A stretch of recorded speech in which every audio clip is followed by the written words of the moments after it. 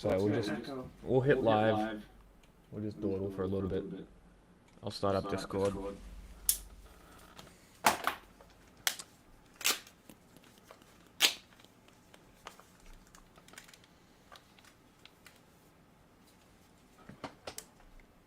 Hello.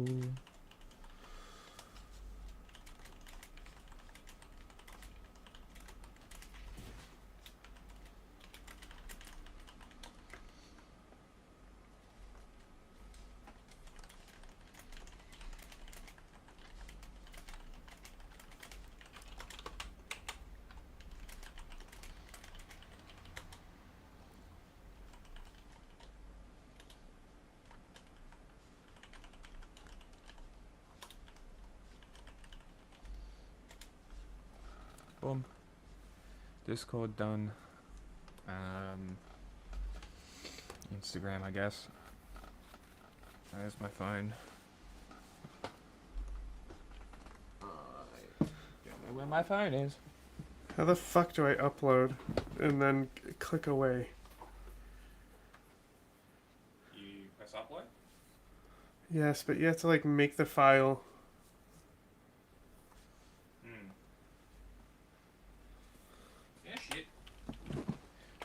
I think you just have to do new upload, top corner, something like that. No, I have to wait for it to finish and then I can click off. Uh-huh. It's just an audio He file has inflicted so much harm and done so much that even Trump don't want to talk about it. When the last time you heard about Eli? Not much. You don't see him that much. No, we ain't been hearing about him. You think Trump is distancing himself from Elon? Yeah. Here's Jasmine Crockett. That's right, Lady Eyelashes. She's the new one, right? She's the new one. God. She's out crazying everybody. She's trying to kick AOC to the curb. So the machine kind of likes her right now because she's just totally bananas. So of course, what she does, she gets on Jimmy Kimmel's show. Dave, I already have so many questions. She's against AOC, even though she's also in the Progressives caucus and they work together on the Oversight Committee. Can we explain that take? Secondly, she just wants the hierarchy. Because she's against AOC, the war machine... What did he say? The war machine likes her? Is he aware that, like, trying to kick AOC was, like, one of the most hated Democrats internally and had to build herself up? Like, what do you mean? What does this mean? So if she was trying to replace... No, she's not she's trying to replace AOC, right? Not anti-AOC. Yeah, she wants to be the boss. Right? So it's because she's trying to replace AOC, who the media doesn't like. I'm the boss. They don't like her because she's gonna fucking fuck up insider trading and all that shit for these corporate conglomerates, right? So corporate press has never liked AOC, and now we're acting like Jasmine Crockett is gonna replace her, and corporate press likes her for that reason. Like, I'm so confused on so many levels like on Jasmine what Crockett, the narrative is supposed to be here. She's a BLM defense lawyer. The media did nothing but talk. Like, they did nothing but talk about how violent Black Lives Matter was. Do you think the media would like her? Yeah, but you have a good point, but Dave doesn't know this. Like, the media's not gonna like her because of what she's done. They like her. Bono. The reason why they like her is because she's good at talking shit to Marjorie Taylor Greene. Yes. That's why she's there. That's about it. She's literally actually there to out crazy the Republicans. She's just but at the end of the day, so if people like Marjorie Taylor Greene weren't there, Jasmine Crockett would be fucking normal. Yes. Of course, what did she do? She gets on Jimmy Kimmel's show, that late night quote unquote comedy show, and offered some opposed to what you are.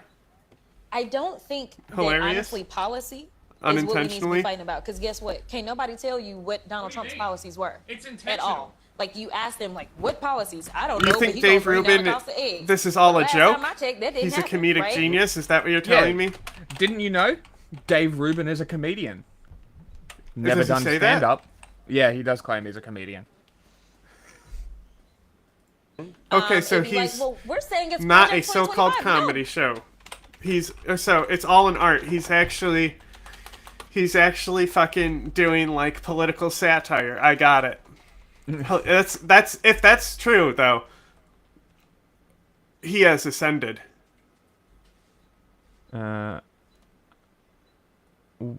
Claims to have worked as a stand-up comedian in New York in the late 90s. So I was right. Claims. Claims, yeah. So this is what I'm saying. You as a fucking bum on the corner. Yeah, he did a couple. And let me tell you what I mean by bum. So, I had a... No, for real though. If it came out that this has all been satire by Dave Rubin, and who's the one guy who wrestled the girls, Andy Kaufman, like he's like transcended Andy Kaufman. What would you do if that happened? I don't know. I think I'd stop liking comedy. What do you mean? Dave Rubin is hilarious. Donald said he knows nothing about that. And then what happened? All the Project 2025 started to come around. So, like, I don't even think that it's policy. I think that people are voting on vibes. Okay, lady. Okay, what was wrong? Tell you Donald Trump stuff? Now that's a double negative. Oh. So can't nobody. That means. Hang on, we need to read. I talked over him. I want to hear. I want to hear this bit again from Dave because this is pure. Like this is what I'm talking about. Comedic racism? Genius. He's comedic genius. This political satire is unmatched. And what happened? All the Project 2025 started to come around. So, like, I don't even think that it's policy. I think that people are voting on vibes. Okay, lady. Can't nobody tell you Donald Trump stuff? Now that's a double negative. So can't nobody. That means pretty much everybody. So I will try it for a moment. What are Donald Trump's policies? Well, we've closed the border. We're kicking out illegals. We're redoing trade policy. We can go on and on with all of these things. We're getting DEI and wokeism. The funniest part is most of these renewed trade deals didn't change. Out of the system. We are rebuilding our military. Shall we continue? Uh-huh. So when you say can't nobody, you mean... But Donald Trump was reducing the military. He's anti-war. He's reducing the defense budget, right? That's what you guys voted for. Oh, but now you're telling us differently now. It's a shame I wasn't paying attention. I might believe you. Everybody. Okay, Jasmine. A little more on Jasmine, who also doesn't like Elon Musk because, you know, he defended free speech and found government fraud and a bunch of stuff like that. We really don't know how much damage they're causing. Like, when I tell you that the level... Defending free speech? That's what you're going with? Donald Trump is arresting people for protesting. The literal First Amendment is being breached. They're here illegally. They're withdrawing green cards. You come into my country... And then arresting them. You get my wife's name right. Like, it's just crazy that these people, who claim, oh, we care so much about free speech, cheering on the government, targeting the weakest people. What was it? What's that poem shit first they came for? You gonna defend these people? You think you're safe? You are a homosexual. You think you're safe? You think they're not gonna come for you? You fucking idiot. You fucking homo. You stole a child from a woman. That's what they think of you. Ben Shapiro said he wouldn't come to your wedding. Like, you think that you're safe? What the fuck are you doing? Pay the fuck attention. That's the point of the satire, Jack.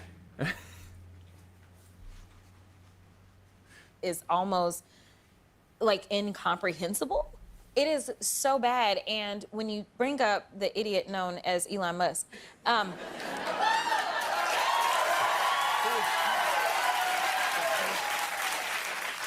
he is not only like very sinister and has no idea of what he's doing, and people are like, oh no, he absolutely knows because he's the richest man in the world. Like, yes, he knows how to hire smart people, but don't conflate that and believe that he is the genius, because he ain't. And so he has inflicted so much harm and done so much that even Trump don't want to talk about it. When the last time you heard about Elon? Not much. You don't see him that much. No, we ain't been hearing about him. You think Trump is distancing himself from Elon Musk? Because as soon as people started to look at his ratings, right, like he continues to have these failing ratings. So now they're like, oh, get rid of Elon. But let me tell you, the stench ain't. I think she's wrong. The IRGC got hit? Mm-hmm. Was that Trump? Did it just happen? Miriam shared it. On Instagram?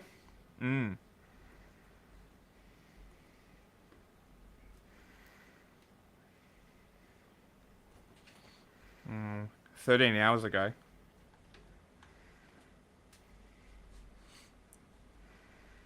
When aren't they getting hit? That's what I'm saying. Well, that's what I'm saying, right? But this is a pretty, like, 400 dead, apparently. Or 400 injured. So I'm kind of curious. I went to her Instagram, and it's just her looking hot as fuck dancing. No, Lebanon uprising. On her stories. Oh, okay. I should have specified.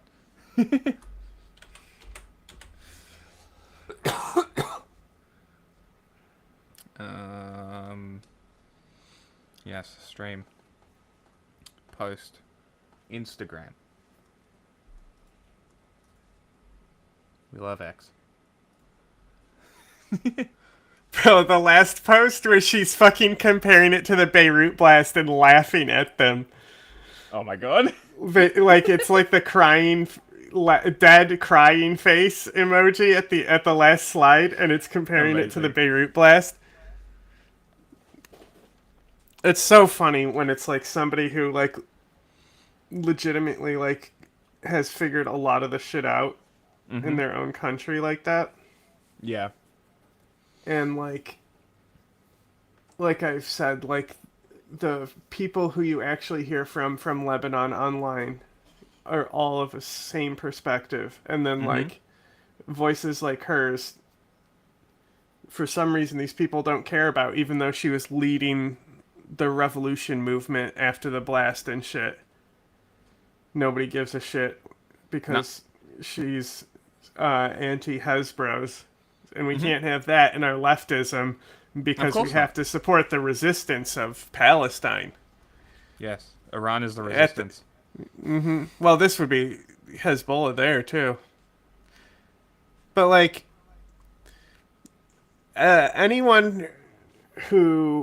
literally anyone who's plugged into Lebanon, including Hezbollah supporters, know damn well they're responsible for what happened in the port.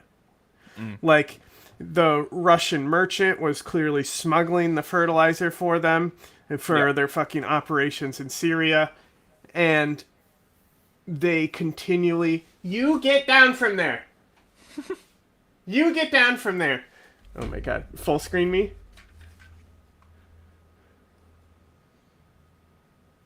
Hey, what are you doing?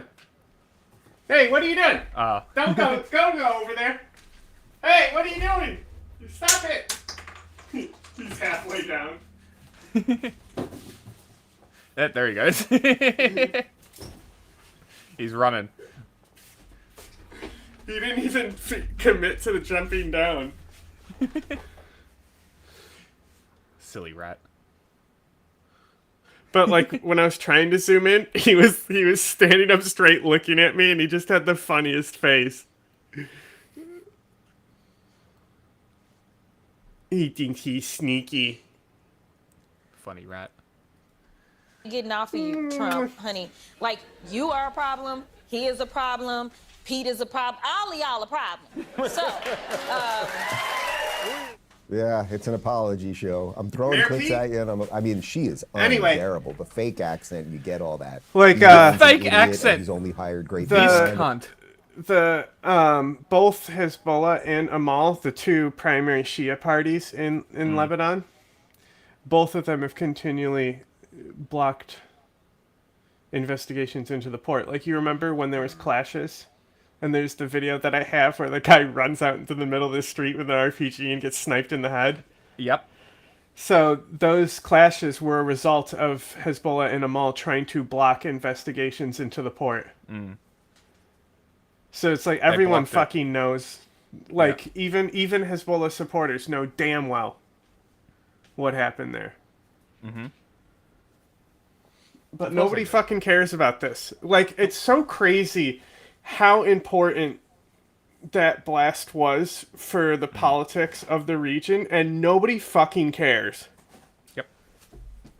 Like, I feel like I was the only person, like, continually following it. And, like, when those clashes broke out, like, I like, knew exactly what was going on. Yep.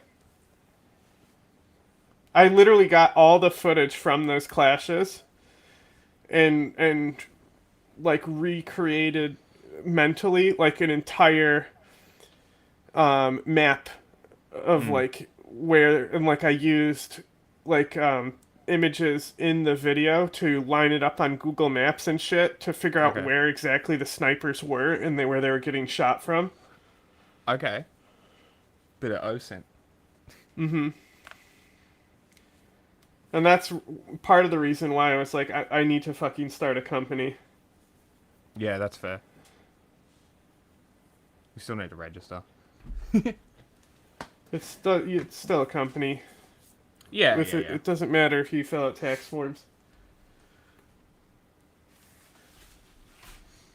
You know, one of the skills of a competent person, a competent executive, is that they hire great people around them, right? So the implication that somehow he's just some doddering moron, and he's somehow, I mean, imagine if he's a doddering moron. This is what Elon Musk is a moron. He has done Hot nothing. take. I think it's the drug use. I love think my he retarded was. son. I think he was a little bit more.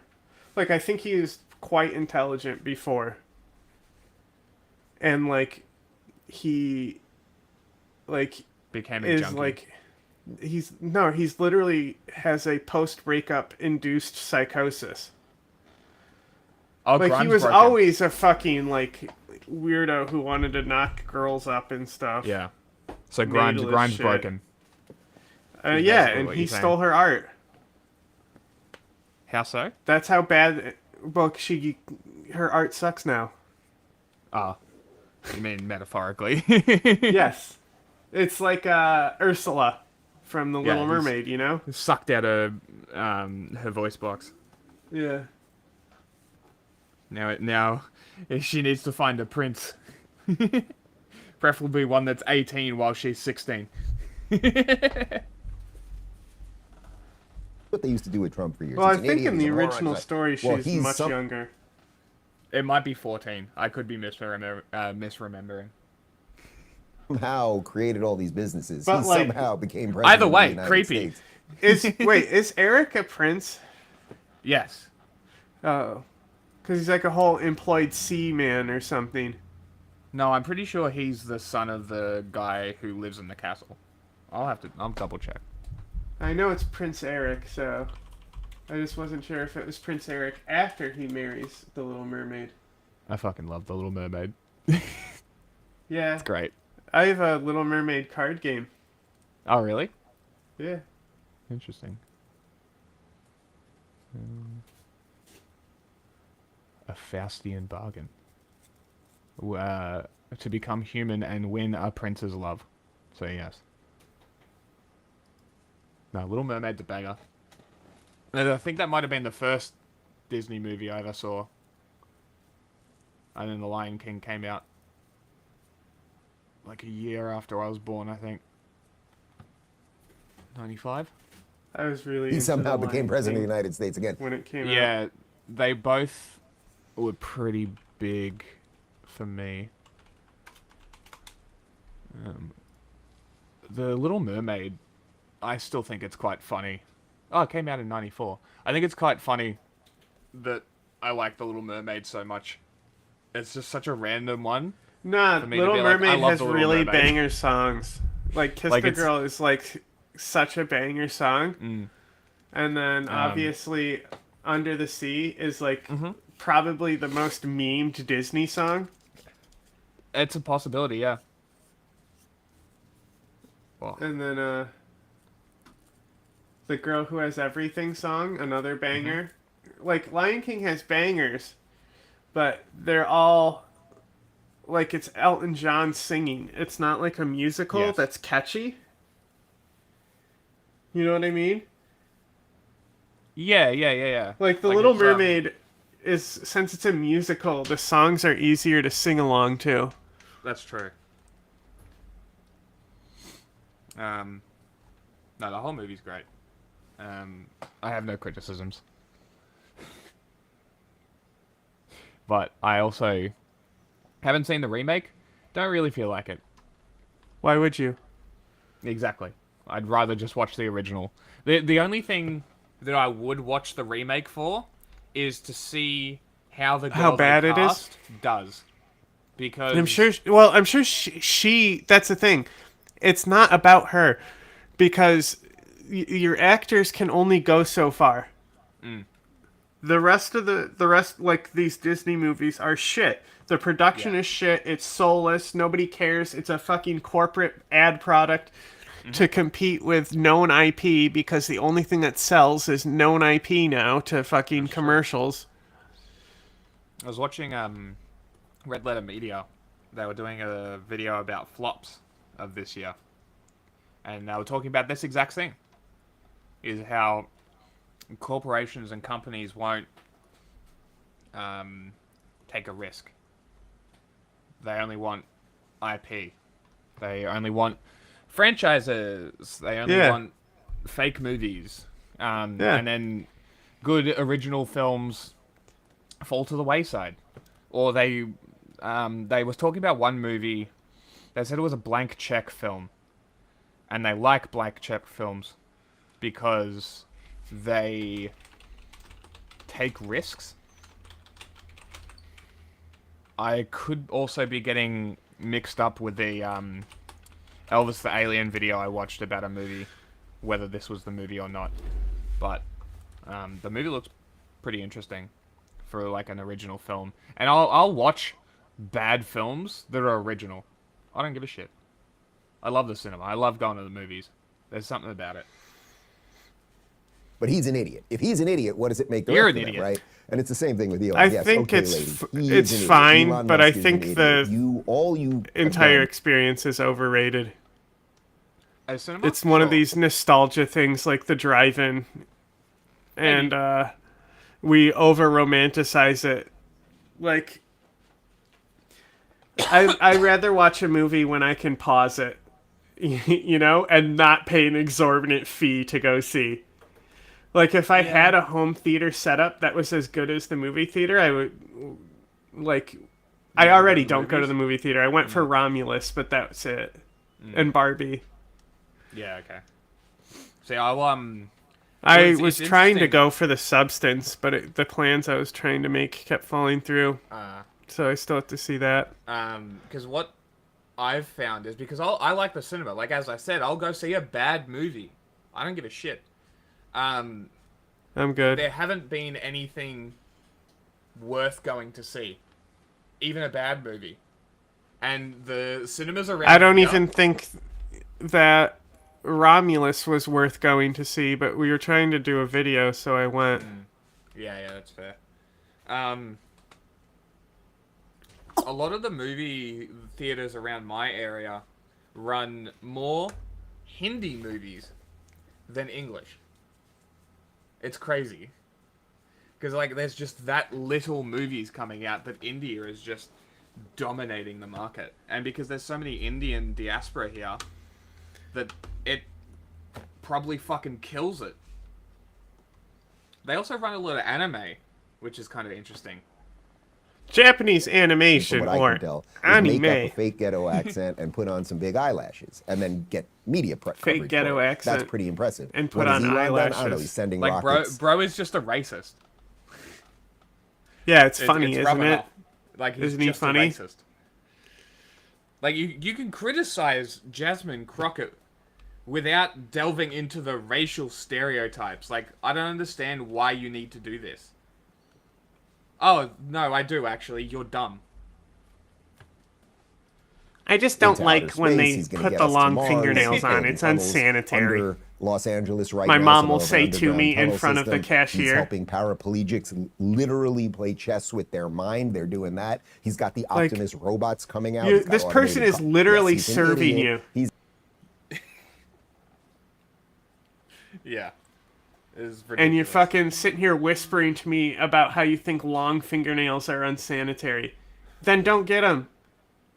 Exactly. Well, you don't fucking... It doesn't impact you.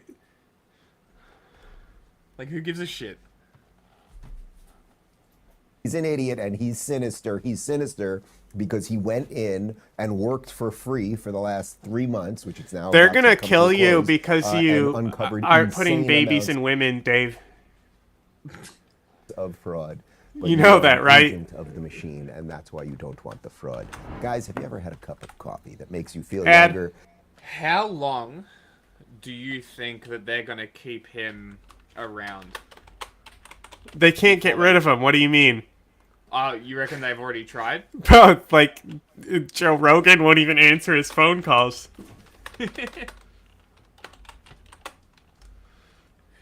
1775's rejuvenate coffee. Alright. The wind noise. Bit of an update. Is that the Yes. R1?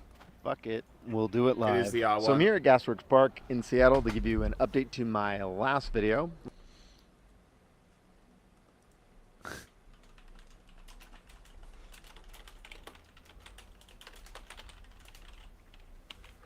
I just had to leave the comment.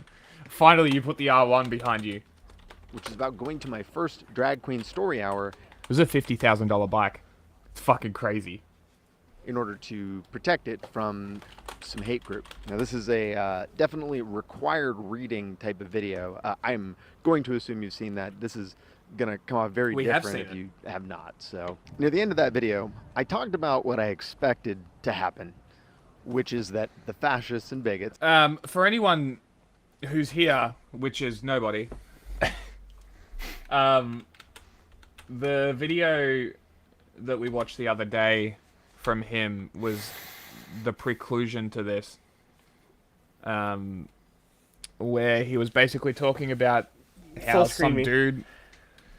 some dude in a F-150 or something rocked What are up you to the doing? drag queen story hour. What do you think and, you're doing? spoke to him, and he gave Hey, a genuine answer to the guy. What are you doing over there? Basically, went and You wanna get lied down? online, talking about you want to get this down from event, there? and then he made the movie and the video, and this is the second follow-up to it, I guess. Hey! I know. You're Get the down. only one. Did you see Get the down. last video we watched from him? Get down from there. You get down. You get down. Is he on top? Yeah. Hey, get down from Hey, there. we have YouTube viewers. Hell yeah. He can't get. He wants to get down, but he's actually blocked Oh, really? by the sheet. Okay, so my explanation was probably needed then. Okay, so then we can continue on this. So basically, people rocked up. He treated them with courtesy, and they went and basically lied, which is neat. So, would come after me. Specifically, one fascist / bigot. I don't know what he is, really. I know a lot more than I did last video. John is not super stoked about the last video I made. I thought that was weird because a lot of people seem to really like it. John is now using a very common playbook in order to try to get me to take the video down. The last video, I used my retail experience to kind of give you an insight that I saw into the type of person that this John character is. But in this video, I'm going to lean into my cybersecurity experience in order to deconstruct the tactics people use to try to manipulate you online, and hopefully give you some tools to use if you just happen to get in the same position that I am. Maybe this is what I should do. Should just go to a location and film, take a script, and do that. Maybe that'd be some motivation for me. Well, exactly. So write them, but then go and ride somewhere and film with a backdrop. That's not a bad idea. No, steal his idea. No, you won't. Let me remind you of the type of group they are by showing you a video I found under their page. This is another warning. If you hate cringe, hate content, you just don't want to see it, click this. I love right cringe. Here, skip right past it. Dave Rubin? Every sane parent, taxpayer, and citizen in this country. Oh my The god. fact that adult-themed drag performances are being marketed to children inside public schools at Seattle District with institutions. Why are they so scared? Why are they Why are they hiding? hiding their Isn't face? just outrageous. It's dangerous. They're using words like inclusion and diversity as a Trojan horse to inject radical ideology into childhood, bypassing parental authority and rewriting what's acceptable. What's the bet? This guy Bro said they're Loves. injecting radical ideology. loves taking My kids to favorite church. part about this is they couldn't even watch the free ad on InShot to remove the watermark. It's 60 seconds, bro. That's great. In education. Like, InShot is like a fantastic fucking... It's probably the best phone editor that I've found. Okay. It actually, like, I can do a lot of things on InShot quicker than I can with Resolve, even, editing on my phone. And, What's the bet? This it's guy... literally free, and if you watch an ad, you remove the watermark on the video. Oh, that's great. Love that. And what's they the bet couldn't this do guy that. loves taking kids to church. This What's dude the don't bet? go to church. No, but he loves the idea. Yeah. Doesn't see the hypocrisy. They call you intolerant, bigoted, or phobic. That's just a tactic to silence anyone who dares to defend common sense and traditional American values. Let's organizing a protest. What are those? Something to do with white people, I imagine. Exposing this to the public. Thursday, April 3rd. Arrive at 5:30 p.m. Whittier Elementary, 132, 0NW 75th Street, Seattle, Washington. That's how we fight back. Buddy? That means northwest. How we take ground, not just talk about it. What did he You're say? alone in this. You're not crazy for being outraged. 5th Street is to the public. Thursday, April 3rd. Arrive at 5:30 p.m.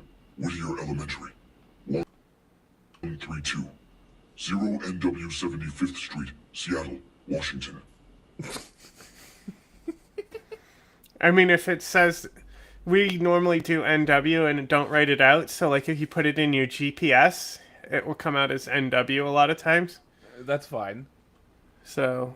It still needs northwest. I don't really see in it. That's kind of like That's how we fight NW. back. That's how we take ground, not just talk about it. Whatever. You're not alone in this. You're not Like 1320 Northwest 75th Street. Boom. 132 0NW. Yes, but then when people go to 75th put Street. it in the GPS, it won't come up correctly and they'll get confused. Well, that's not my Okay? problem. So we put... I'm not sure if you do this on your street signs. Do you write out Northwest every time?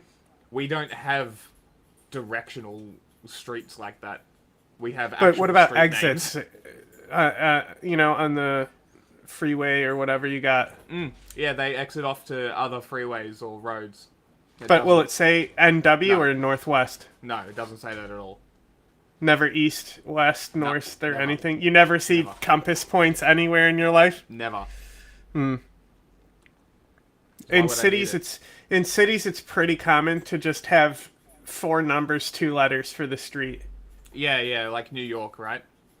Yeah, because the street normally runs the entire island, Uh-huh. right? Like in New York. Like, because it runs so long, it's easy to just be like either letters or numbers, where it's 5th, 6th, 7th. Sure. You want to know how Melbourne is set out? Gay? It's yes, actually.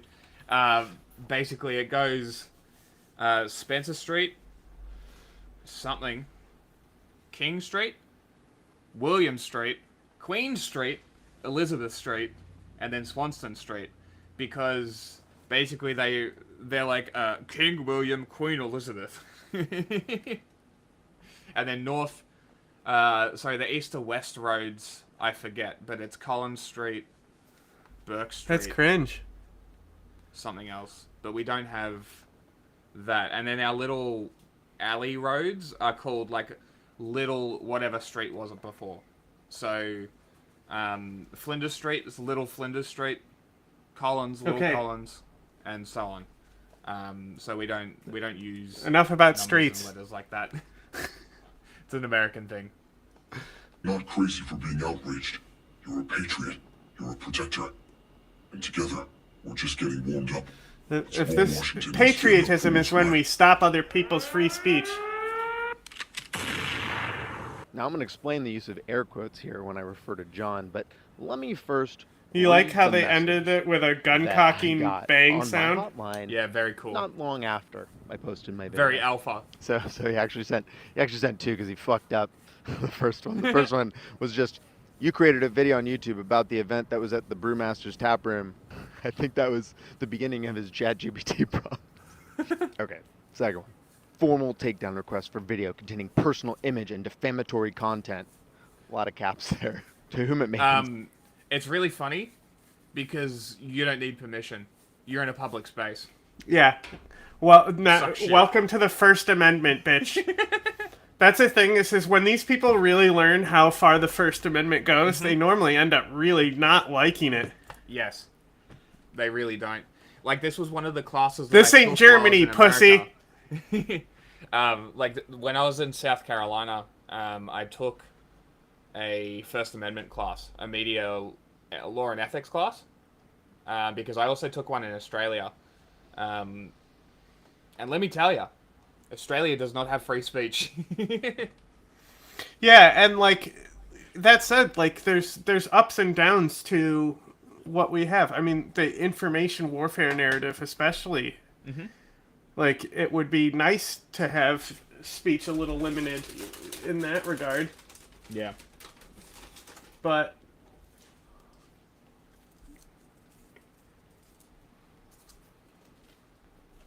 hey, look. I found my notes. Oh, here we go. Here, look, I'll show you my illustration of what the First Amendment protects. everything, bro. Literally everything except for the ones in the red.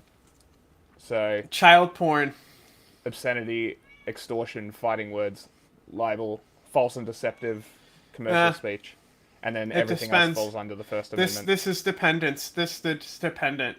So California, it's pretty hard to get anything with liability and stuff like that. Yeah. And normally those also won't be criminal. They can be. You can get criminal libel laws. Yes, you can. But, for example, Mike Pillow. He used his free speech real hard. He is not being censored, right? So that's what people need to understand, is that there can be consequences for this, for a lot of speech. It's rare that it will be criminal. Also, I'd say the biggest part of free speech is that can be used against you in a court of law is, let's say you go to the store and you say, hey, I need tools for a murder, and then buy those tools and do that murder.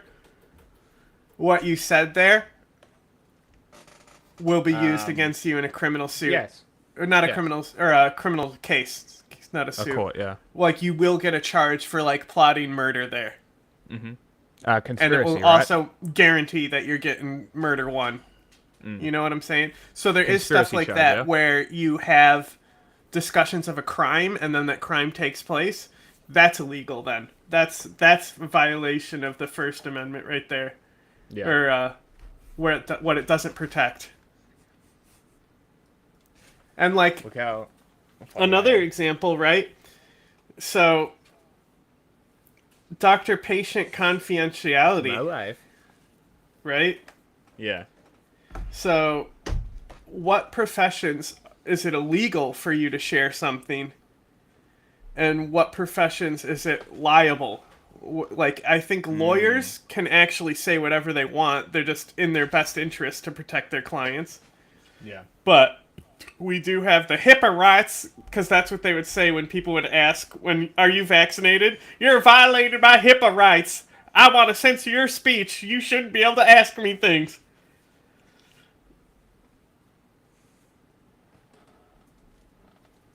Concern. This is a formal request to remove the video you published that contains footage of myself. Yeah, it was all my notes from when I was overseas. My vehicle, and my partner, without consent, along with false and defamatory commentary, labeling me as Bro quote, used unquote, partner. dangerous. What is he, I want to woke? make one thing very clear.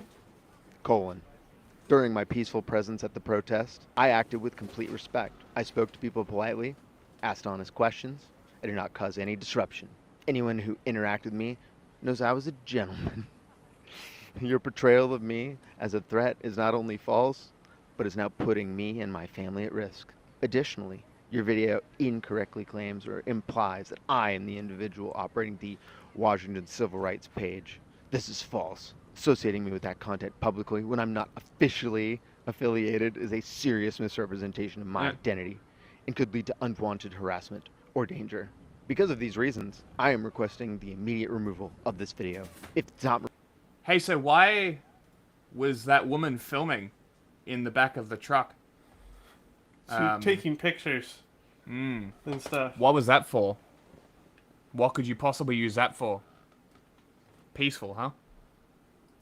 removed within 48 hours, I will proceed with the following actions. Submit a privacy and defamation claim to YouTube and Google Legal. File a police report for harassment, endangerment, and targeting of my family. Consult legal counsel for a civil action in the case of personal or reputational harm. This is not about stifling opinions. It's about stopping targeted harassment and the misuse of my image for false political narratives. You have been notified. Remove the video immediately. Here's the thing. I'm laughing now, but I still got a little twinge of like anxiety up my back when I got this message, as I thought to myself, oh fuck, could he call the cops on a YouTube video? Lots of people would feel some anxiety and fear if they got this type of message, you know, first thing in the morning after posting a video on YouTube. But no, I read it and I was like, that's fucking hilarious. Holy shit. I can't believe he found it that quick. This is the first thing I thought. I figured he'd find it at some point, but like, bro, 7 hours? You know, I really like, so especially because we criticize the Ethan Klein shit, you know, like, I really like that he's not afraid to be like, oh, I got a little anxious at first here. Yes. Because nobody does that shit. They always have to be, I'm so tough, I wasn't scared at all. I thought it was funny from the start. It's just very honest. Yeah. Fast. It was fucking fast. If he came at me more like, I am sorry that you feel that way, like the concerns you have, the frustration you have with that account is totally valid, and like I understand how that impacts your community, and you know, I've rethought my position, I've rethought my life, and I'm not going to do this anymore. I'm not going to go to these things anymore. This isn't who I am. I'm not filled with hate like those people. We could have a very different conversation from that point. But that's not how these people fucking operate.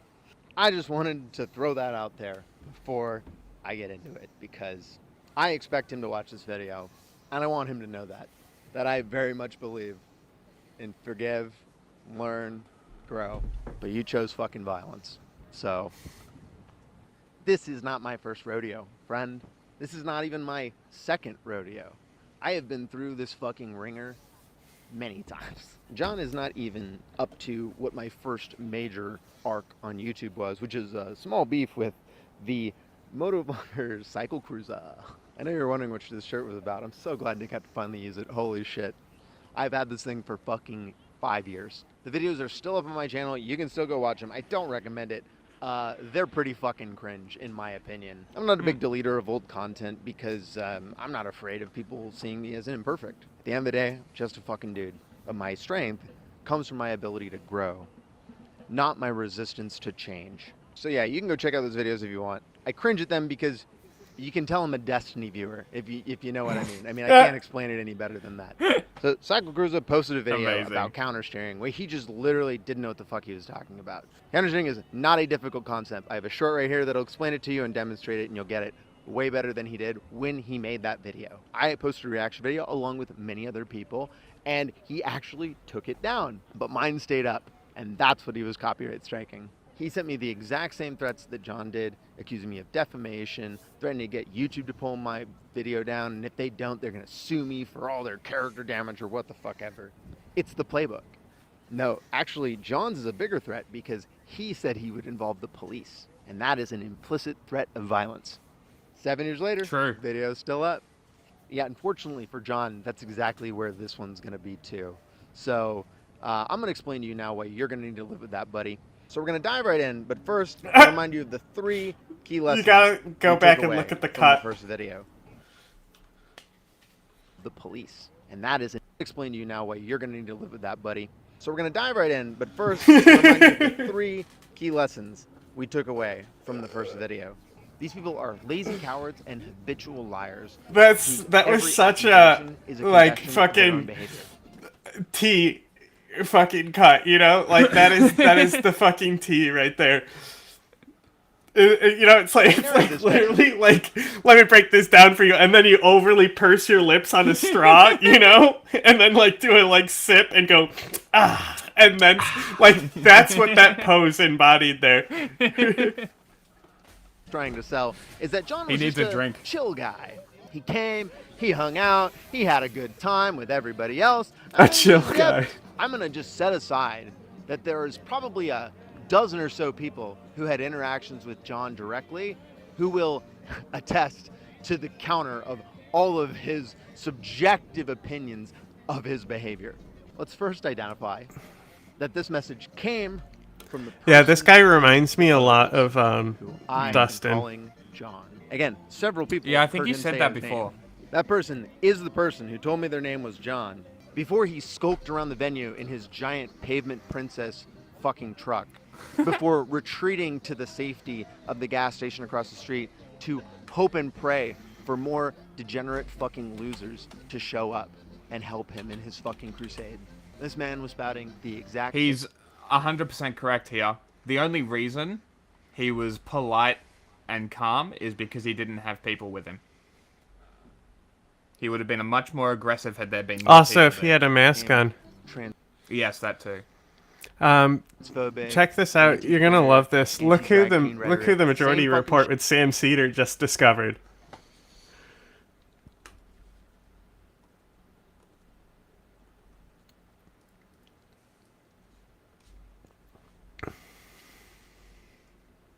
Yeah, you told me this yesterday. Isn't that great? Yeah, it's but still, fantastic. nobody's got our 2 goats right now, you know? Like, we may have lost News Borat. I miss him so much. I miss the content he put effort into. It was so much better. All right? But now we have Annette. Right? Mm-hmm. That's her name, right? True. Yep, Annette. The right and her videos are few and far between.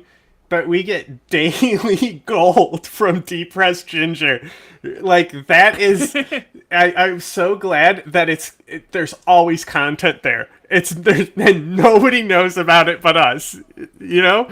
Like, when other people start catching on how dumb that guy is, he's gonna blow up.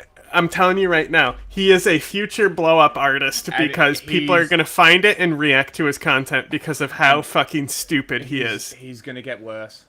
That's the best part. He's going to double down. Shit that Matt Walsh, Charlie Kirk, or Donald Trump are saying. just right to me, right to my fucking face. It's embarrassing you think that's what a gentleman acts like.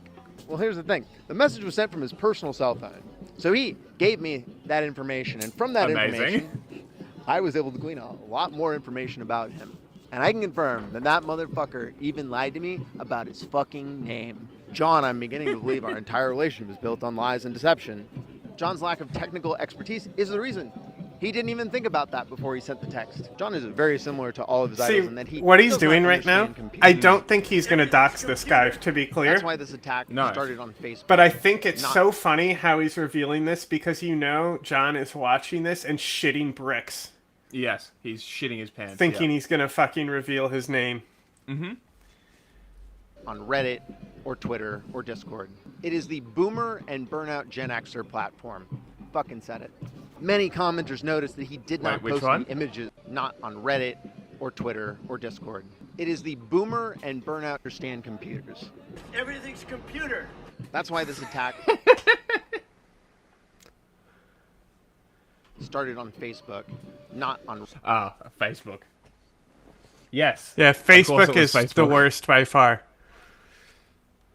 Reddit or Twitter or Discord. It is the... also, start uploading videos to Facebook. So that interview, a couple of the better performing videos, maybe upload them to Facebook. So Boomer and Burnout Gen Xer platform. Fucking said it.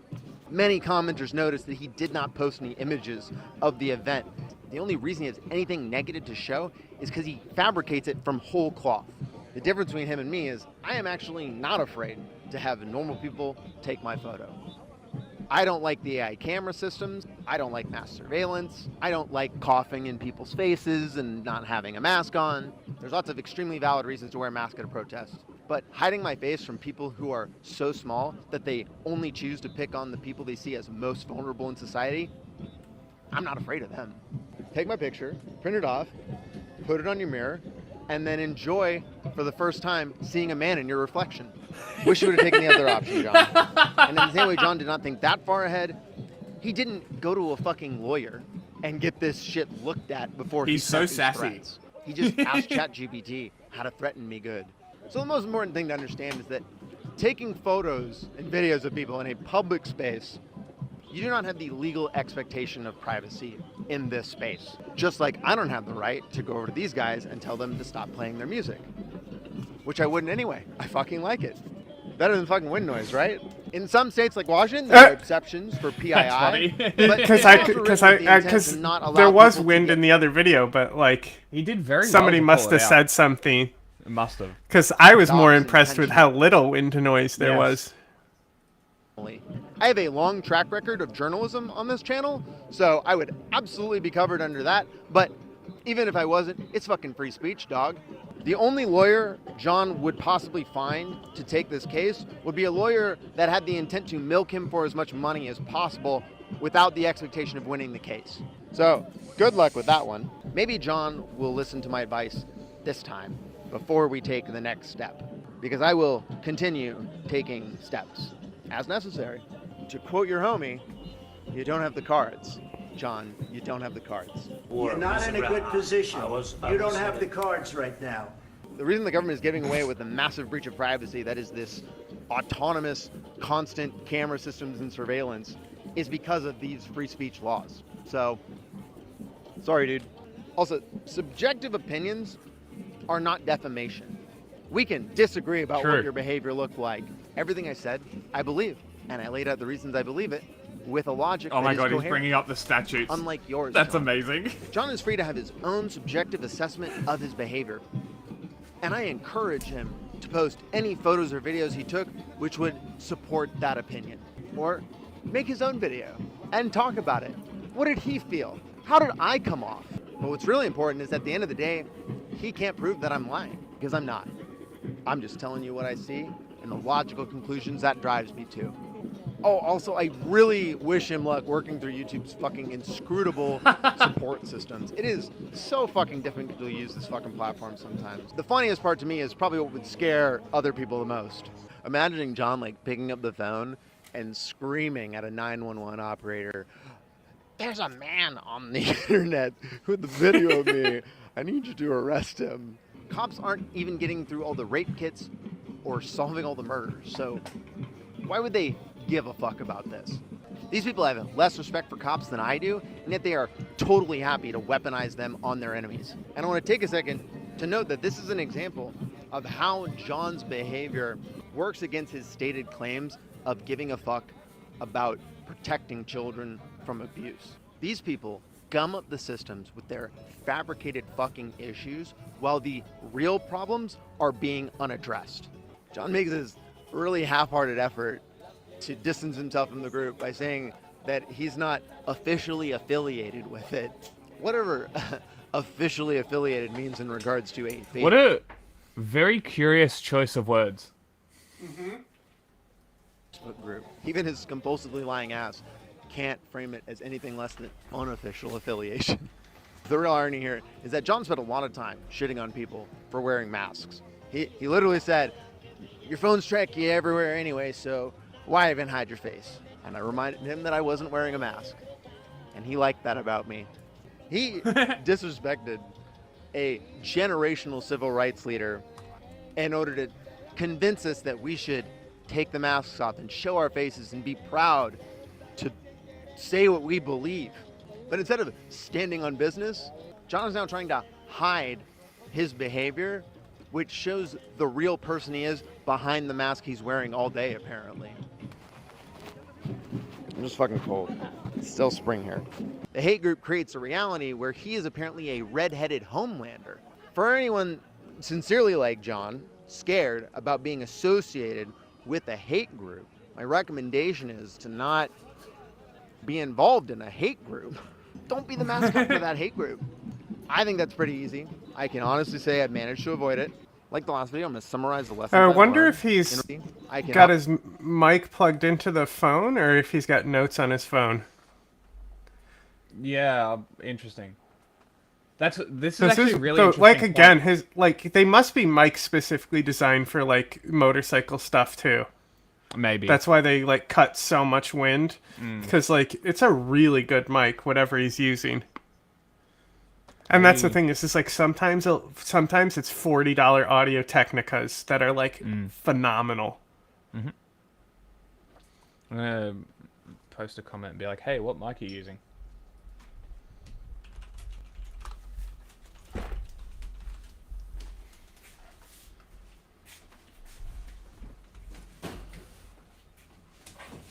Honestly say I've managed to avoid it. Like this is a really good point though. AI doesn't just make a red bearded character. That doesn't just happen.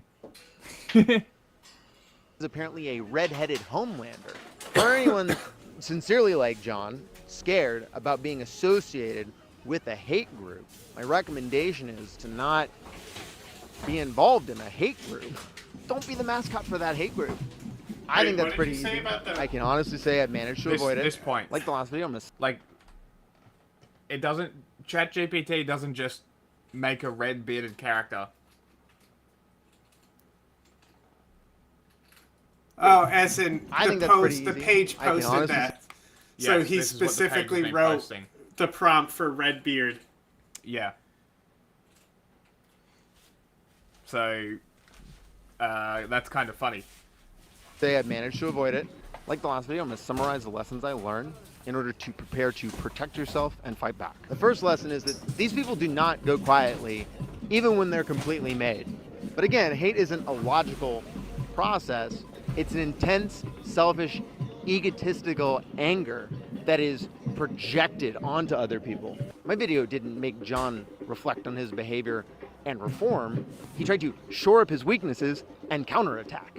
These people don't feel shame for their behavior. They feel anger, that there is consequences for the way that their behavior impacts other people. Why would one of the few things scrubbed from the website be the red-headed homelander guy? John's not worried about his family. He's worried about people knowing what he does in his free time. One of the most valuable things an ally can do is they can become a lightning rod for the damage that these people are going to do. The second lesson is that these people only care about systems when they exclusively help them achieve one of their goals. John doesn't care about universal health care because he is not interested in giving health care to people that he doesn't like. They want systems that they can use to weaponize against other people or protect them from the consequences of their actions. See, if that's why they generally like he ended cops, up writing back. because If you just sent him that Dustin video and he watched that, he'd be down. Like how we netted Emma by me fucking editing a clip of us reacting to Poodle Chair Guy. Yes, yeah.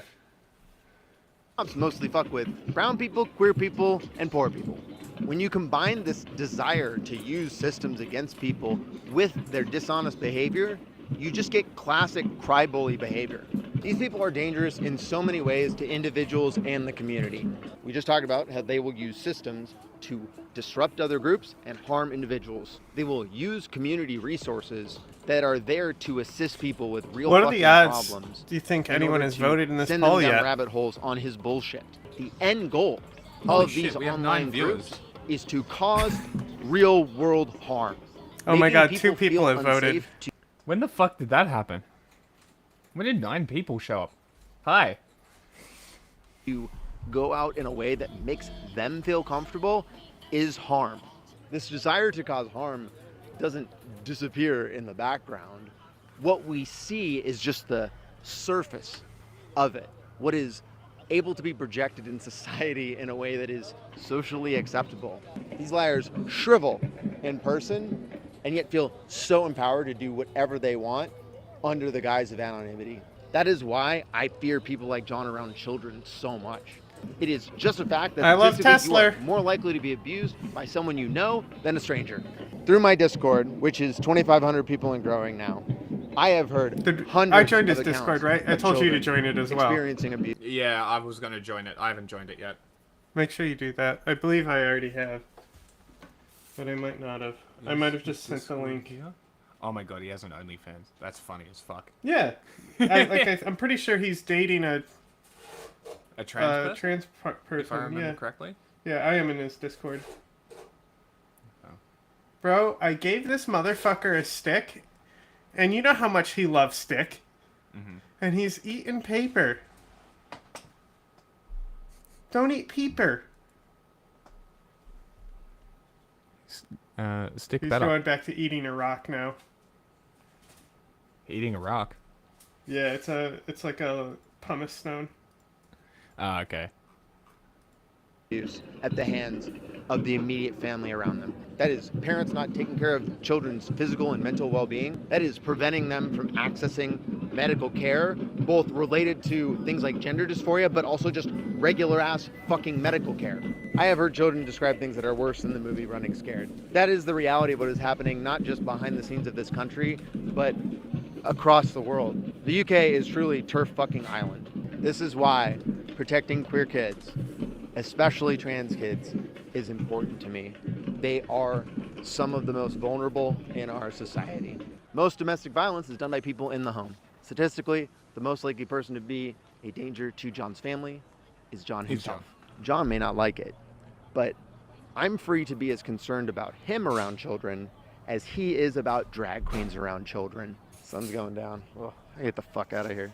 We're wrapping up, don't worry. John definitely watches this video because I'm pretty sure he is like hyper online. His brain is addicted to computers despite only really knowing how to use fucking Facebook. Everything's computer. Well, hopefully this video encourages him to rethink the situation and start making very different decisions. Maybe then he would start listening to me and to other people I always about do, how but I we fall feel asleep before the movie about comes. You his can behavior. watch it Now, if he later, doesn't want fool. to do that work, he could always just fuck off to another It's always community. there. You know, just get the fuck out. If you don't like queer people, bro, there are lots of places you can be on this fucking earth. It's really pretty easy. A lot of fucking Like places that. it sucks to be a queer person. Yeah. Pick one. That's what thousands of trans people are doing right now into Seattle. They're coming here because they know it's fucking safer than wherever the fuck they're from. Seattle is gay as fuck. Seattle is so gay, it has a rainbow road. He is the interloper. He is the infiltrator. He is not this community. But here's the thing. People like John aren't interested in building community with other like-minded people. They want easy access to soft targets of their hate, to troll, to fuck with. Unfortunately, what I think is most likely is that John is not going to listen to me when I tell him this shit isn't going to work. Like a comedian who got Me Too'd, he'll go dark for a bit, but come back when he feels safe. You know, they might go create another group, but that is a lot of work, and these people are lazy. Even if he gets everything he wants and takes me out, he is still on the radar of activist groups now in our area. They will be... That's so funny. Like, self-reporting.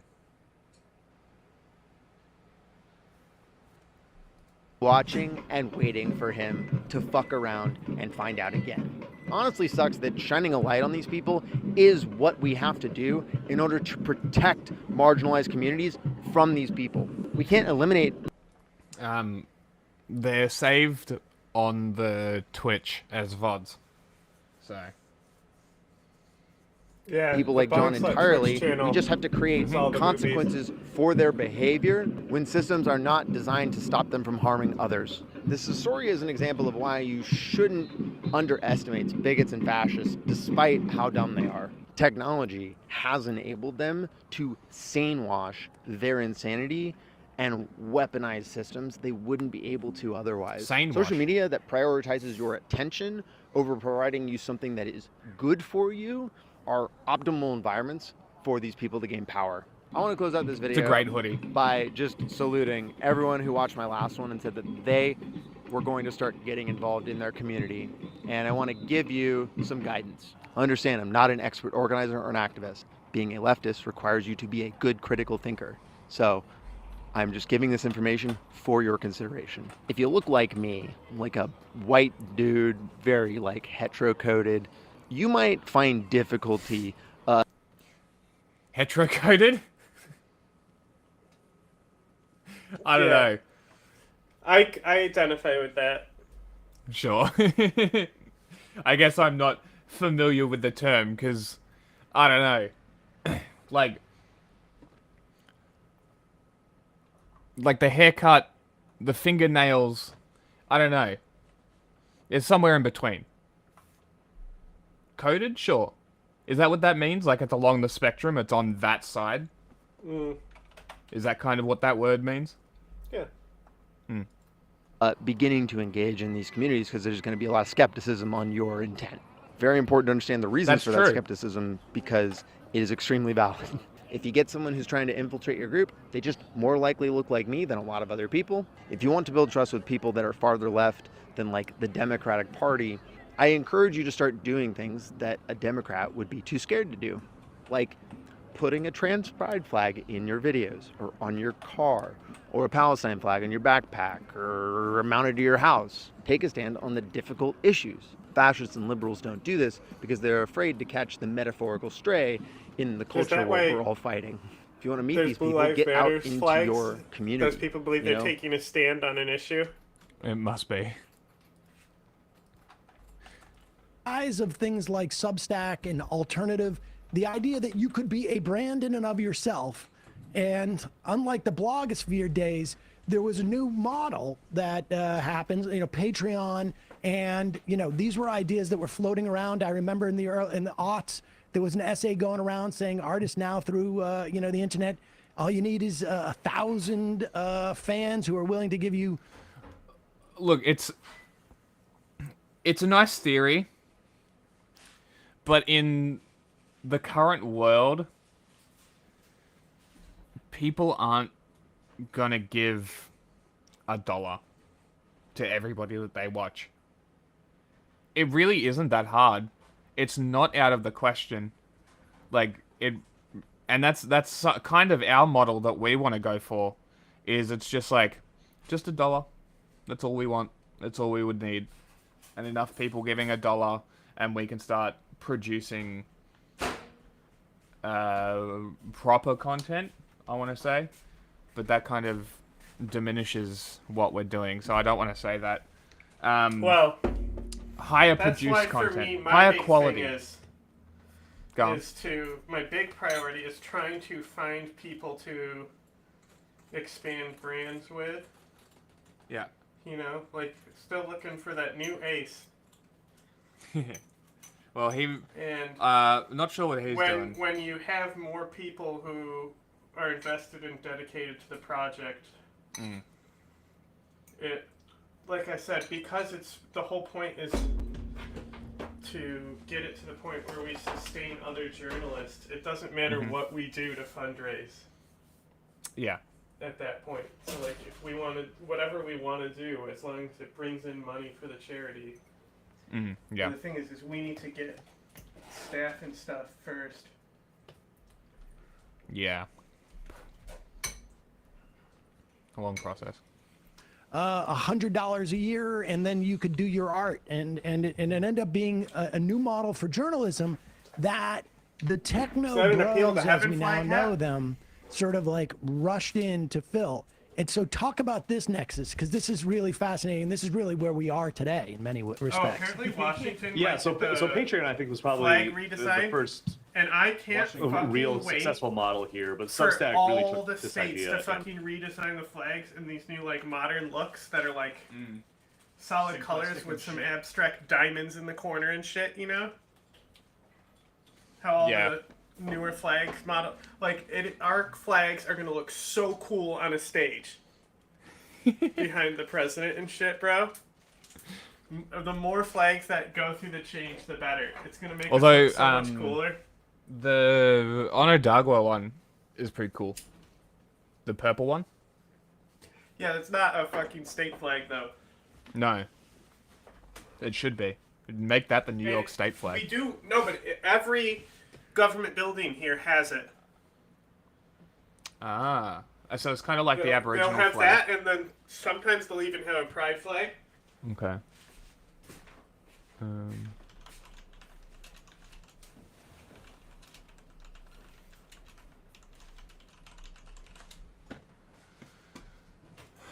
So it's kind of like it's this, akin to that. It's not Onondaga. It's the Iroquois, but. Ah, okay. Yeah, see, like those style flags would look sick. You know, because the current state flags in America are awful. We did the tier list just to demonstrate that. Yes, we did. Now, you want to see the worst flags? Sure. But these are the Aboriginal flag and the Torres Strait Islander flags. Do you know what the story behind the country of Liberia is?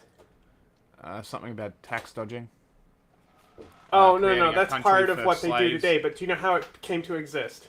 Because they wanted to deport slaves. Essentially, yeah, they gave freed slaves an opportunity to go back to Africa. So it was kind of like a weird colonial project that also didn't involve the American state, but it also does at the same time in weird ways. Look up Liberian local flags. They're the worst. And to be clear, Liberia is one of the worst places on Earth to live. Oh, they're dog shit. They look like South Park child drawings. I know, right? Yeah. That's awful. So chat. That's shit. That's fucking awful. I love them. What is... so funny. Is that a slide over a river? Oh, it's a hand. Weird. These are awful. Yeah. Hey, look, diamond in a tree. What if I told you that they're all done by local kids? Oh yeah, that makes sense. That wasn't. I was just saying, what if? Well, it would make sense. Would it change your opinion of them?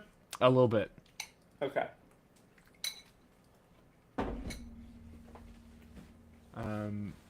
While we're on flags.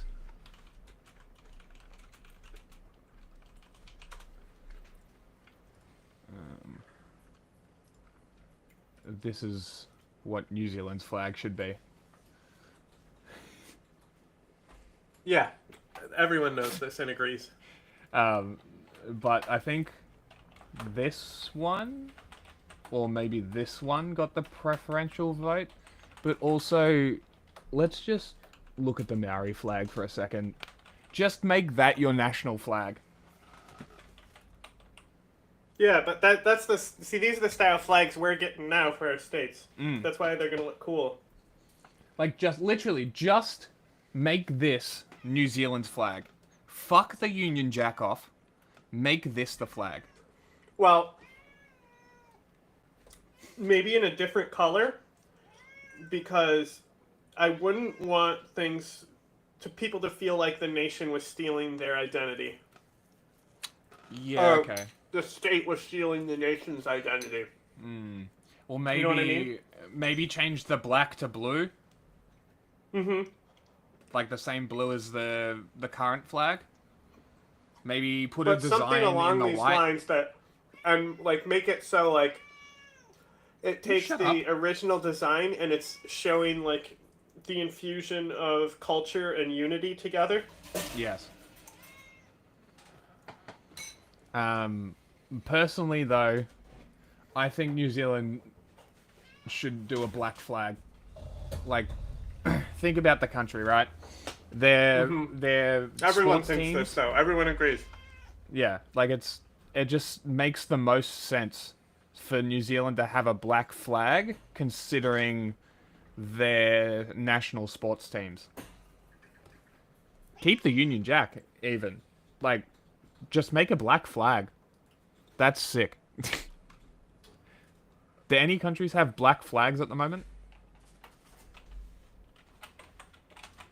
Like, as the base color? I wouldn't think so. Pretty hardcore. And ran with it. Started a Not that I can newsletter service with a great kind of user experience. Libya? I compare it to Medium a lot, which if you're a writer, back when that came out, it was a really going from Blogspot to Medium was really. You could make the argument. Like, That's I thought the about black it, and that was center? the only one that jumped out to me.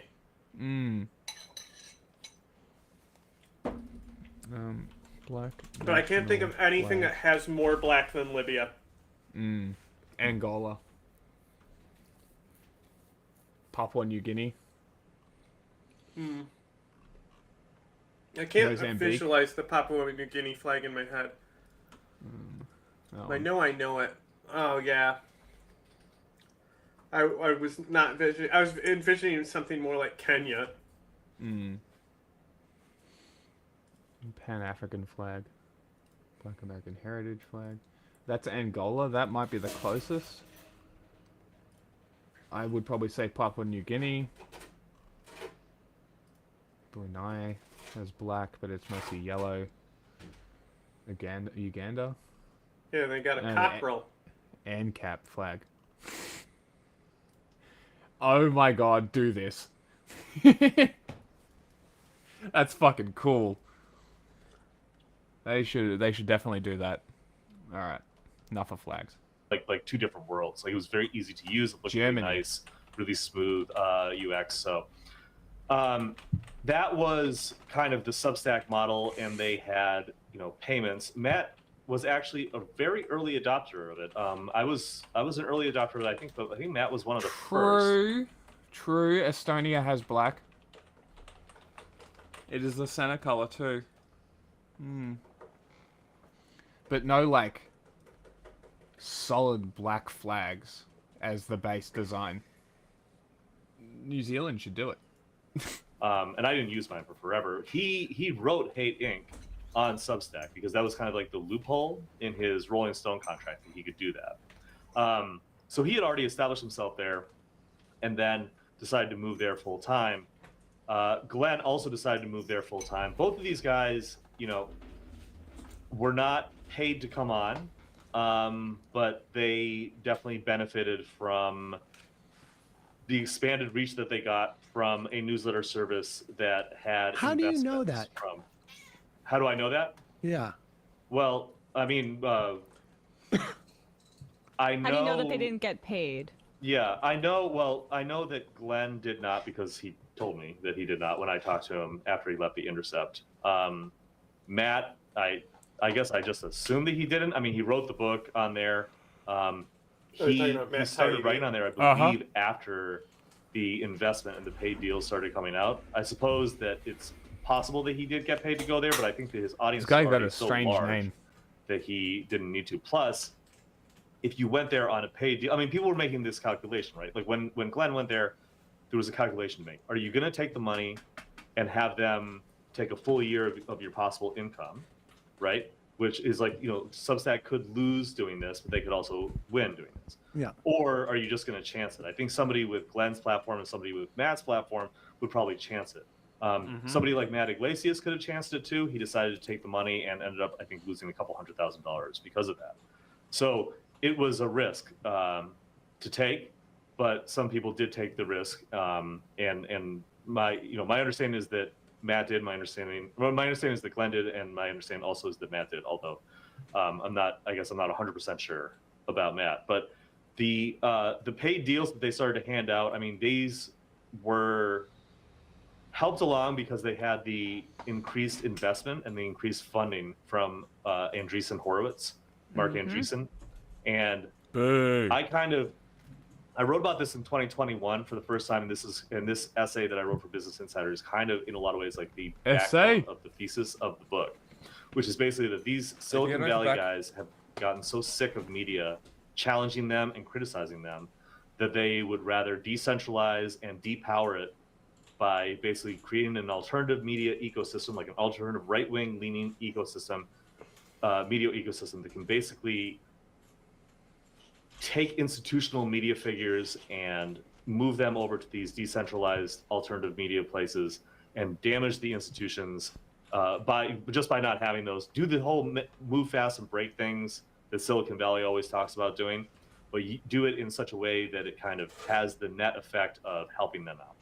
Well, it's bespoke media, right? In the sense that you can pick the kind of, at least in this libertarian vision, which I think is increasingly relevant as we see Elon Musk's attempt to essentially take over the government and the rise of Mark Andreessen and his influence within Meta, along with Zuckerberg, going on Joe Rogan and saying the exact same thing that Zuckerberg said months later, and he's a board member. Like, these folks are controlling our channels of communication and also have the vision that you describe, where I think perhaps I would love to get into Bari Weiss in a bit because she's an interesting figure in this as well. But there is now it becomes clear that they're just libertarians, right? That perhaps Glenn and Taibbi, and maybe Taibbi wasn't always this way because I loved his writing in the past, but that their vision of rights is not one that is leftist. It's one that is based in individualized freedom, and that fits much more neatly in a kind of what a billionaire would want to promote versus a leftist vision that wants to tax them to give us all healthcare or something. Yeah, I would want to make a distinction though between the politics of Silicon Valley and the politics perhaps of Glenn and Matt. Silicon Valley may describe themselves or may have described themselves in the past, these guys, as where'd he go? I turn around to get my drink. They made billions and billions. They made their fortunes. I drink and he disappeared. So it's a very selective libertarianism. Well, to be fair, I mean, that's when we talk about the original neoliberals, coming out of Mont Pelerin, that's what they were talking about, right? I mean, that is that government will function as a spigot for a very specific set of individuals in our society. And, if we carry through this and through the sort of the Curtis Yarvinism that is animating these guys now, that vision is somewhat consistent as we head into what we have under this Trump administration. Yeah, that's exactly what Musk is doing right now. I mean, I would argue that Musk, and I'm not trying to get too far afield of your question here, Emma, but just to say that I think that what Musk is doing right now, depowering these different regulatory agencies, these different parts of the federal government, it feels to me that you can kind of trace this stuff back to this was annoying me or this was affecting my ability to make money. Yep. Like the FAA, you know, do they have something? You know, do they have something to do with his rockets, or like does that help like his plane get tracked? Is that what's going on here? Like I don't like Musk is a very reactive person, so I don't know how much he's really thinking about this stuff before he's just kind of doing it to try and smash USAID, USAID. You know, I saw this interesting thing by I can't remember who was like but somebody wrote. The USAID is a very interesting program. It's it seems to be exactly what China's doing with their propaganda, just America. Like it really.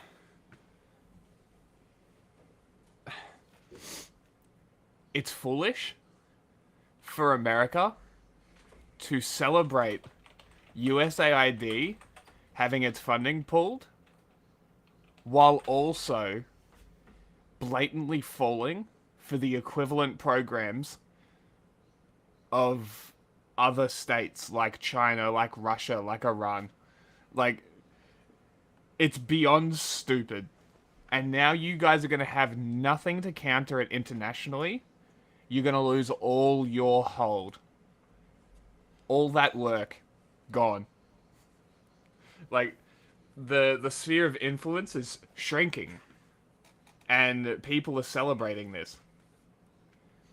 Like, if you're thinking about it from a state's perspective, and like a strength perspective, you want USAID. There's no way you wouldn't want it. Like, it's so stupid to actively want to destroy the information warfare aspect of your own country. It's so stupid. While not opposing the same shit coming from other countries. Get a grip. Fucking idiots. Because it had something to do with the end of apartheid in South Africa, perhaps that's why he was mad. But Davis he also had an issue with Lever. I think the Lever reported on something to this effect just yesterday. Yeah. So you know, shut that down because they are you know, trying to regulate him or bother him in some way, or he sees it that way. CDC. I mean, I think if you look at his reaction to COVID and his anger over the fact that people weren't working and weren't back in the workplace, and that taxes were going to, you know, providing like life-saving money so that people could like stay home and like we could like manage the pandemic, right? Like that's another huge part of it. I mean, that's I think why CDC is down. Although, you know, obviously there's also Trump's issue with it as well. He probably blames CDC in some ways for losing the election in 2020. But all this stuff, like none of it really seems like. Well, did you see? They were talking about. Let me get back. Well, he probably blames CDC in some ways for. Obviously, there's also Trump's issue with it as well. He probably blames CDC is down. Although, you know, it's like money so that people could like stay home and like we could like manage the pandemic, right? Like that's another huge part of it. Ah, yes, the COVID thing. The COVID website, covid.gov. Boy, oh boy. So basically, don't touch the lab leak theory, even though you might have yours based in reality. You're basically going to get discounted as a Trump person now. I mean, I've said that for a long time. Yeah, and at this point, why are we still talking about it? You know what I mean? Yeah. Like they're just full on going weaponized bioweapon engineered bullshit. Yeah, it's just like not relevant anymore. COVID is over. It's been over forever now. Yeah. I mean, there's still people dying and shit, but you know what I mean. Yeah, it's just crazy that they are going, like, really, as far as, unless something new has come out, it's more likely zoological, but it's inconclusive. is basically what I've gathered. And now basically they've created any chance of looking into the lab at all, and is completely fed into Chinese propaganda. I mean, China was never going to let people in regardless. I know, but it's like the Chinese propaganda around it. They were I don't think it really so changes hard. anything. It's just another talking point for people to complain about. Of course. I don't think anyone actually cares. I mean, that's, I think, why CDC. No, it's just very strange that they haven't found the origin for it. Is down, although, you know, obviously there's also Trump's issue with it as well. He probably blames CDC in some ways for losing the election in 2020. But all of this stuff, like, none of it really seems like it's being done with like this libertarian mindset. It's more just being done to smash my enemies, but I still want all of the money to keep coming. I mean, like, who do you think is going to be benefiting from this push to criminalize and deport and house and put into concentration camps migrants, right? Like, who's going to benefit from like that kind of surveillance architecture and to set up all of like the tech stuff? Like, that's going to be Musk and his Teal. allies, Right. yeah, Teal, like all like Palantir, like all of this stuff. So, I mean, I don't want to be like too much of a vulgar materialist here, but that is kind of the way that I see this stuff. And what was implied in my question is the hypocrisy and shallowness of libertarian ideology. And when you get to an endpoint where you have these Yarvin-believing oligarchs, essentially billionaires, then they have the unlimited shallow. power, and it's all about the individual. shallow. This is kind of the way that they naturally create a system. Like the tech right, Palantir, or Teal, and Armstrong, and all those folks, their vision of like this praxis. You've heard about this, right? They're privatized cities and states that they want to build. That's Musk's vision for America and what he's trying to create at this current moment, right?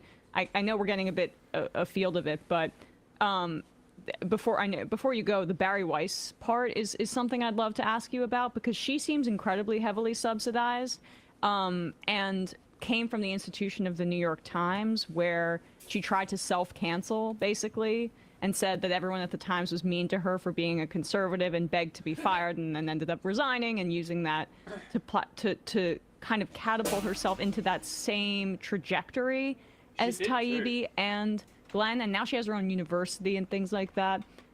Where does she fit in your book? Can we say university? Yeah. Yeah, yeah. Yeah. School. Yeah. Well, I mean, I think that I do just want to touch on one thing that you had brought up, the praxis and the kind of corporate city state that Balaji Srinivasan is a big supporter of. And Glenn has appeared at his network state conferences and had speaking fees there. So like this whole, all of this stuff is kind of connected. Like, you know, interesting. Once you're in, right? Like you're just making money hand over fist from these guys. Barry. She is, I mean, I don't go into her in as much detail, although she's certainly a part of the book, especially around the Twitter files. She was suggested for that to Musk by Andreessen. Andreessen's been one of her benefactors for quite a while. And yeah, he led a funding round of the Free Press last March or April, I think. I'm not 100% on the month there, but that valued the Free Press at $100 million. It raised them $15 million. So he has been a backer. It's rumored that Musk is a backer. I'm not sure if there's solid reporting on that, but there's certainly rumors about that. I wouldn't be surprised if Teal has some money in there, Sachs. Like, you know, she is she is publishing a news room, kind of losing the track there. Anyway, her newsroom is aimed at flattering and supporting the point of view of these tech oligarchs. And so it is unsurprising to me that she has their support. You know, the Daniel Penny, the man who killed Jordan Neely in the subway and was found not guilty, just took a job with Andreessen Horowitz. Yep. Right? We found that out yesterday. How do we find that out? An exclusive scoop from the free press, right? Like how did they get that, right? Like it's like amazing journalism there. I think That's an odd place for Daniel Perry to just go randomly apply to. Yeah, almost like maybe they like reached out to him because they wanted to. They admired his previous work. Well, they definitely admired his previous work. Did they hire him as a security guard, or what is it that they? Yeah. Yeah, I don't know. I think he's driving the jitney, their little shuttle back from the parking lot. Well, let me ask you this before we go too, because I'm also sort of fascinated on the, where everybody landed, because I watched the call-in sort of like a growth, and I don't know, is call-in still exist? No, call-in does not exist anymore. I think there's only one place where you can find the podcast anymore. It has been folded into Rumble's Creator Suite. Okay. Call-in was a sort of rival to YouTube and Rumble with some other featers that were associated with it. There was another And video I know streaming that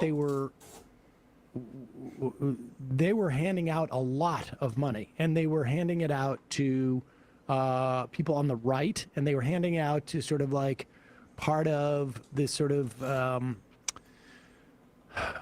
post-left in some instances. Some who are still arguably left as well that I was aware of, but like a lot of post-left. Oh, were you one of the people that they also offered? I mean, it was interesting. They gave me money, yeah. There was interesting where all that money went to. Like they were trying to create some type of like, these are people who are silenced on the normal discourse or what. And I was just like, what's going on with this? Don't silence me. There was a lot of money shoveled out to people. I don't know how much you got to that, but I heard some big numbers that I was like, wow, that's a lot of money for somebody to be spending.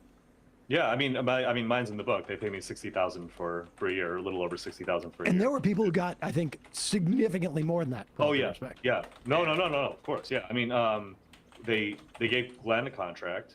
They gave Matt a contract. Let's see who else. Who do I know? They had deals. They had deals with Sirota. They had a deal with Sirota. They had a deal with Abby Martin. They had a deal with Brianna Joy Gray and Abby Martin mentioned Door. Yeah, a number of people. I think I was in the second round of creators. Q got me in, and yeah, like I just kind of I highballed them, and from where they had pitched me, and that's funny. They said yes. So I didn't. At the time, I didn't really know who David Sachs was, but it was his money. Like that's whose money it was.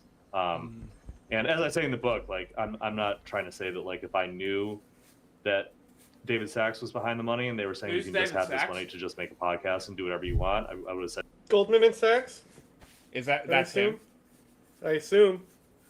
Okay. But no, I don't think I would have said no. I mean, but that's how this stuff works, right? Like, right. They offer you money and they don't want really any control, and they allow you to do whatever you want. But like, in order to continue to kind of access this money and this funding, I think there are certain implied expectations.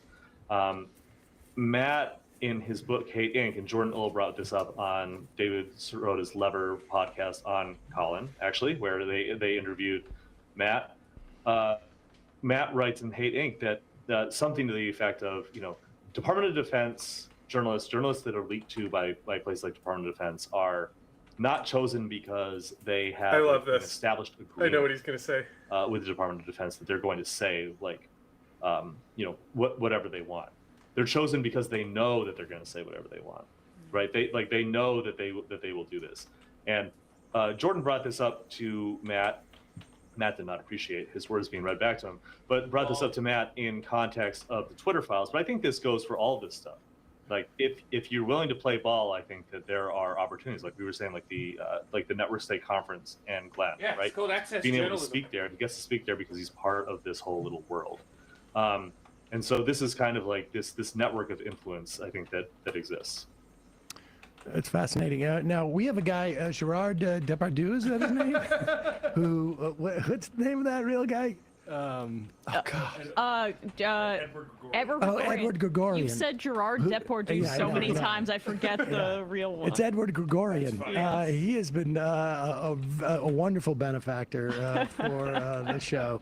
Just a guy from Belgium who really likes wokeness. Yeah. That was a plus for us. I'll show you. He's got a CV, so you know it's real. Well, this is fascinating stuff, and we'll put a link to Owned, how tech billionaires on the right bought the loudest voices on the left, and a link to your work at IT Brew as well. Owen Higgins, real. This is my first time in here. Well, you're only probably with the most controversial White House correspondents. And I'm actually really good at yelling because I used to be a ring announcer. We're all biased, right? We just wear our bias, which I think is a pejorative term to begin with, on our sleeves. I mean, there's no doubt about it. I'd hit it. Trump. The questions I ask, in my opinion, are going to help highlight the good things that he's doing for America. These are White House correspondents like you've never seen before. They're part of the Trump administration's push to bring so-called new media into the White House. We have an individual in our new media seat today. Cara Castronova is White House correspondent for Lindell TV. Go to mypillow.com. Yes, the Nazi pillow guy. Lindell. Boys will be boys, and The new media outlets have full access to the White House briefing room, where they ask questions. Bargain pillow prices for only $14.88. Like this. Will you guys also consider Very cool. releasing the president's fitness plan? He actually looks healthier than ever before. Fitness He's working plan. out with Bobby Kennedy. Fitness and burger in left his McDonald's. mouth. I can confirm the president is in very good shape. Why don't you wear a suit? Why don't you wear a suit? You're Did the you highest even level say thank in this you? country's office. And the characterization that what you were doing, asking Zelenskyy that question, that you were trolling. No, I'm not a troll. I never have been. That was a legitimate question that I He's just not a wanted to troll. ask. He's I just didn't mean stupid. to, get everyone fired up like they did. Right now, the briefing room, the seats are, big networks up front. You're hoping that that will be rearranged, that outlets like yourself might have a more prominent seat here? You know what the funniest part is? Nobody knows that guy's name, but he knows his stupid fucking question. What a reputation. Definitely. If it were up to me, I'd kick a lot of these outlets out. I view my role here more as sort of reporting on not so much the White House, but really the media. Natalie Winters is White House correspondent for Steve Bannon's show War Room. Our bias is not to be sycophants for President Trump. Our bias is for our audience, which is the working class of America, the people who want to put this country first. If Trump messes up, will you guys call it out? Yeah, and we have. I think time and time again, particularly on the vertical and issue of immigration, we are not for stapling green cards to diplomas. We met the new media correspondents on the day Trump announced tariffs that could upend the world economic order.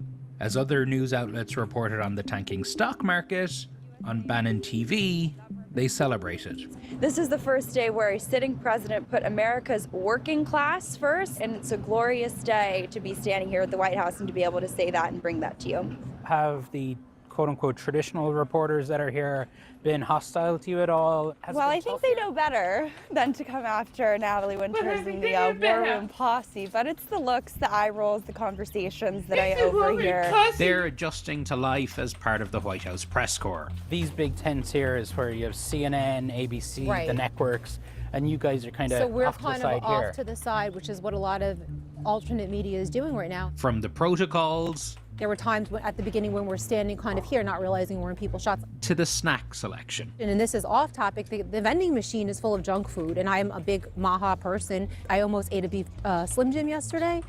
I was desperate. No. Do you consider yourself a The journalist? horror. Yes. The horror. Tell me. Seems like you took a little Not a Slim pause Jim. to process that. I mean, But I think we all should have a seat at the table. I really do. And if you the very first week she did the new media, it was Axios. You know what I would have said in response to that? I'm like, did you die? Did you almost die? Was that hard for you? Like, shut the fuck up. And Axios, by no stretch of imagination, is a conservative new media. But while not all new media here are MAGA media, a lot of them are more cheerleading President Trump than challenging him. You are a Trump fan, right? Yes, I'm definitely a supporter of President Trump. So will you be able to hold them to account then? And I will be able to hold 100% him to account. You know, I'm sure things that will happen that I disagree with, and I have said plenty of times, you know, on the record when I've disagreed with his decisions. Is there anything so far in this administration you've disagreed with? Trump is just not Nazi enough. I'm not gonna, let me put some thought into that for a second. I'm just overwhelmed, overwhelmed with how well I perceive things to be going. But to the people, and I'm sure you see this online every single day, who say you don't deserve to be here because you're not a real journalist, what's your response to them?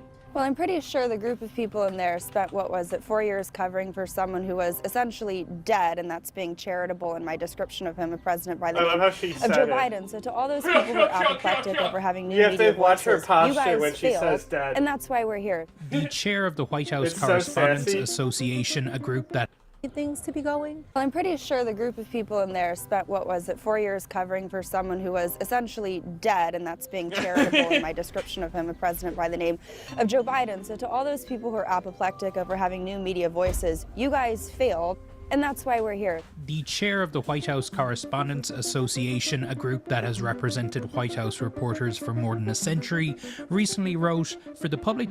It's really funny that they think that they're there because they're journalists and not because they just lick his boots. It's really funny. Like, he's literally doing... don't know that's why they're there? Sure. Then it's cope. Or they're just lying. No, they're aware. Well, then it's even more pathetic. To get information, it needs to understand and make decisions about the most powerful office in the world. It needs news produced by experienced professional journalists who ask tough questions and produce fair coverage.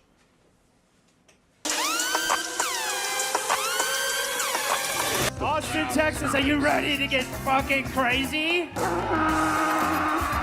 Okay, that auto. But I do think this policy of bringing in the new media is one of the Trump policies that will benefit when he's out of office. I agree. Like, they won't cancel it, they'll expand it, and it will be cool as fuck, because then just randos will be able to get interviews with the president. Not the president, but, you know, the people who are agents for him. Yeah. The host is supposed to be the life of any party. It's true at the G7 too. From the red carpet to the family photo to the group sessions, Giorgia Meloni has been the star of this show, which also tells you a story. When she was elected in 2022, the West was wary. Meloni's ideology was far right, so the West had all sorts of concerns. Would she be soft on Vladimir Putin? Would she take Italy further away from Brussels? Well, all those worries have disappeared. Meloni is now a favorite of the Western leaders, quite unlike her peers from the European far right. So how did she manage it? Our next report tells you. The year was 2022. A political earthquake swept through Italy, an earthquake named Giorgia Meloni. The elections that year came after a period of turmoil. First, the Wuhan virus pandemic ravaged the Italian countryside. Then the lockdown sapped the national economy. All of this had destroyed the credibility of mainstream political parties and leaders. I'm fucking losing it. Enter Meloni. Her party, the Brothers of Italy, swept to power. The global media was splashed with headlines like these. They branded Meloni a far-right politician, someone cut from the same cloth as Benito Mussolini. It's been 2 years since those headlines and predictions. Today, Meloni is stronger than ever within Italy and Europe. She's also a darling of the US and the European Union.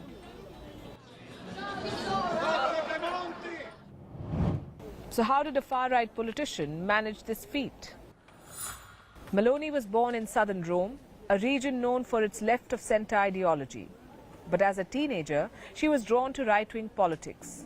She joined the youth wing of the Italian Social Movement, an organization that evolved from Mussolini's fascist party. Thank you. As Italy's longtime dictator, Mussolini crushed democracy and freedoms in the country. He also dragged Italy into war and ruin.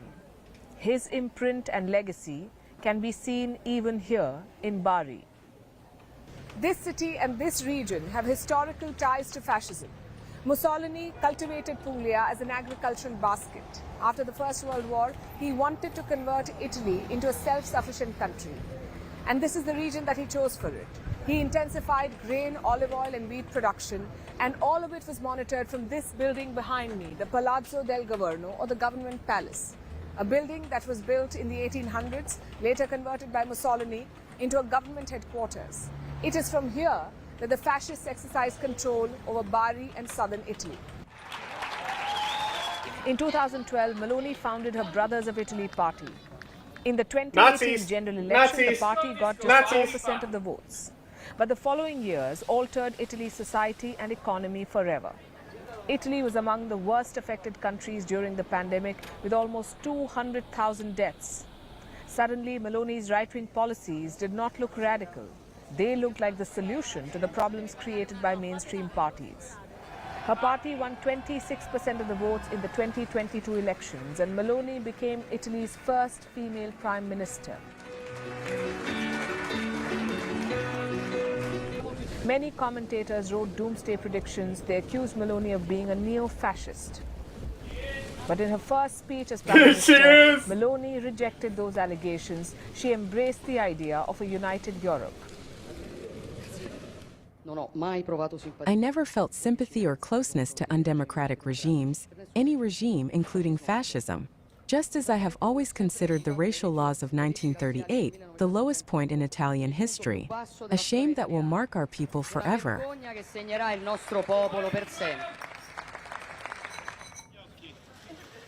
The far right was long considered political kryptonite in Europe. But look at these pictures from the G7. Forget kryptonite, Meloni This is an old video, but I've been wanting to watch it. The question is, how did she manage this? With 3 political strategies. The first this is is probably my favorite Meloni has reporter supported from policies India against as well. abortion, gay rights and immigration, but she She's hasn't in taken everything radical now. steps to roll them out. Most far-right leaders make the mistake of moving I bet too she's got fast fucking with their bank, agenda. bro. Meloni knows that will backfire. Of course, the times have changed. Italy is a strange case when it comes to democracy and liberal thought. It is not as open-minded as some of the countries in Western Europe, like France and Germany. It is not even as close-minded as some countries in Eastern Europe. And Prime Minister Giorgia Meloni has used this gap to her advantage. Her basic ideology is anti-abortion and anti-LGBTQ. But she's not rushing to push it, unlike, say, the conservatives in the US. Donald Trump got 1 term in office and he packed the Supreme Court with judges to limit abortion rights in America. Giorgia Meloni is not making that mistake. She's moving slowly to limit the backlash. In her speeches, she's still the firebrand far-right leader, but Meloni has not touched Italy's Charter of Rights. The second strategy is communication. European far-right leaders are not exactly crowd favorites. I love that Their political language is often sharp and offensive. Not fucking, Giorgia Meloni. She has built an aura of likability around her. Whether it's clicking selfies on her tours, or a strong social media game, or talking about her love for Tolkien. You won't see her That's doing right. it about the Giorgia Indian Prime Meloni Minister, is a though. huge fan of Lord of the Rings. She calls them sacred books. In 2008, as Italy's youth minister, she was to be photographed for a magazine. And guess where she decided to pose for this photograph? Near a statue of Gandalf. Her third strategy is foreign policy. Most European far-right leaders have antagonized mainstream Western institutions like the EU and NATO. In fact, many far-right parties in... They say she loves Lord of the Rings. No. That's what they're talking about, right? Yeah. Ugh. Sorry, I've just been doing washing. But I've been right here. So, we're all good.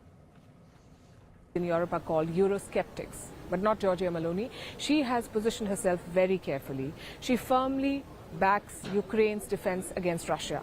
She has participated in various EU initiatives. And she's also supported NATO's expansion in the Nordic.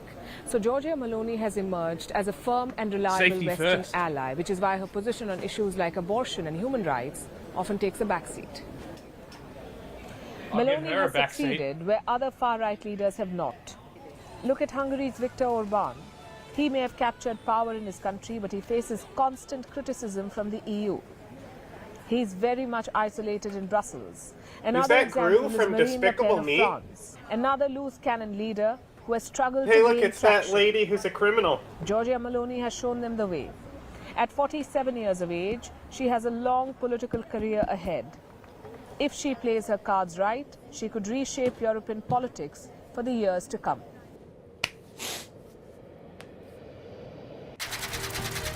Hell yeah, fascism's back. Fan of Italy's famous cuisine?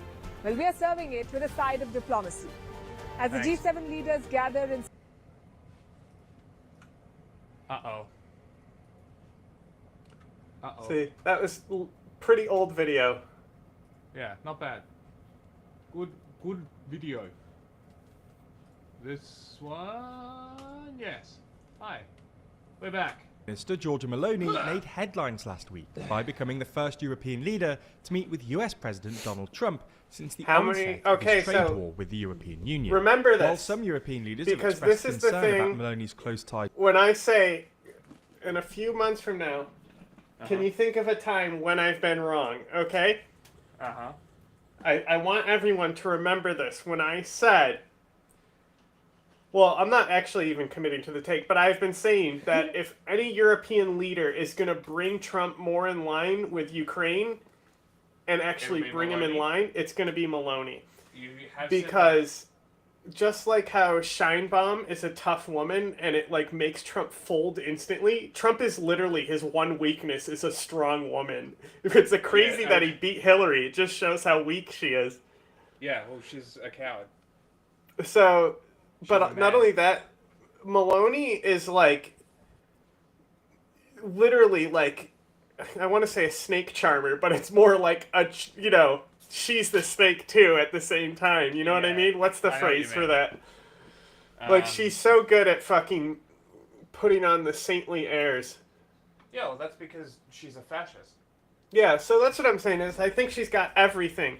She's got the Orbanism, she's got the female toughness, and then she's also got the ability to smile when it's good to smile to manipulate people. That's a fair point. Right? Trump literally can't do that. Putin can't smile. Orban can't smile.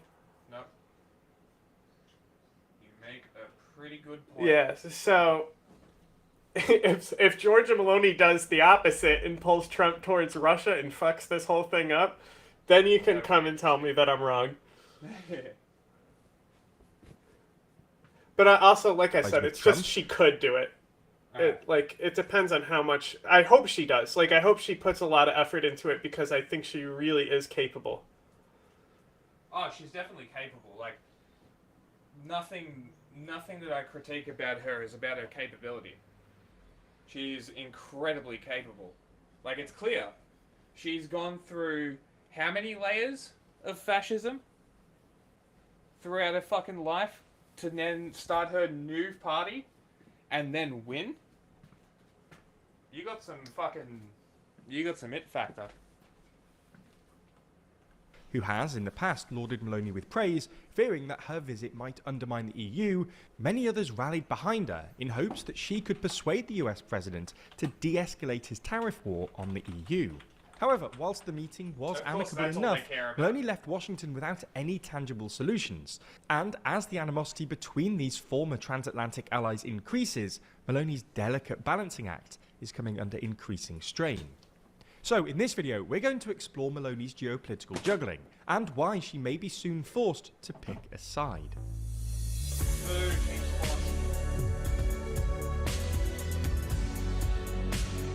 I mean, this is picking a side. It's more about Who's the best politician right now? politically. Like, are you going to side with argue with us on our Putin podcast, or The Ukraine? World It's Leader more than Leaderboard. team For sports. This video, Italy's Prime Minister Giorgia Meloni made headlines last week by becoming the first European leader to meet with US President Donald Trump since the onset of his trade war with the European Union. While some European leaders have expressed concern about Meloni's close ties with Trump, who has in the past lauded Meloni with praise, fearing that her visit might undermine the EU, many others rallied behind her in hopes that she could persuade the US president to de-escalate his tariff war on the EU. However, whilst the meeting was amicable enough, Meloni left Washington without any tangible solutions. And as the animosity between these former transatlantic allies increases, Meloni's delicate balancing act is coming under increasing strain. So in this video, we're going to explore Meloni's geopolitical juggling and why she may be soon forced to pick a side.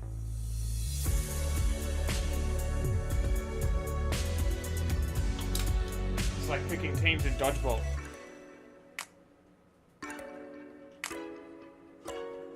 Who's the best politician right now? Hear our thoughts and argue with us on our podcast, The World Leader Leaderboard. Find it over on the TLDR Podcast YouTube channel or in your favourite podcast app. We should probably start by explaining Meloni's tightrope act between the two powers on either side of the Atlantic. In essence, Meloni has managed to maintain strong relations with both the EU and Trump, emerging as somewhat of a bridge between Trump and Europe, which has, in turn, helped her advance both her domestic and foreign policy interests. Wow. When it comes to Europe, Meloni has gone from being the leader of a marginalised ultra-nationalist party that's also traditionally Eurosceptic to head of... Where does that symbol come from? One of the most stable governments in post-war Italian history, serving as a bridge and leader between far-right and conservative factions in Europe. She's done so by essentially playing ball in Brussels. For instance, unlike other European far-right leaders, Meloni has been a strong supporter of Ukraine, and further gained the EU's trust after she managed to convince Hungary's Viktor Orban to greenlight a crucial €50 billion aid package to Kiev. As such, unlike other controversial leaders like Orban, whose funding has been blocked for undermining the EU and subverting the rule of law, Meloni has managed to secure support funding for some of her key domestic policies. Furthermore, aided by the power vacuum left by collapsing governments in France and Germany, the two traditional leaders of the bloc, Meloni has been dragging European politics rightwards, especially on issues like immigration. When it comes to Trump, there are a few reasons that Meloni might want to stay in Trump's good books. First, the two are ideologically aligned on quite a few issues, including curbing migration, promoting traditional values, and skepticism towards multilateral institutions. Second, at nearly €40 billion, Italy's trade surplus with the US is the third largest in the EU, behind only Germany and Ireland. And Italy's diminished defence budget, which falls well under the NATO spending target, could otherwise put Italy on a collision course with the new administration in the White House. Thirdly, historically, Italy has maintained close ties with the US as an insurance against the Franco-German axis that dominates EU affairs. After Meloni became the only European head of state invited to Trump's inauguration earlier in the year, Meloni criticised the response of some European leaders who expected Italy to have to choose between Europe and the US. Furthermore, in recent weeks, Meloni has been conspicuously sympathetic to Trump, adopting a softer tone compared to her European partners and avoiding any public criticism of the US president, with any comments on trade or the push for peace in Ukraine clearly calibrated to avoid antagonising the White House. For instance, when it comes to the tariff war, she's called on the EU to take a softer approach of moderation and negotiation rather than retaliation, warning that retaliatory tariffs could set off a vicious circle in which everyone loses. Then, last week, Meloni visited Trump in the White House after the president invited her as essentially the European representative. A handful of European leaders previously concerned over Meloni's closeness to Trump saw this meeting instead as an opportunity to convince the president to drop his tariffs, after previous attempts by other European leaders, including flattery, threats or promises to buy more American gas, were essentially ignored by Trump. At the meeting, she seemed to have won Trump over, in large part by announcing that her goal is to, quote, make the West great again, and soon after, Trump suggested that a trade deal with Europe could be in sight. However, as European sentiment towards Trump continued to wane, the political risks to Meloni's balancing act are becoming more apparent. Domestically speaking, after almost 2.5 years in power, her governing coalition has been hit by its most serious bout of infighting. Meloni is particularly facing pressure from her two vice premiers, who lead the other parties in a coalition, one of them being her deputy prime minister, Matteo Salvini. Salvini, who was touted as a potential prime minister in the past, has called on Meloni to put her country's interests first and above those of Europe, whilst her foreign minister Antonio Tajani has called on Meloni to appease Trump by offering to buy more American goods. As we explained earlier, Italy has a large trade surplus with the United States, so it's no surprise that Meloni is under pressure from her vice premiers as well as Italian exporters to spare them from Trump's tariffs. If she fails to get a quick win for Italy, she'll likely face even more pressure from these two, and from Salvini in particular, who has recently been reaching out to the White House in a bid to raise his own profile, as Meloni has dialed back her enthusiasm for Trump. On the other side of the aisle, much of the EU is increasingly uneasy with Meloni's overtures to Washington. Meloni has worked hard to convince Brussels she's a reliable partner, and could undermine her standing if she blatantly promotes Italian interests by cozying up to Trump at the expense of the other 27 member states. What's more, she risks playing directly into Trump's plan, which seems to be undermining EU unity and signing trade deals with individual countries, which would very much undermine her credibility in Brussels as a European leader. With less than 90 days left until Trump reinstates a 20% tariff on all European imports, if Meloni proves unsuccessful in getting Trump to the table with the EU, or is unable to bargain a good deal for Italy, all in the meantime the transatlantic relationship continues to sour, her delicate balancing act will likely blow up. There's a lot to unpack here though, with this story reported on by more than 350 sources. Interestingly, we can see that of those, 28% came from left-leaning outlets, while 25% came from outlets that lean right. Looking at the headlines, you can also see some differences, with left-leaning outlets framing Meloni's meeting with Trump with skepticism, emphasizing potential risks to transatlantic relations and highlighting her alignment with Trump on... With more on our top story this hour, Secretary of Defense Pete Hegseth under growing scrutiny for erratic behavior at the Pentagon, including officials describing screaming matches and threats to force top military leaders to take polygraph tests after a series of leaks. There's also brand new reporting that Hegseth had a special internet line set up in his office to use the Signal app in defiance of Defense Department policy. That's according to two officials familiar with the matter. Joining us now is Sabrina Singh. It's really for midget porn. Using Signal. It's just, like, it's really for midget porn. Just use a different app, bro. Like, it's not that fucking hard. Nope. Oh, I have to use a special app for Sabrina, if this was anyone else in any other administration, would they still have their job at this point? I think if this was anyone else, the answer would be no. I think there would be no question. Not only would they have been hauled in front of Congress right away, probably multiple hearings on the Hill, but they probably would have been removed from office pretty quickly, and probably at the direction of the president.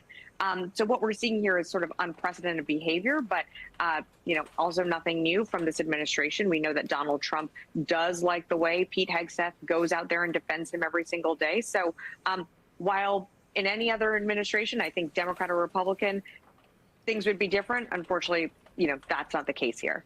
When it comes specifically to this special internet line that Secretary Hegseth had installed, can you walk us through what would and wouldn't be allowed under DoD policy when it comes to that?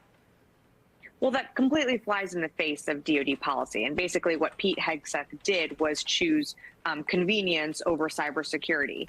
Working in the Pentagon, you do sit in secure office spaces, rooms that can handle classified information. These are called SCIFs. That's what the Secretary of Defense's office is. It is a SCIF. It allows them to access classified information at the highest levels. And you are not allowed to bring your personal phones into these rooms because it's not safe. And so when you bring a personal device or install, in this case, a private internet line, so he can access Signal on a personal desktop, that widens the aperture for adversaries and cyber hacking groups to try and hack into the secretary's personal devices. This is a device or a desktop that's not going to have the same security protocols as a work computer or classified systems. And so basically what the secretary has done yet again is put at risk our national security and most damaging and most importantly here that should be highlighted is that he's putting at risk our military, our men and women in uniform, by the fact that he has a personal line like this installed in his office, which he does not need for any reason at all. And counterintel people have said that he would be probably in the top 5 of folks who would be targeted for espionage by foreign adversaries.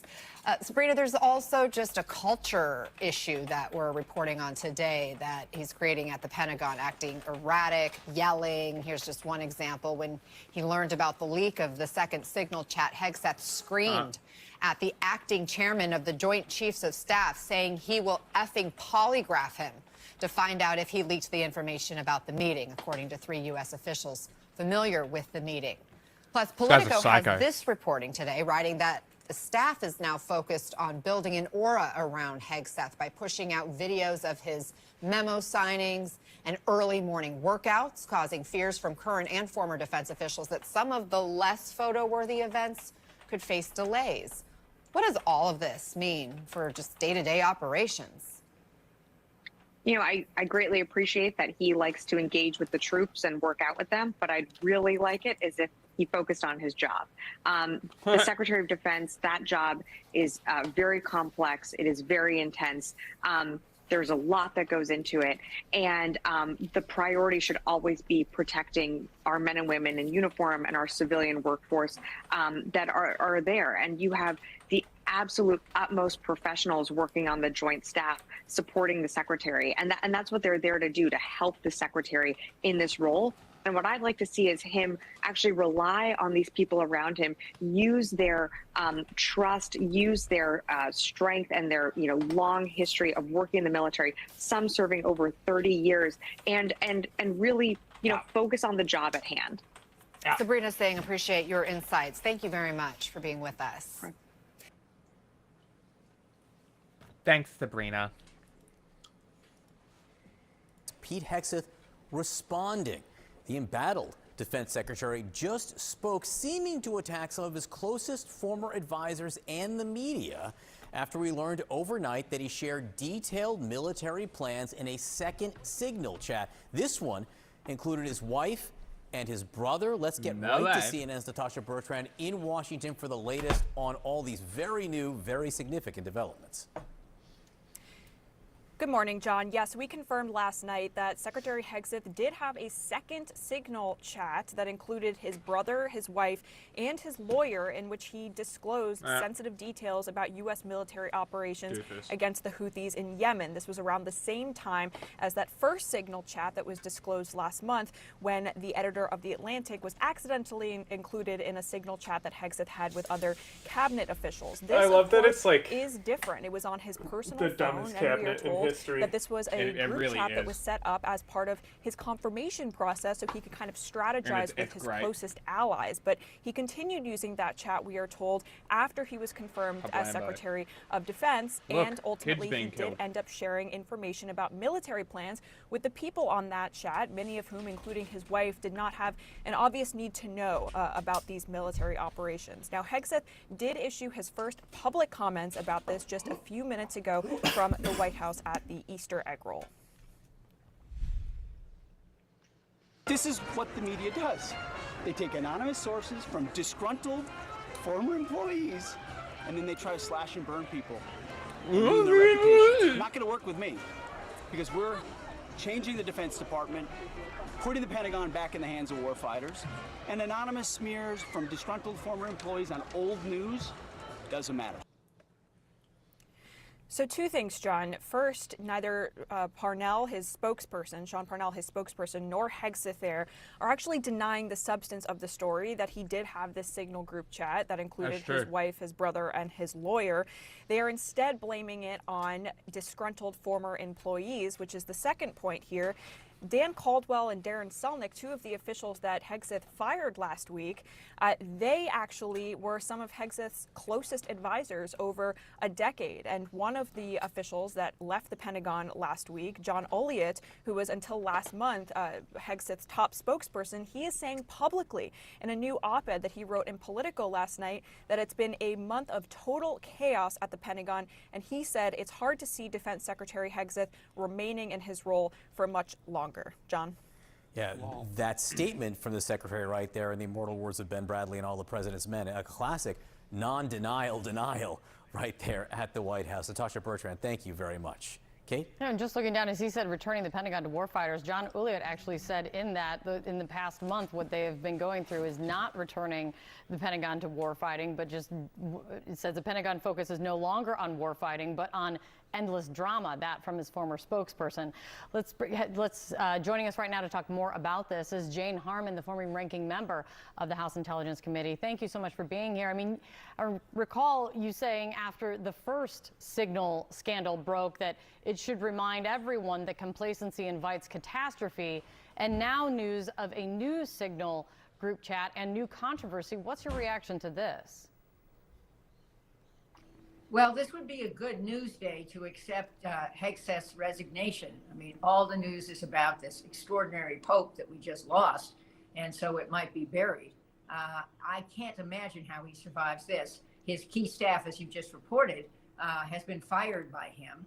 Some of them were on the second call. There are rumors that there may have been as many as 20 calls on unsecured platforms. I mean, that is, I don't know what you call it, tradecraft 00.1. You don't do this. And I can't imagine that Congress will defend him at this point. I wonder if the president will defend him. He's embarrassing the president. So I think there are two questions. One is when he resigns, but the second one is who will accept the job, who is really competent, given this history and given the chaos at the Pentagon. Let's just look at what Marco Rubio said. He just said that this draft executive order taking away half his department, this draft executive order was in the news the last 2 days, is fake news. So what this looks like is cabinet secretaries don't make decisions. They are made somewhere else, Project 2025 or who knows. And I can't imagine that the capable people out there who are Republicans who could run the Pentagon would want the job. One thing we know, just the latest this morning, is coming from the White House press secretary saying that the president still has full faith in Pete Hegseth. Who's this woman? With the president, that can change quickly, but that is the first response from them on this latest signal chat. On top of this, you have a top advisor until basically days ago of Pete Hegseth, a former Pentagon press secretary for Hegseth, calling this whole thing a month of chaos. This is this op-ed that Natasha Bertrand was just referencing, and two parts I want to pull out. Number one, Not the same. 1,700 service members were involuntarily separated for not taking an experimental COVID-19 vaccine. Here's Pete Hegseth. Oh, no. Again, just more The Pete wins Hegseth for stuff the is so good right administration. now. If you got fired from the military actually, real because quick, of COVID I'll vaccines check. that I'm you going to wouldn't check if take, well, Depressed we're gonna- Ginger has made a statement Okay. on how great Well- Pete Hegseth is. Send him in private chat. I'll see if he has one. Bring you back. We're also welcoming back former service members who were wrongly forced to leave the military. More than 8,700 streamed 1 hour service ago. members were involuntarily separated. A hot take. This is a good policy change. Making people leave the military for not taking a COVID vaccine. I disagree. You already get vaccines. You're a state, Okay. You're literally signing your body and life over to the state as a soldier. make a good I point. don't care if they want to give you super soldier serum. It's your choice to join the forces on that case. You Like- make a good point. Now, when we talk about maybe hospital workers and stuff like that, but like other jobs that were impacted, fuck that. Sure. Because the it's not even about the COVID vaccine and not taking the COVID vaccine. What it comes down to is those people had our political system weaponized by foreign countries, and the fucking right-wing parties in this country attached themselves to it and made the vaccine into this political thing, even though they could have celebrated it as a win. They could True, literally because of have been Trump. promoting the vaccine the entire time, saying that it came here because of Trump and Biden's taking credit for it. True. They could have hammered that in night and day, and it would have been awesome for You know what else they people. would have done? More people would have been vaccinated. You wouldn't need to do weird pressure shit on that situation. But no, instead they took the short-term wins because their brains have been totally rotted from Russia and China and Iran injecting their bullshit just so they can fucking be divisive, because when they're divisive, they fucking win. Look, you make a good point. The military people fight fucking most. died by not getting vaccinated, you know? Well, it's incalculable. Because you can't really tell. You can't really and you can't deduce can't do anything about it.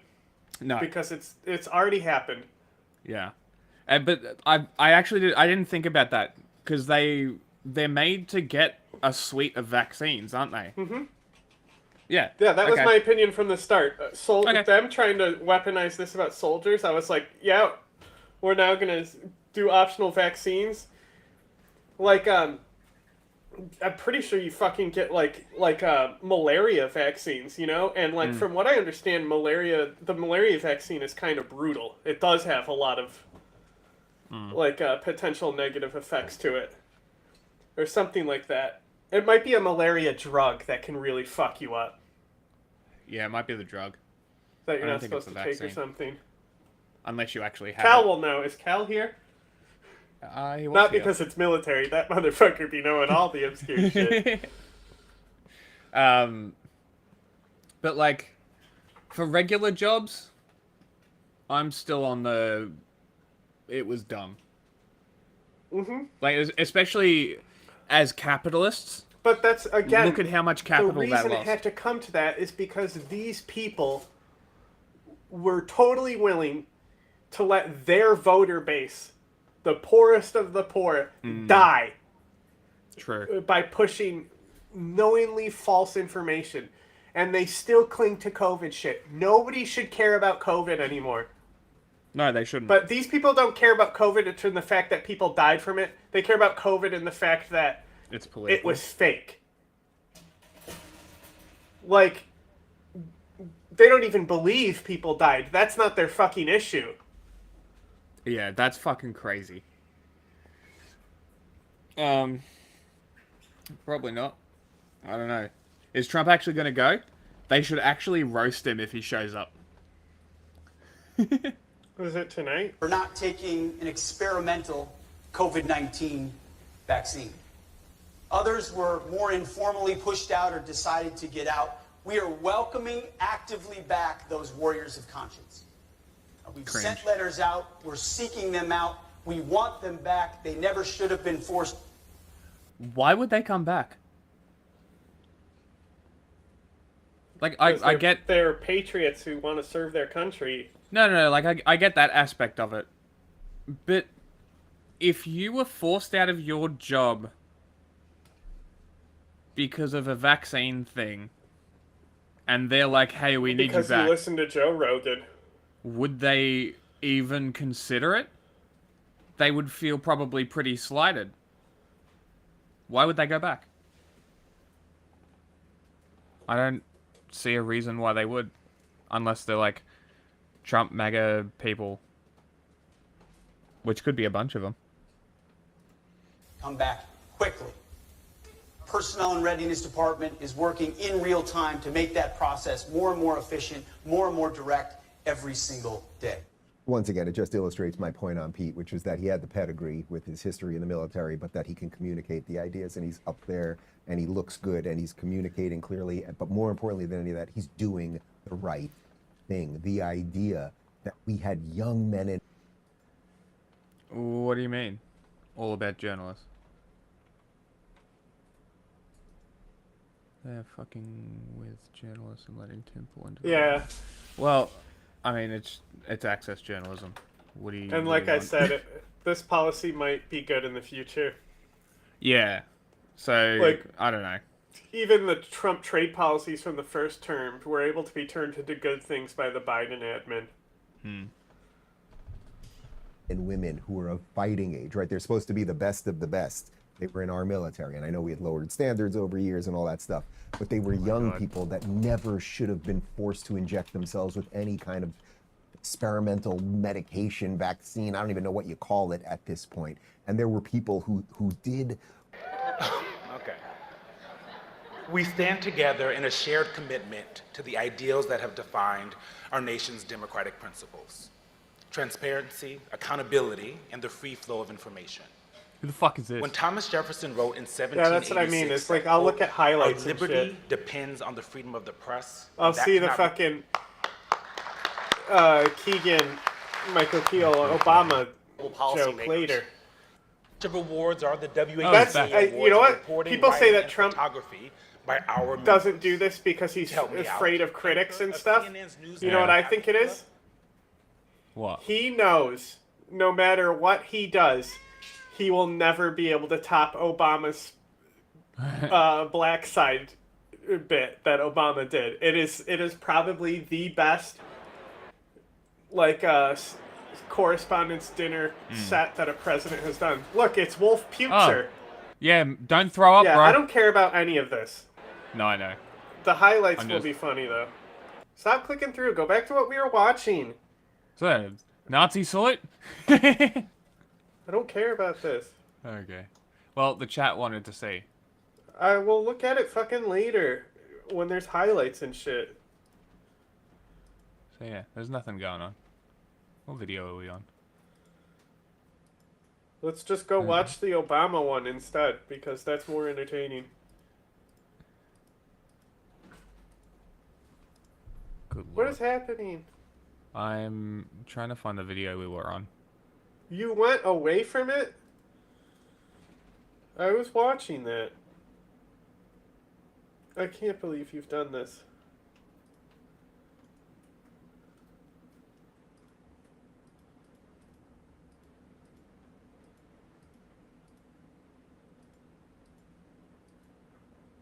What is happening?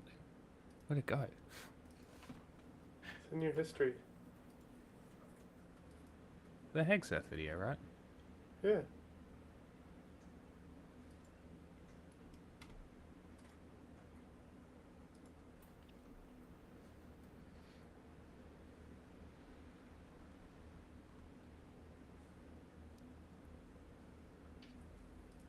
Ruben.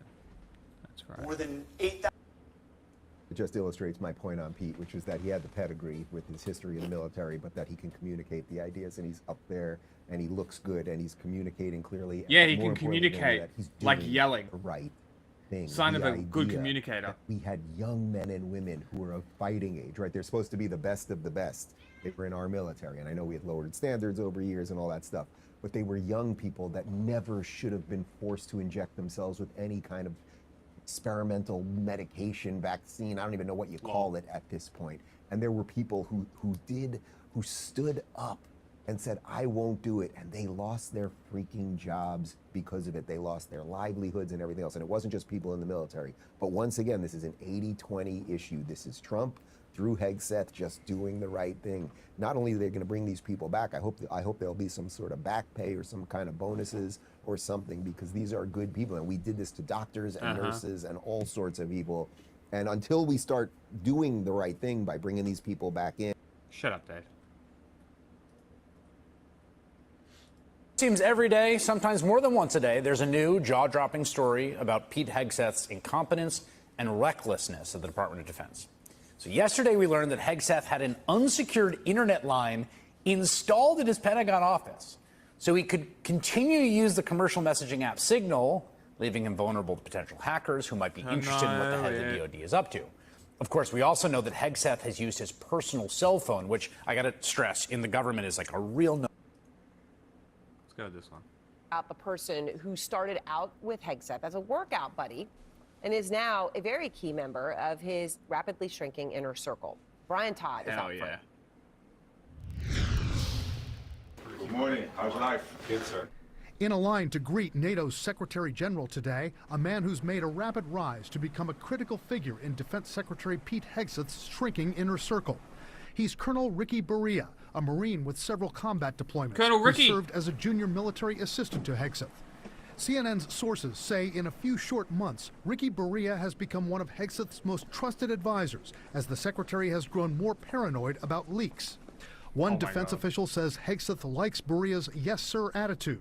Multiple sources tell CNN Berea has access to Hegseth's personal and government phones. He's been seen working out with Hegseth in photos posted on X, appears in a photo laughing with Elon Musk when Musk visited the Pentagon, and he's even sat in on meetings with foreign leaders. When he worked for Defense Secretary Lloyd Austin during the Biden administration, a former senior Pentagon official says Berea was essentially a body man for Austin, often seen carrying his bags. Now, CNN sources say, as Berea puts in for his retirement, Hegseth is considering appointing him his chief of staff. One distinct problem would be the fact that as a retired colonel, he would be, in effect, outranked by all of the admirals and generals in the Pentagon. And it would make it very difficult for him to undertake the responsibilities of that position. Multiple sources tell CNN that weeks before The Atlantic reported that Hegseth used Signal to discuss detailed military plans, Berea pushed to get Hegseth an extra desktop computer in his office with Signal on it, so Hegseth could text friends and family. Those sources tell CNN that after the Atlantic story broke, Berea asked the Defense Department's chief information officer if Hegseth could be granted an exception to use Signal more freely at work, a request that raised eyebrows among senior officials. It's also surprised a former Trump administration official. Asking for the authorization was crazy. I mean, why would you put a insecure commercial app that can be hacked by a foreign signals intelligence service on any communications device related to the Secretary of Defense, especially when he has the most robust communication staff of anybody in the government beyond the president? The Defense Secretary's office is considered a secure space. Cell phones usually not allowed. Look, the hexagon. It's not clear if Hegseth was ever given the exception to use Signal freely, or if he's continued to use it to discuss military planning. He dodged a question on that today. Mr. Secretary, are you still using You can Signal for work purposes? just not. Secretary to get to work, which is what we do. The Pentagon's chief spokesman tells CNN the secretary has never used and does not currently use Signal on his government computer, but did not say why Hegseth had another computer set up with Signal installed on it. Even during the Biden administration, the government's cybersecurity agency said that highly targeted individuals should use Signal to communicate. The Pentagon rules say Signal cannot be used to transmit non-public military information. Ricky Berea did not respond to CNN's repeated request for comment about his growing influence in Pete Hegseth's inner circle, including his role in helping to facilitate Hegseth's use of Signal inside the Pentagon. Aaron? Senior Pentagon officials tell me and Haley Britsky and Natasha Bertrand in our Pentagon reporting unit that Defense Secretary Pete Hegseth's new closest advisor helped set up Signal on a personal computer of his, Signal and text, on a personal computer of his at the Pentagon on his desk. And then that was before Signalgate broke. And then after Signalgate broke, they asked the Pentagon's chief information officer if he could still keep using Signal on this personal computer. What's your take? I've heard it recently, like the last week, a few times. Not just this, but a couple things. And I'm just like, can we not, please? Please stop on this. This is kind of just like flabbergasting. It's one story after another. Flabbergasting. I know how. I actually help organize strikes against the Houthis. You're in your skiff, which is a controlled, compartmented facility. That's where our offices are. You're getting reports on something called SIPRNet. That's the secret system from CENTCOM on strike times, what's happening. And you usually then report that on an even higher level system called JWICS to top secret system to others in the national security community. So the fact that it's on Signal, that type of information, is just wrong by any account. What about the second Signal classified. chat where his wife and his brother and his lawyer are on it? Again, he should have come out in the beginning and said, you know, this job's maybe a little harder than I thought. I take full responsibility. It won't happen again. It's the constant dissembling and blame shifting that has been a huge problem here. Look, I know Trump does not want to make a change at the Pentagon. At some point, though, when he is expending political capital to defend his own Secretary of Defense, that's going to be a problem. And also, like, let's not lose sight here of the Houthi campaign. This has been going on now for 5 weeks. And I think there are real questions about the direction in which it's going. It's about a 6-month campaign. I know something about it because we helped develop it under the Biden administration. We handed it off in the transition. But, you know, is Hegseth paying attention to this? How's it going? I think those are questions that are worth asking because all these distractions, it's just so notable, Jake, that his own people have left the Pentagon and reported to the American people that the Pentagon is in a full-blown meltdown. Yeah, his former spokesman, John Uliad. That's that you need. The chain of command goes from the president to the Secretary of Defense, and then every military deployment around the world. That's how it works. That office is so critical. Discipline and professionalism in that office. It's about the protection of our country. President Trump took a lot of questions today in the Oval Office, quite a change from the previous occupant. But he also just finished an interview with the Atlantic's Jeffrey Goldberg, who was, of course, added to that infamous Signal group chat where sensitive military operations were discussed. Earlier today, President Trump wrote on Truth Social, quote, "I am doing this interview out of curiosity and as a competition with myself, just to see if it's possible for the Atlantic to be truthful. Are they capable of writing a fair story on Trump? The way I look at it, what can be so bad? I won." This, of course, comes as CNN is learning that a new advisor for Defense Secretary Pete Hegseth, quote, pushed to get Hegseth an extra desktop computer in his office that he could use Signal on, but why? Ostensibly for personal communication, so he Just could more easily text friends and family from the Pentagon, the sources say. Hello, Let's German. go straight to the panel. Another Aaron, German. We'll start with you. So far, one House Republican, one congressional Hi, Republican. Let's include Germany. the Senate too. Don We Bacon have was on the show. He called for two Germans now. Welcome. We're collecting them. He said if he was in charge, Maybe we can get a if he little was the camp president, for he him. would fire Hegseth. Welcome to our stream. Because it just upsets him so much, especially as a former Air Force general, that this information would be shared so irresponsibly. Do you think Hegseth should keep his job? What do you think? As of right now, all indications from the Trump administration and from Republicans in D.C. is Hegseth's still on. Any news from Europe you want us to look at? By chance? Good standing. Now, we all know that could change at literally any second and at any moment. But he's doing what Trump wants him to do. One, anytime a story comes out, he is fighting back. At the Easter egg roll, he went straight to camera and made his appeal to the president, pretty much, to be able to keep the job I just as had my this camera off. firestorm continues. That's They're all. using Twitter for rapid response right now, or X, about the story about the green room and whether or not he was adding lights to a makeup studio. Again, pushing back. They're being aggressive. That's what Donald Trump wants to see. But if you start to hear more whispers, more names come forward, because we're not even hearing it off the record, right? Because there is always times where in reporting it's, oh, one Republican's public, but behind the scenes they're all saying the same thing. You're not hearing that yet. So Hegseth is still on solid ground across the board, and the White House continues to push back against that NPR reporting from earlier in the week that said that the White House was looking to replace him. So, Jonah, I mean, Hegseth did go out on the Easter egg roll day and give this defiant appeal, perhaps directly to President Trump. I mean, he said things that people in the know told me were just obfuscatory, just misleading, like the idea that that second Signal group chat was about media appearances and casual stuff. It was, until he started sharing war plans, and then it became something else. Yeah, look, I mean, if the question is, should he be fired, he shouldn't have been appointed in the first place. And if you just go by the standards that Pete Hegseth, my former Fox News colleague, said about Hillary Clinton and about national security and about maintaining secrets and stuff, by his own previous standards, he should be fired. The reason why I don't think you're going to see a lot of, I agree with Aaron, that there are not a lot of Republicans who are clamoring for him to go, is because, first of all, who are you going to replace him with, and will he be better? And can you get anybody through the Senate right now? They just don't want to deal with it. So until Trump gets tired of him, they're just going to say, they're going to roll their eyes a lot. Today, the Atlantic's editor-in-chief sitting down with Trump for an interview 1 month after Goldberg wrote about the Signal group chat that he was inadvertently added to about all those war plans in Yemen. So why is President Trump doing it? Here is how Trump explains it. Quote, he's doing this interview out of curiosity and as a competition with myself, just to see if it's possible for the Atlantic to be truthful. Are they capable of writing a fair story on Trump? The way I look at it, what can be so bad? I won. But it also comes as we continue to learn more about the extent of Defense Secretary Pete Hegseth's use of the commercial messaging app Signal. Today, CNN reporting that after Goldberg's bombshell article, one of Hegseth's, quote, closest military aides made an unusual inquiry to the Defense Department's chief information officer. Would they grant an exception? Oh my god, okay. We know. Alright, transitional. That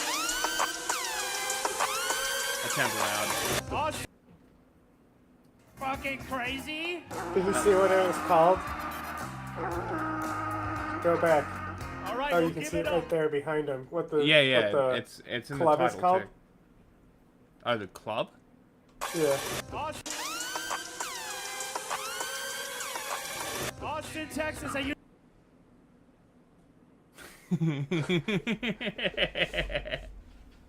That's amazing.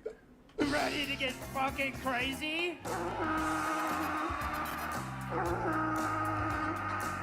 All right, we'll give it up for the King of Mead, the Prince of Put-Downs, and the Burn Baron himself, Timmy Heidecker. Jesus Christ. People's Republic of Austin, with a bunch of hairy-legged women and liberal fruitcakes.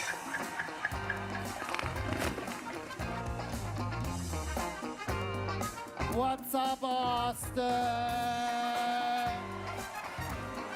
He called himself. You guys suck. The Worm Dude. I hate Austin. I hate being here. I think you guys are all a bunch of losers.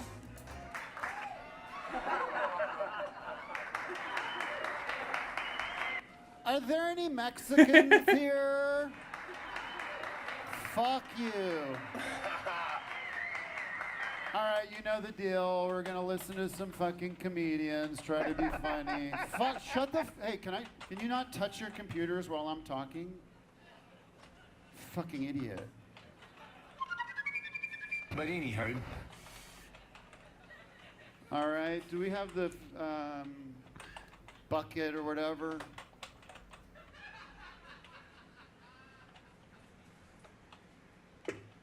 The silence. All right, first comedian is Jesse Kincaid.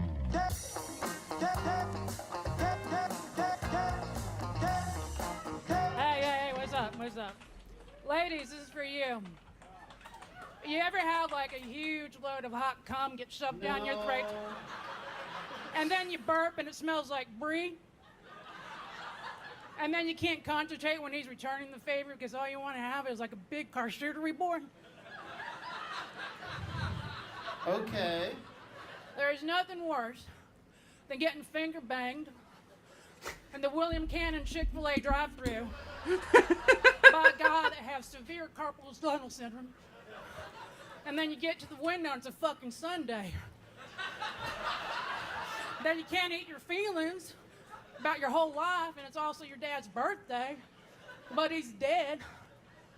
And you know, he had a huge fucking hog, according to my mom. All right, thank you so much. That was great. Yeah, good luck. Congratulations. That was terrific. Did we like her or what?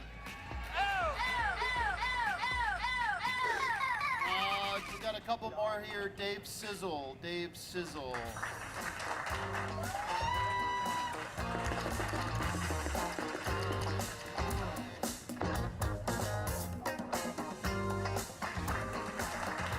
I love that there's like a full crowd there too. Like, that's funny. I don't know, some of them look like silhouettes. Oh, no, they're moving. A little bit about me. Autism. Oh, so this is fucking crazy. I was at HEB, right?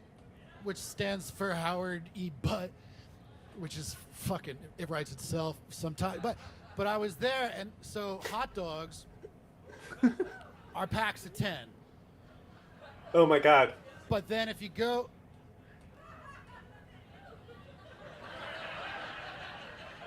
if you go to the roll aisle, it's not good. There, let me finish. Go ahead, but I'm it's not okay. good. You suck. You do. You suck. You're not. He's good doing at the hot dog bun ratio. Yeah.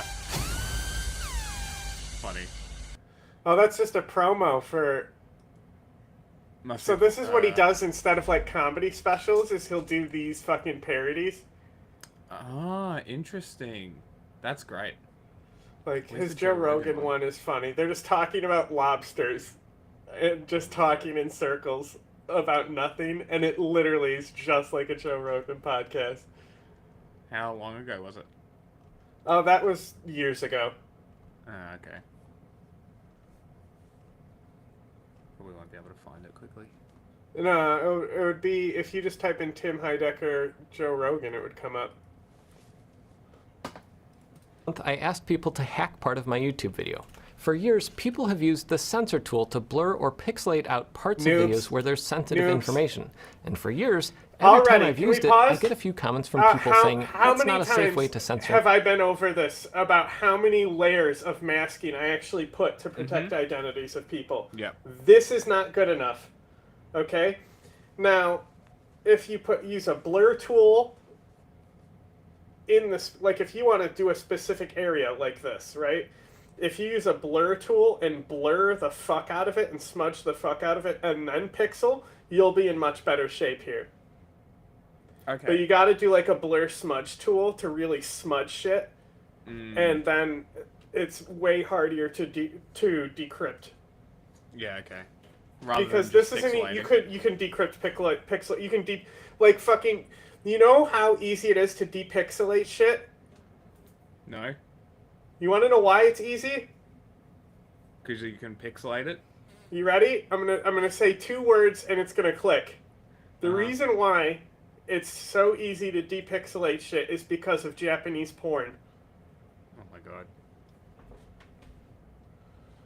god. Technology out of necessity. Yes, exactly. Information. So, is that true? I wanted to find out. So in my video about a new Thunderbolt NVMe enclosure, I censored a folder on my computer with a message saying I'd send $50 to anyone who could tell me what it said under the pixelation. And you know what? Not 24 hours later, 3 people sent me the folder contents, all 3 using slightly different techniques. Scary. Yeah, I don't know how to do it. How did they do it? I just know that it can be done. And there were more. And that's why, like, I literally fuck the entire fucking video with fucking masks. Yes. Like I add fucking noise to it. Yeah. I fucking change the colors and all that shit even before I start actually putting the standard built-in layers on shit. Yeah. More than happy to share. For most of us who like reverse engineering or tinkering, it's fun to share the craft, and even more fun when it's sanctioned fun, and add on a little monetary reward, and it's just icing on the cake. I'm going to share Kokotoro's method, mostly because there's an entire GitHub repo sharing the process and the code, along with 2 different ways that the user tried to depixelate the footage. First was a brute force attempt. The idea here is that the pixelation is kind of like shutters over a picture. As you move the image beneath around, you can peek into different parts of the picture. As long as you have a solid frame of reference, like the window that stays the same size, you can accumulate pixel data from the picture underneath. Eventually, you wind up with something pretty close to the original, though it's a bit blotchy. This first method already proved the concept, but Kokotoro was selecting the window by hand in each frame. For the second try, GIMP and FFmpeg were used to automatically pull the window out of the video frames to get all the data more precisely. Standard You can GIMP. see for yourself, doing that, the window is almost as clear as it was in my original footage by the time I finished dragging it around on my screen. And like I said, other people were able to get the data out too using slightly different techniques. Another user sent me this picture in the same half hour that Kokotoro sent an email. Blurring or pixelating video, especially moving video, is going to lead to similar results as you saw here. Years ago, it would have required a supercomputer and a PhD to do this stuff, but today, between AI assistants with the trickier bits of the code Just a Japanese and how fast guy. neural networks run on computers, it's easier and faster than ever to depixelate video. If there's one thing computers are good at, it's finding order in seeming chaos, like how modern tools can pull a clean voice out of a horrible recording. The more motion in the video, the more data points the reverse engineering has to play with, and thus the better confidence in the result. If I hadn't moved around my Finder window in the video, I don't think it would have worked. You might get a couple letters right, but it would be very low confidence. Moving forward, if I do have sensitive data to hide, I'm going to make a pure color mask over the area instead of a blur or pixelation effect. Go look at Intuitively, some of blur them, might... like I think the fucking Venezuela one, I want to say I did a full solid mask and then like put it at like slight opacity. It's like he's almost a silhouette. Let me see.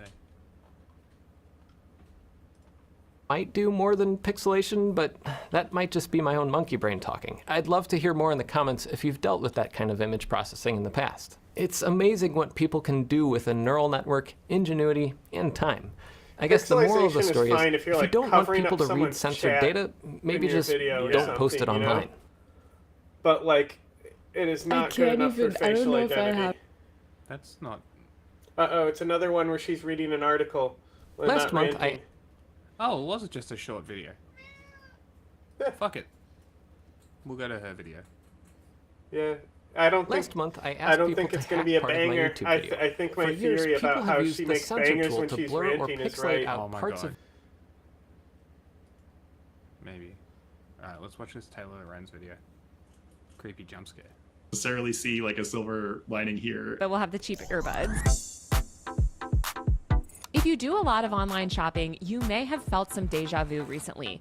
Amazon, Walmart, Temu, AliExpress, the TikTok shop, even Etsy. They all sell the exact same cheaply made products from China, sometimes at wildly different prices. How did this happen? And have we reached some kind of e-commerce singularity? And what does this say about the future of online shopping?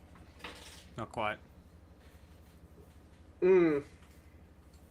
Okay, I'm probably it's the Tortuga one. That's not, so that one is, because he already was wearing a mask, and that one is more reversible. Yeah.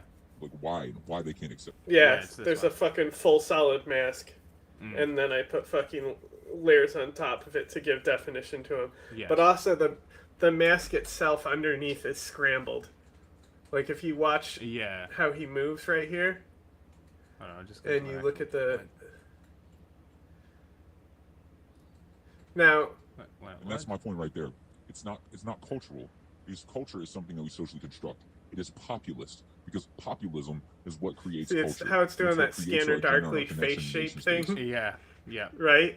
So that makes it even harder. Now, there is a weakness because I only put it on part of it. Like you could take the you could look at the reference point of colors in the background maybe if you're like, I don't know how you would do it, but like maybe there's a way to get around it. But who's fucking getting around this? Like it's the effort, you know? It's just Exactly. like with like so much torrenting. effort. If you make your shit not worth the effort of torrenting, you won't get torrented. Yeah. Yeah, no, it's And then what was the other one? The contractor one? The contractor. I don't know what I did for him. I want to say that one was more simple. Even though he didn't hide his face. No, he didn't. So I probably should have done more for him. Yeah. What episode was that? Modern Mercenaries. There it is.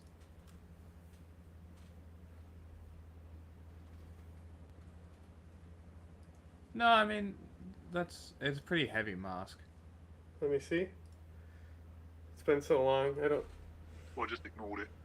Drove back in Donbass, picked up grandma. Yeah, see, because like that's the thing is, I'm still using the fucking so I use a fucking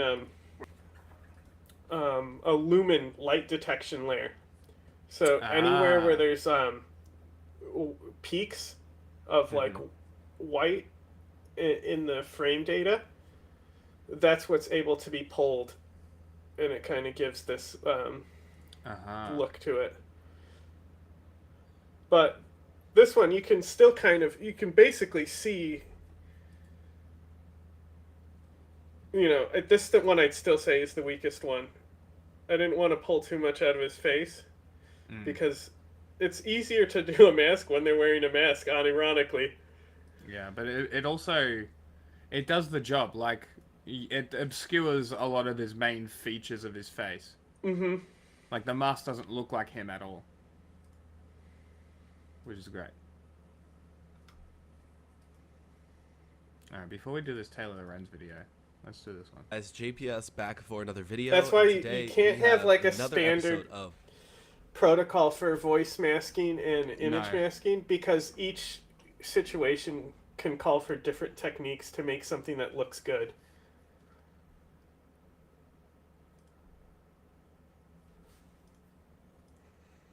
No, this one. The Wrong Heute video. Show. This one is titled Trump eskaliert den Handelskrieg und wir haben keine Regierung. So that means Trump escalates the trade war, which he's been doing, and we have no government in Germany, I'm assuming, which is pretty damn funny. So a great title here. Shout out to our host. Wait. I've got the German flag / American flag, wearing it out of solidarity for you guys. And let's see what has been going on. This video was posted about 9 days ago, so we are staying updated and informed through Heute Show. So shout out to ZDF.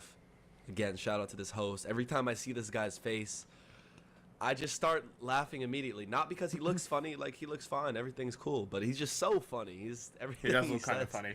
The way he delivers things, just brilliant stuff. Could not ask for a better host for this show. So with that being said, let's get right into this, guys. If you haven't already, check out my channel. I've done multiple different reactions to Heute All right, Show, bro, come along on. with a reaction to Extra 3. So we're really deep into the news / me on to Heute Show. Extra 3. Liberation Day, dem neuen Feiertag, den garantiert keiner feiert. Donald Trump erklärt der ganzen Welt den Handel. What? I assume he's going to explain it, but what I'm gonna do right now is this. Whoop. There. And then big it. This will bigger it. Yeah. And then look, now we can read the subtitles. Krieg. Und als Deutscher denkt man unwillkürlich, Moment mal, sich mit der ganzen Welt anlegen, das war doch unser Ding. Es hagelt amerikanische Oh my god. Taking on the whole world was our thing? That's funny. Zölle gegen alles und jeden. Ja, gegen die ganze Welt. Es ist das Ende des Welthandels, wie wir ihn kennen. Verkündet im Rosengarten des Weißen Hauses. Trump behauptet, dass er damit Jobs und Fabriken in die USA zurückholt. Ziemlich riskante Wette. Andererseits, was soll schon schiefgehen? An den Börsen gibt es einen regelrechten Schock. Trump crasht die Weltbörsen. Die neuen Zölle lösten What? an der Wall Street eine Talfahrt aus. Massive Kursverluste. Den größten Tagesverlust seit Beginn der Corona-Pandemie. Ich denke, es I understood that. Gut. Hurra!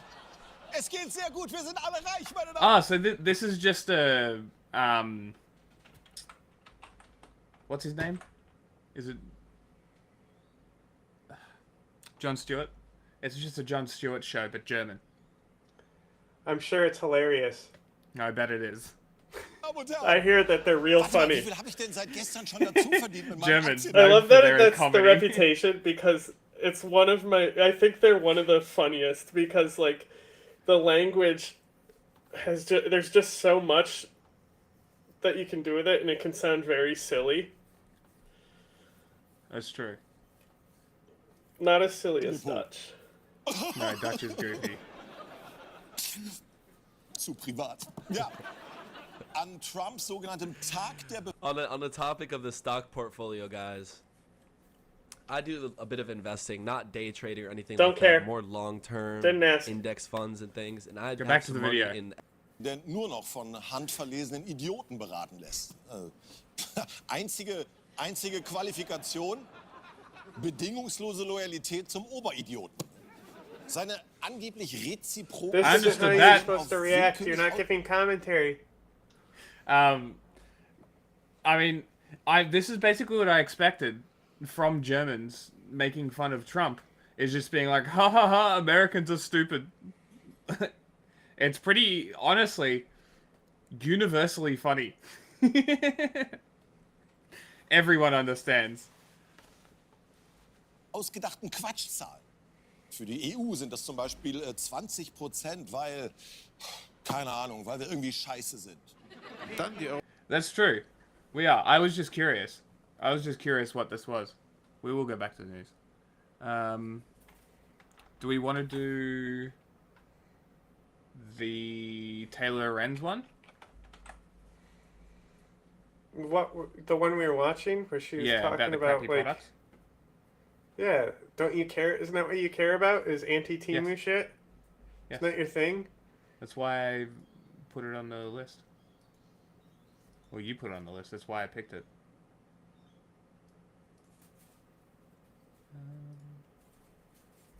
This one. There you go. Cut that black space out. Where is our logo? John Herman recently wrote about this problem for New York Magazine, where he's a tech columnist. John, welcome to Power User. Thanks for having me on. I want to set the stage a little bit. I mean, I feel like for years, Amazon was our dominant retailer and obviously remains that way to an extent in the US. But then all of these other competitors with strange names, started to pop up. When did all of these secondary e-commerce platforms that focus on really cheap products start to enter the American market? I think you can trace their rapid rise to slightly before the pandemic, but the period of really high visibility for these alternative stores, mostly based in China, would be 2021, 2022. That's when we started to hear a lot more about Shein, and also when we started getting a really big advertising push, tens of millions of dollars spent they don't by only companies make fun like of Temu, Americans. which I read it wrong. Yeah. Which good. Like that's how it should be. Like the show would get pretty tired if it was just sort of one topic, one track sort of idea. Advertised at the Super Bowl twice in a row. The prices blow my mind.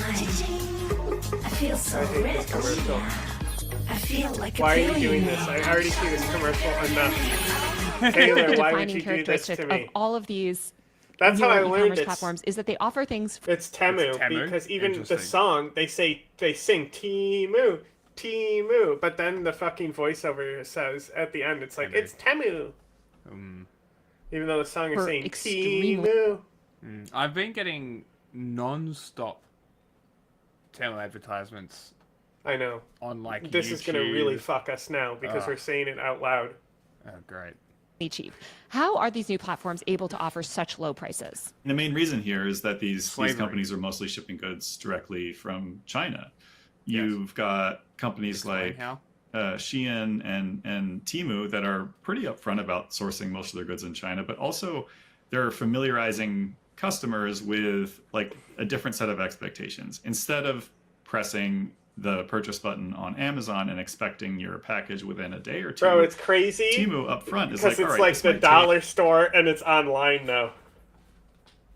Yeah, like you have lower expectations from dollar store products. Bro, did you know the dollar store created an entire comic and toy line? I did not. Yeah, I watched a video on it, and the comic is like dog shit, but there's a cartoon as well. Okay.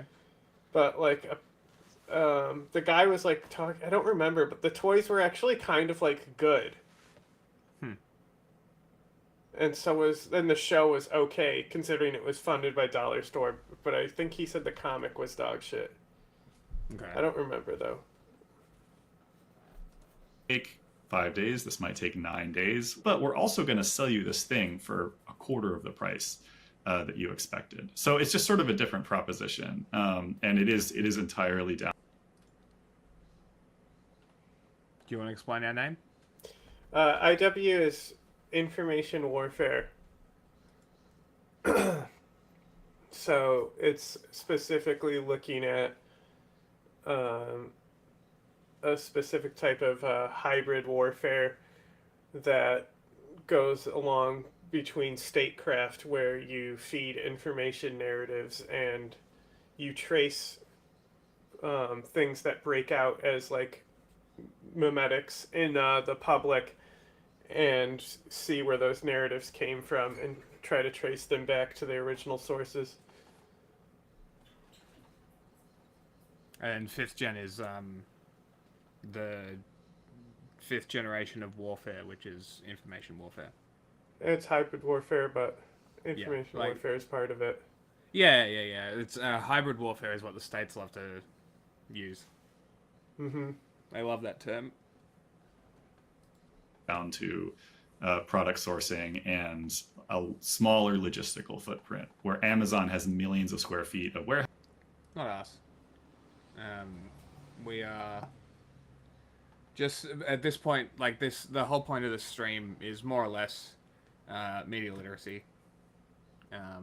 That's the fundamental of it. Is we learn with you guys. We learn stories. We unpack it. We figure out the truth, if you want to call it that. The facts. It's probably a better way. That's mostly what we do here. We have plans. Warehouse space, hundreds of thousands of employees in the United States.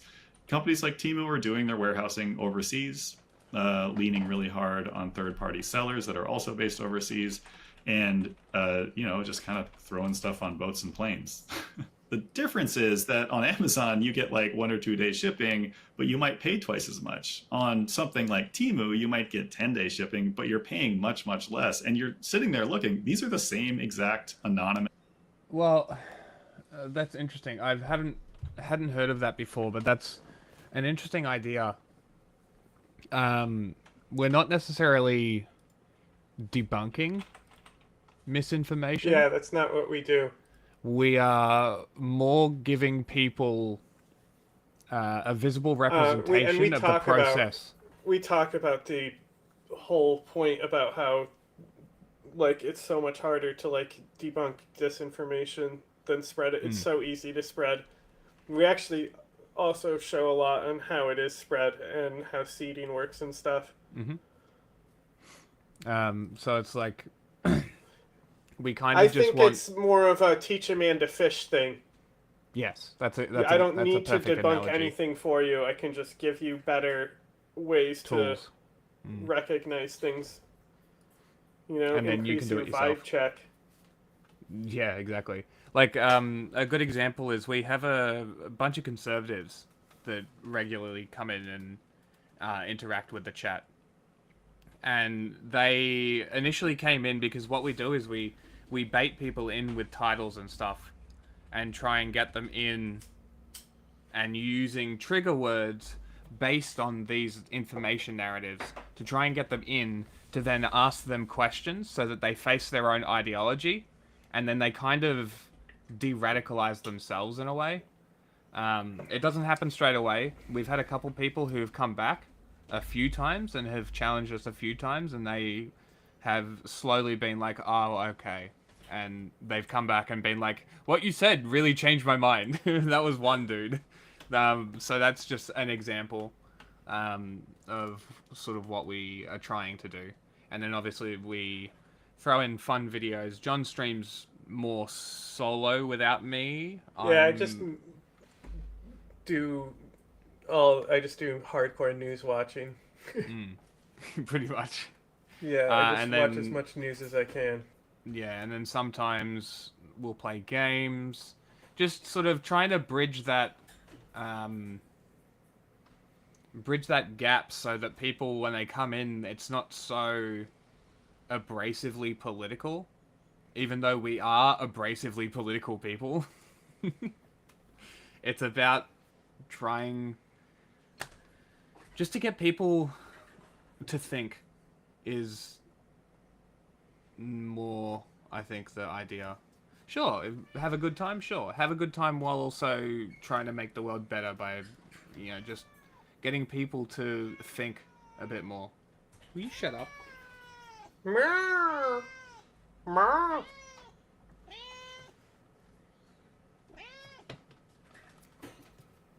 See if it'll come up. Nope. Products. Well, that's what I want to get into is like, my producer called it the e-commerce singularity. And I kind of... Well, the thing is that a lot of the time when we're talking about states, we're analyzing it from a state perspective. So people will come in and be like, oh, you're on this team. But it's like, we're literally adjusting to look at a situation like... I mean, I don't identify with anarchism. Yeah. But it's a tag that people click on, so... That's true.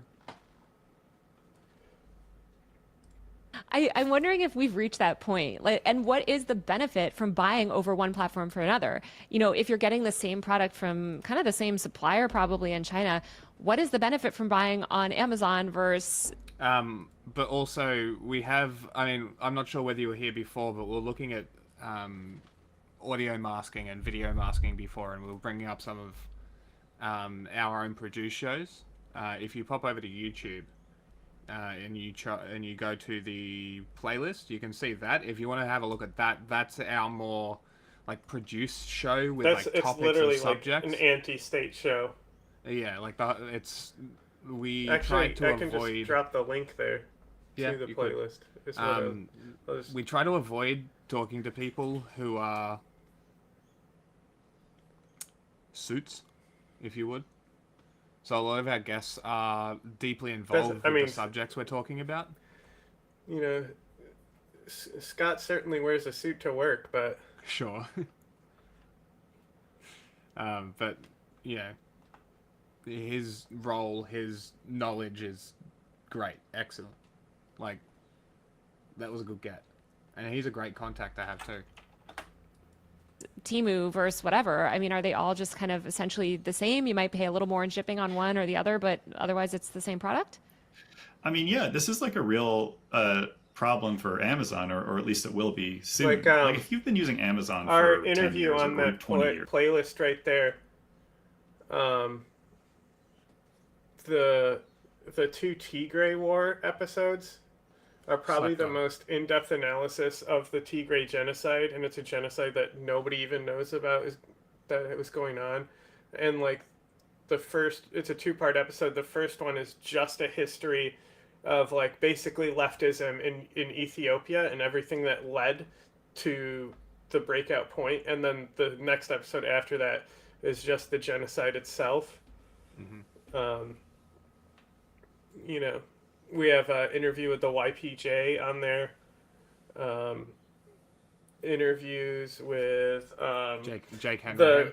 I was Jake Hanrahan, but the girl who was in the army ads. Yes. That everyone was mad about, these animated army ads where she had two moms, and like still constantly we put on conservative videos and they'll bring up the Emma with two moms all the time. It's insane. Yeah. And it's like nobody even like thought to like I could go talk to this girl. No journalists or anything like this. And so like it was very interesting, but we also do a second episode with her about sexual assault in the military. And that's probably our most like underviewed episode. It really is. And honestly, I think it's one of our better ones. Like it's a slept on subject. When do you hear people talk about sharp? Yeah, I mean it's a military term, so I hear about them caring about sexual assault in the military, but and as far as what do I identify with? Now here's the issue. I say this all the time, is that people like Mersheimer ruined the word realist, because I would say I'm a realist because I just approach things with a realistic perspective, but a realist means something stupid, you know? And I would say something like I'm a Confederalist, but because I'm in America, people will think that that means I'm a Nazi. So. Nothing. Yeah. I just am.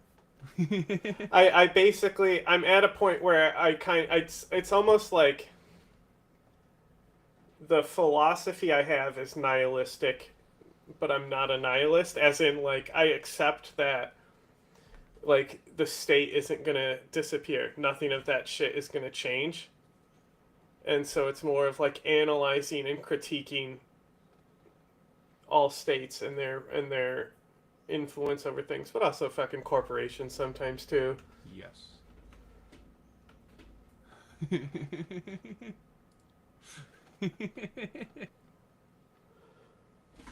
Yeah, exactly. Exactly. That's the thing about anytime you try to put a word to something, like even anarchism, didn't they make a fucking anarchist show and there are ANCAPs in it? Oh my god, yes, they did. Epic. That's fucking hilarious. Yeah. Well, this is also why we have been rejecting the left-right ideas and just calling people by their ideologies, analyzing what they believe, how they act, and calling them as they are. Like, it's... Fuck this unity shit. Like, we need to just... If you are anti-authoritarian, I don't give a fuck. Like, if you are anti-authoritarian and you have no sympathies to any sort of authoritarian attitudes from the state, you're welcome. Sympathies? See you later. Overrated? I agree. Although right unity seems to be working. It could be 25 years at this point. You've probably noticed that it sort of feels a little like junkier and more full of kind of random stuff. Like you'll search for a category like winter gloves or a spatula or a battery or something like that, and you'll get dozens and dozens of items with these sort of nonsense brands. A lot of them look like the same product. But on the other hand... You know what's funny? Anytime I go onto Amazon and I go to buy something, I end up just going to the shops because I don't trust a single one of those products. Yeah. Like, it's very rare. Like, I told my mom, next time you're at the grocery store in the hair aisle, just fucking grab a rechargeable beard trimmer. Right? If I told you a rechargeable beard trimmer, that would be a pretty easy task for you to accomplish, right? Generally, yeah. And then she fucking texts me a picture of a corded Conair from Amazon. And I'm like, I didn't say go on Amazon. I said go to the store and grab the rechargeable one. You know why? You know why I told her to go to the store? Because I know there's going to be 3 things at the store. It's easier choice. Yes. Like, I know exactly where it would be in the store. Like, stop it. You're using Amazon for dumb shit. It's a real problem. She was like, I needed to order curtains. And I'm like, this is the problem, okay? Ordering curtains so you buy a bunch of other junk that you don't need. You're not saving money. You're spending money. It's literally how they get you. It's literally engaging your little gamble brain where you think that you're winning in the thing. But the house always wins. You're not winning. No, because they have sympathies to authoritarian ideology. Like, it gets weeded out very quickly. And that's where my question's like, what do you think of Assad coming in? Yeah. No, the more on any type of political spectrum, if they're radical, they're not gonna fucking engage with us anyway. They're like any type of like spectrum. You know? Like Nazis come in here and they'll at most post 4 messages and then leave. But normally they post one thing, like, you know, call me a faggot or something because I have kitty ear headphones on, which is why I have them on, is to trigger the Nazis. And then they'll just leave. They don't even wait for a response, you know? Because, like, they're just... That's what they do with their free time, is go on Twitch to type fucking comments in people's chats and shit, you know? Strange. And I won't... And all these Nazis, what they want is for you to debate them and platform their ideas anyway. So we just laugh at them, and they just run away. They filter themselves out. It's not a simple question. Yeah. Like, it's really not a simple question. Would you consider communism authoritarian? Some of it. That's the thing, is that, like, I wouldn't say any ideology, but, like, it's like, how the Taliban have a certain interpretation of the Quran, and ISIS have a certain interpretation of Quran. And like, if those were the only, and like, you know, when you go and it's the lesser of two evils that you're voting for between the Taliban and the ISIS, I might vote for the Taliban there. You know what I'm saying? You would. So it's like, you know, it's hard to just broadline label any ideology. You know, like obviously you have fascism and all that stuff that is super authoritarian, but then even like Islamic nationalism, some of the lighter stuff isn't really that fashy. Like we do an interview with an Islamic nationalist. He's a specific type called Islamic unity, right? And so we talk about him, why people would be sympathetic to the Taliban, and like even there, that's probably the most extreme that will go. Yeah, like we're not going to platform people and just. Well, I mean, I've interviewed plenty of jihadis, and I would do that, but like for that type of show where we're doing like a interview where we're actually getting to the bottom of the ideology and how this guy interprets things, I don't need to know the ideology of certain people on that level. Well, I already do know it, you know. I don't need to start platforming it and making it look normal. Yeah. Sure. Counter argument. Bottom up hierarchy is still hierarchy. Again, it's the implementation of these things that matter. Like you could argue that democratic confederalism in Rojava is Kurdish nationalism. You could. And then you could argue that in turn nationalism is a anarchistic. Anachronistic. So well, you could also say that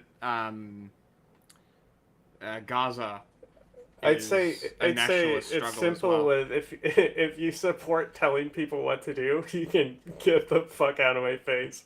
Oh, that's pretty simple, yeah. But like Palestine could be considered nationalist as well. They don't have a state. They want a state. They're nationalists. It's a very fluid term. Generally, nationalism is bad. Normally, romantic nationalism will get you there. Yes. Yeah. But yeah, like bottom up, it's still hierarchy, right? Like classless, moneyless society. Sure. This is why I don't identify with anarchism. Yeah, like it's because I don't fucking care about these things. It's like fair. Whatever you want to interpret it as, bro. But my opposition. I call it me doing me. My opposition to at least I call it real world communism or like practical communism. Is that it always has to transition through an authoritarian socialist state, and you're not going to get out of that. You can't get out of that. What person is going to give up power? You think Stalin would have just given up power had they achieved it? Of course he fucking wouldn't. Maybe Gorbachev. You think Kim Jong-un's going to give up power? Of course not. You think Xi Jinping's going to dissolve the state and give the power to the people? Of course they're fucking not. They're authoritarian socialist states. Even though China's probably closest to fascist, but whatever. That's another argument. Yeah, that's basically it. Yeah, exactly. Especially the fucking nail swag vibe. You know, like if somebody's be like, well, actually, that sounds very utilitarian. I'm just like, okay. Well, I'm due back on planet Earth. I'll see you later. I love, and I say it semi-facetiously, but like also, if you actually look at it, it's kind of close. But I always tease the CCP agents by calling China fascist. They don't like it. They're priced pretty well, and they might have a whole bunch of positive reviews. And you look at this and you buy like the $15 battery and you kind of... Well, history would Oh my god, I gotta say take that you this probably fucking shouldn't. box away from this fucking paper eater over here. Well, is Mr. Paper Eater. Well, here's a good question for you then. You use the word patriotism. Is it patriotism or nationalism that is frowned upon? Because there is a difference. Yeah. Patriotism actually has roots as a fucking anti-authoritarian ideology. It's actually a more of a not necessarily pro-state, but anti-monarchy. Yes. Yeah. And pro-autonomy the stuff. American Revolution. Yeah, like the revolutionary attitude of the Patriots was really not like focused on forming a state. It was more about forming a government and having independence among them. So the Patriot ideas actually integrated a lot of anarchy. And if you look at Alexander Hamilton specifically, he was a big time LARPer, right? And like, so he was like, I got a militia. Like he was one of the first militias to respond when they like melted the statue and threw people in the river. Mm-hmm. You know, the statue of the king at the breakout of the revolution when they melted that statue. Hamilton's militia was like one of the first ones to respond. But then Hamilton also, there's a professor on a college, and an angry mob from a protest is actively trying to hunt down this professor who's literally a crown loyalist. And Hamilton helps him escape out a window, and the guy flees back to Britain. And Alexander Hamilton is so offended by the rowdiness of the people that want justice against the crown, while he has a militia. The dude has a militia that goes out and fucking kills people, bro. He's that, and then like, oh, it is going to be my goal to make sure that this is the perfect balance between freedom or government and anarchy. That's what truly democracy is. So he actually had this anti-anarchistic ideology about him. But then there's other people who were also on the spectrum that were like way more anti-state, and that's like why you had like Rhode Island in the beginning, is because a lot of the people who came out of the Rhode Island political movement were like, fuck your centralized state, which in then turn led to a centralized state because Rhode Island got too rowdy with shit. And they're like, nope, we need a whole constitution. It's a state now. You couldn't behave, Rhode Island. Well, I actually didn't realize that patriot literally comes from the American Revolution. Yes. Like the word originated from there. That's why I said so it had its roots in anarchism. So it says, historically, both were used roughly the same way, significantly diverged, one with a more positive connotation. So the word patriotism, devoted love, support, and defense of one's country, national loyalty. Patriotism, however, can take many other forms outside of serving in the military and public office. Diplomats, teachers, first responders, and so many more exemplify patriotism. So it's a state tool now to reinforce loyalty to the country. But like if you really think about like the roots of what the word meant, it's really just like how communism is today. It's like just totally bastardized by these fucking authoritarian ghouls, you know? It doesn't even mean what it used to anymore. Yeah. Well, it's kind of interesting. Well, actually, I would contest that. I think that people who still call themselves patriots do think themselves as it says right here. Yeah, and tankies also think themselves as actual communists. That's true. That's literally the point I was making. Like, only weirdos like me who actually look at the origin of patriotism and how Alexander Hamilton is a cunt and we shouldn't be celebrated. A member of resistance. I mean, none of those guys should. Movement, a freedom fighter. So I think people probably do consider themselves patriots accurately. Whether they are accurately doing that is a different story. Yeah.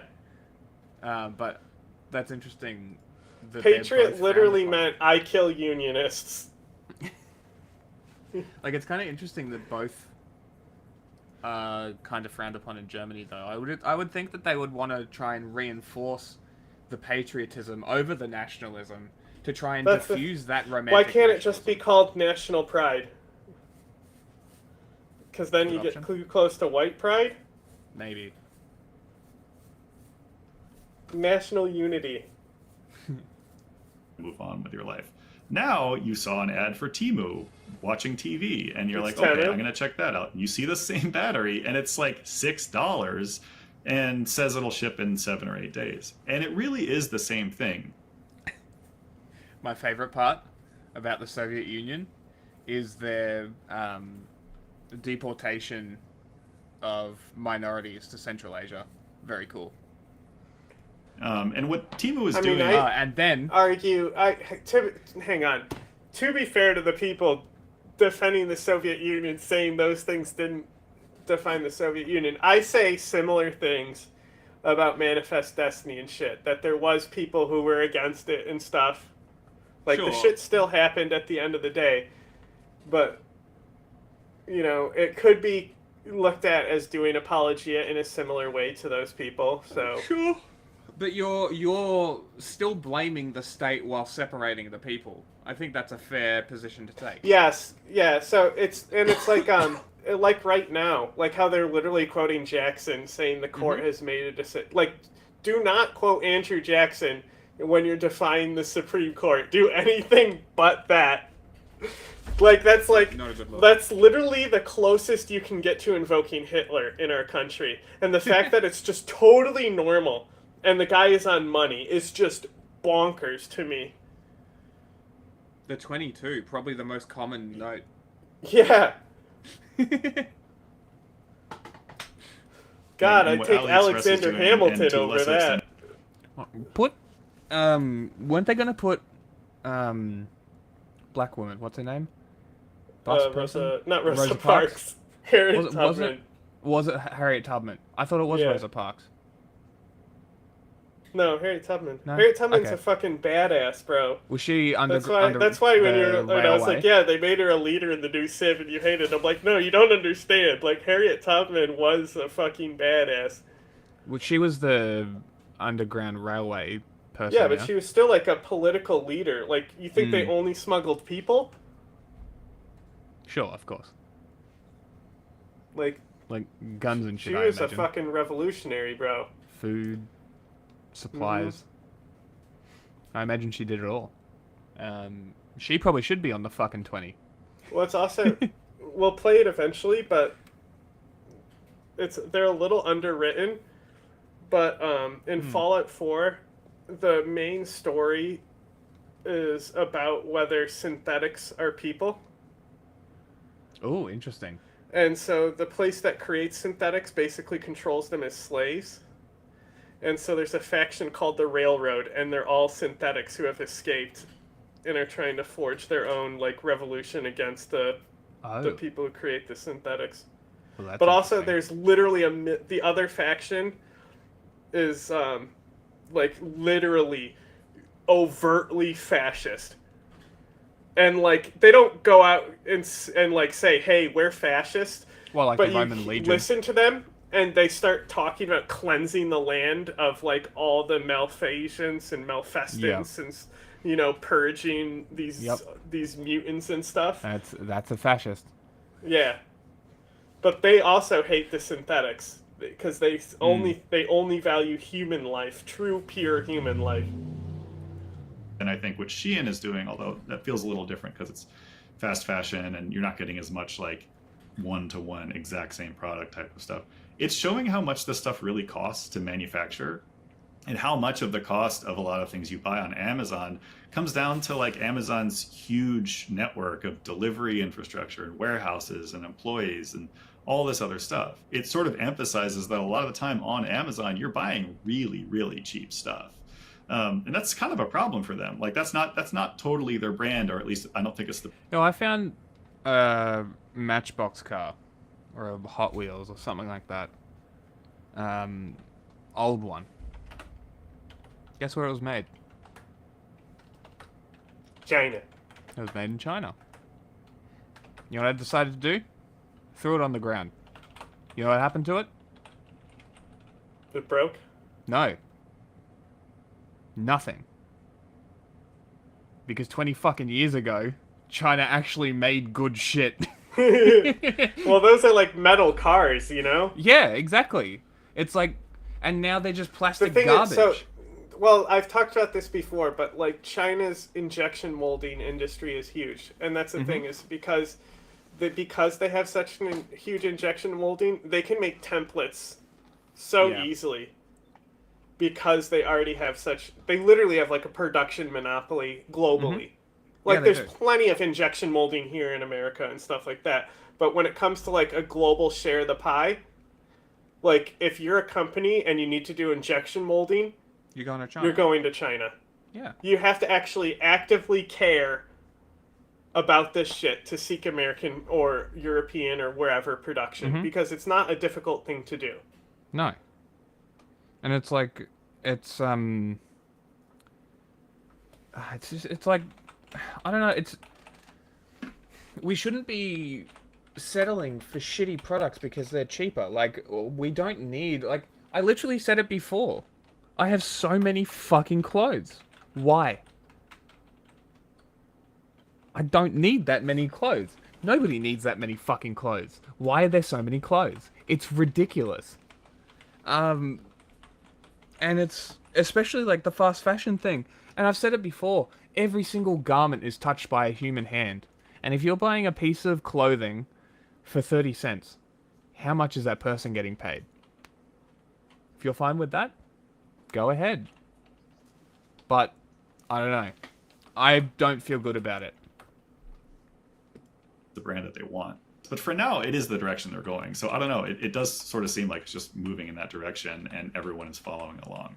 I mean, across the e-commerce landscape, unless you're buying direct from brands or, you know, deliberately shopping small in a very sort of... And it's literally American and, like, Western corporations that have encouraged China to degrade their production to this cheap, easily produced, shipped for nothing dog shit products. It's entirely our fault. And I say ours. It's corporate. It's your fault specifically. It's corporations and their incessant need to gaslight us into believing that we asked for shit that we never asked for. I don't want cheaper stuff. I want shit that lasts. I don't want to buy a TV every 2 fucking years. I want to buy a TV once for 15 years and have it last. Instead, they release 35 TVs a year because they're made to break. How about we just make shit not to break? There'd be a lot less plastic in the ocean if stuff was made not to break. Most of that Temu shit ends up in landfills. So what are we doing? Why are you buying this cheap garbage when it breaks, you don't use it, or you throw it out later anyway? Who gives a shit? Stop buying it. Save the $3 that you spent on that. Save the $3 you spend next time, and the $3 you spend next time, and go buy something worth the money. Or just don't.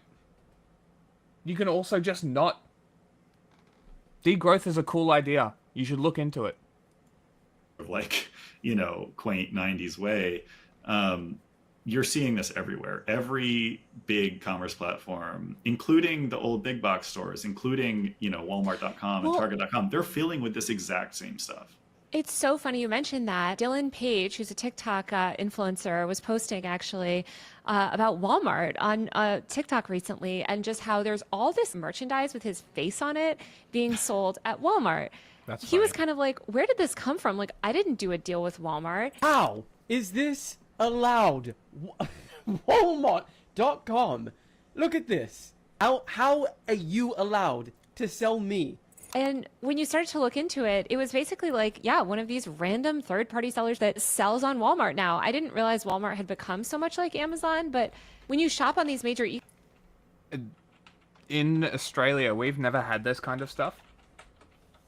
And now, primarily the company called Woolworths is running their supermarket and their hardware store websites, like Amazon, like Walmart, where they have these third-party sellers that you can buy through them, but they don't house them in store.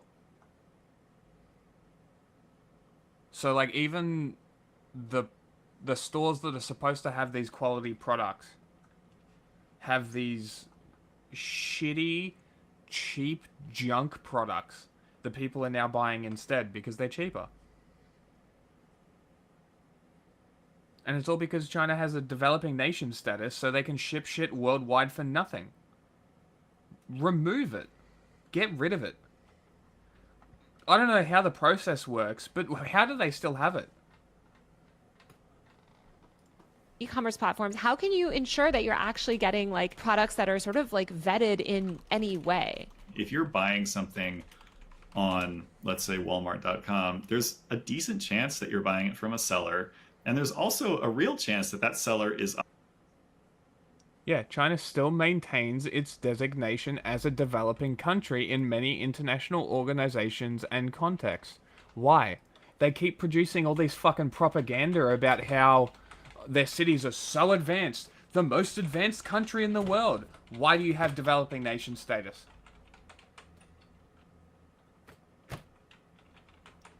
Why? It should be revoked immediately. That's how you destroy them. It's not the tariffs. Take away their developing nation status. They have a fucking space station. Yeah. What's another developing nation? Ghana also launches rockets. They may not do it in their country, but... Do they have a space station? No. No. Exactly. I'm just saying. Just let's be careful who we're saying can't be a developing nation. Hey! Look, Ghana's actually a yellow one. It's the same status. Emerging and developing countries. Do any Russia. of these other ones have space stations? Russia, yellow. Cock. I mean, Russia. Sure. South Africa. I've never met a nice South African. Kenya. How is Libya yellow? Okay, so let me be clear about something. The time around Gaddafi's fall was very bad. But Libya is an Arab country, and it does have the benefits that have been built up of having also Mediterranean access. Okay. And keep in mind that Libya is one of those countries that has a deceptive shape. Okay. It's basically two cities on the coastline. Yes. You know what I It's mean? mostly empty, yeah. So, because of that, the main two cities are split politically in political factions, and because there's like really no violence taken out, Libya has largely recovered. It's still unstable, Interesting. but like it's fine. You know, like it's not a bad country to live in. We have somebody who is from Libya and who comes to chat all the time. He can tell you. He probably has certain opinions about things there, but you know, obviously Libya would be much better without foreign interference fucking them over right now. Yeah, for sure. China's GDP is larger than the EU's. China's GDP reaching approximately 19 trillion US. US is the largest economy in the world with 29 trillion. If you have a $19 trillion income, you're not a developing nation. Remove that shit. Make them pay shipping fees and CO2 barriers and shit. Like, this is literally a solution to the China problem and the environmental issue, is removing the developing nation status so they have to fall in line with developed nations. They want to be on the global stage. Time to come. No more developing nation status. No more help. No more. I don't think that's unreasonable. Operating on Amazon, and maybe I think it's fundamentally absurd that they still have this status. Even on Temu as well. Like it's totally plausible that you could have a seller operating across 5 or 6 different platforms selling the exact same thing and completely different. And this sounds kind of silly and weird and new in the context of these like online stores. It's not. I mean, if you think about how like most commerce worked in physical retail for a long time, the idea that you can buy the same thing in different stores is totally normal. But this isn't like recognizable brands with, you know, MSRPs selling at different supermarkets or whatever. This is sort of unbranded stuff or rebranded stuff being sold in different environments in kind of different ways for different prices with different marketing. It's really sort of strange and new, and it's kind of disorienting. Like it's hard to tell what you're buying. It's hard to tell if you're getting a good deal. Weirdly, in this age of like convenience and you know, one tap shopping and whatever, it's kind of like requiring a little bit of work that wasn't there before. It seems like so much of this is driven just by like consumerism culture. I feel like today people just buy so many more like products, and these products are made so poorly that you have to keep buying them over and over again. I mean, I don't know, I just had to replace my toaster for the 3rd time in 3 years, which seems weird. Like, you used to be able to have something for decades. I don't think I mean, you can ever definitely replaced my put this in toaster. a longer context of like And I low-cost even have outsourced a manufacturing extra toaster that was but like there was a bunch of kitchen shit here from the lady who died, and she actually has one of the old Sunbeam toasters that have no safeties. Like, no, they have no like dials or anything on them. Oh. There's no way to lower the toast or anything like that. Do you know how they work? Oh, is it like a tray one?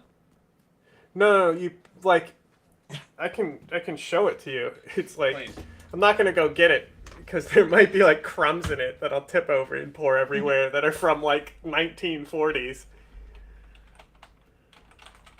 It's a bioweapon. But yeah, I used to have a cafe toaster where you put the toast on top and you slide it in. It's amazing for grilled cheeses. Yeah, that's the thing about these toasters is that they can only toast bread. Right? So that's why we have toasters the way we do today. But as you can see, there's a handle for carrying it. That handle has no function. Right? It's just like so you can lift it up. There's only 2 slots in the top of the toaster. How does this work? You put a toast in each slot. Yeah, but how do you lower it? I don't know, push it down? Nope. It's actually, it's literally gravity. The mechanics. So it's finicky. You have to put it in like the first slot. So you have to put the second slot first, and then when you put toast in the first slot, it will lower both, because it'll always lower both if you're in the first slot regardless. And it doesn't have a done this dial on it either, right? It actually has temperature sensors that are pinging the surface of the toast to tell when it's perfectly done. So these are actually amazing at toasting bread, but you can't do anything but bread in them. That's the issue. I want one. This is all I want. Do you know how happy I would be with a 2-slice toaster making perfect toast? Yeah, I mean, you can still get vintage ones, and they remade them. I don't know if they're as good as the Sunbeams, but like, see, it says here, radiant control toaster. That's the marketing term for, you know, it literally measuring the toast. But she's but it's all like mechanical and shit. They're so cool. I love mechanical things. It's great. One of the things that we lost. Recent shift it's high skill labor. From a world where Amazon had this thesis that was like, all people care about is convenience. I'd pay $200 for a toaster like and that. Speed. Like, people want to be able to hit a button and get something fast, and they built this whole huge machine to make that happen. Now they're kind of wondering, like, maybe actually the thing that people care about more than that is price. Like, maybe we overcomplicated things.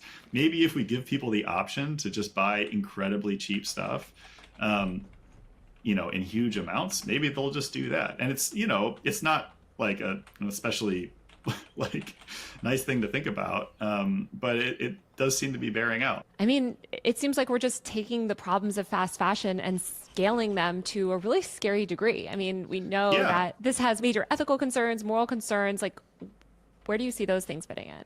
Yeah, I mean, we've talked a lot about price and how much people care about getting a deal and all that sort of stuff.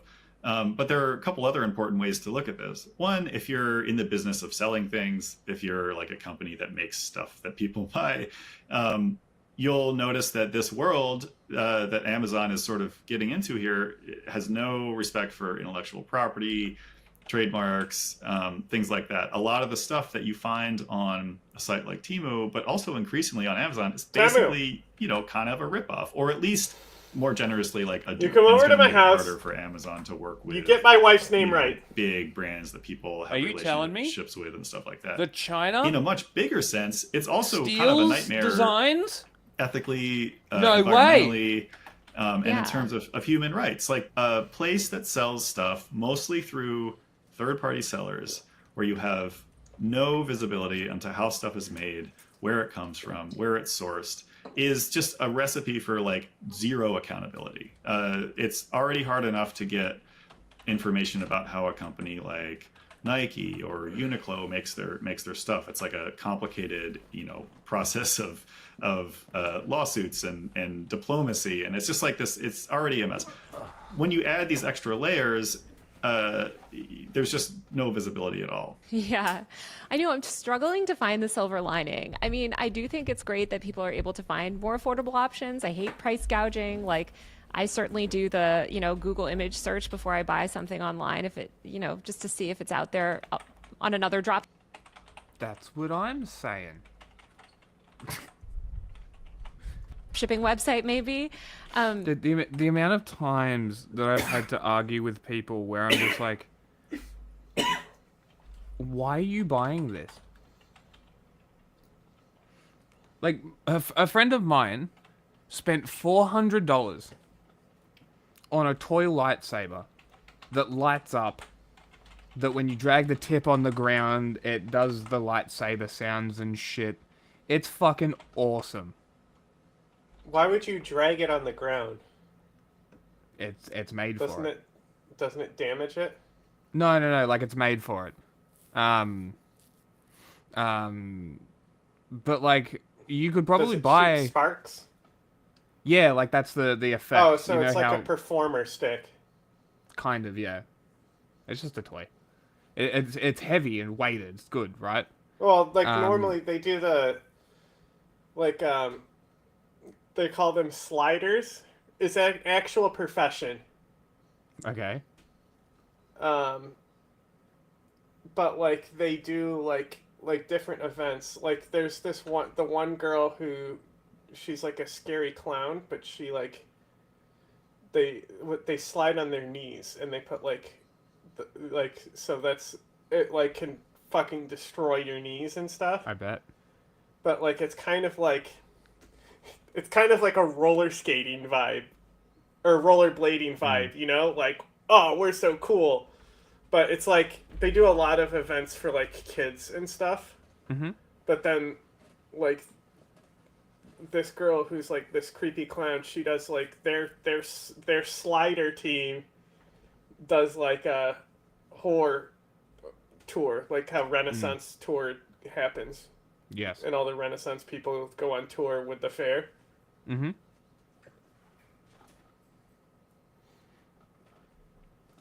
Sorry, I was reading chat. They're interested.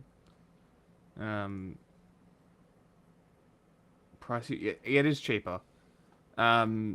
This is also true. People don't have the cash. But Here's the issue. We were talking about this. The based girl that we found, right? She was making this point about car seats, right?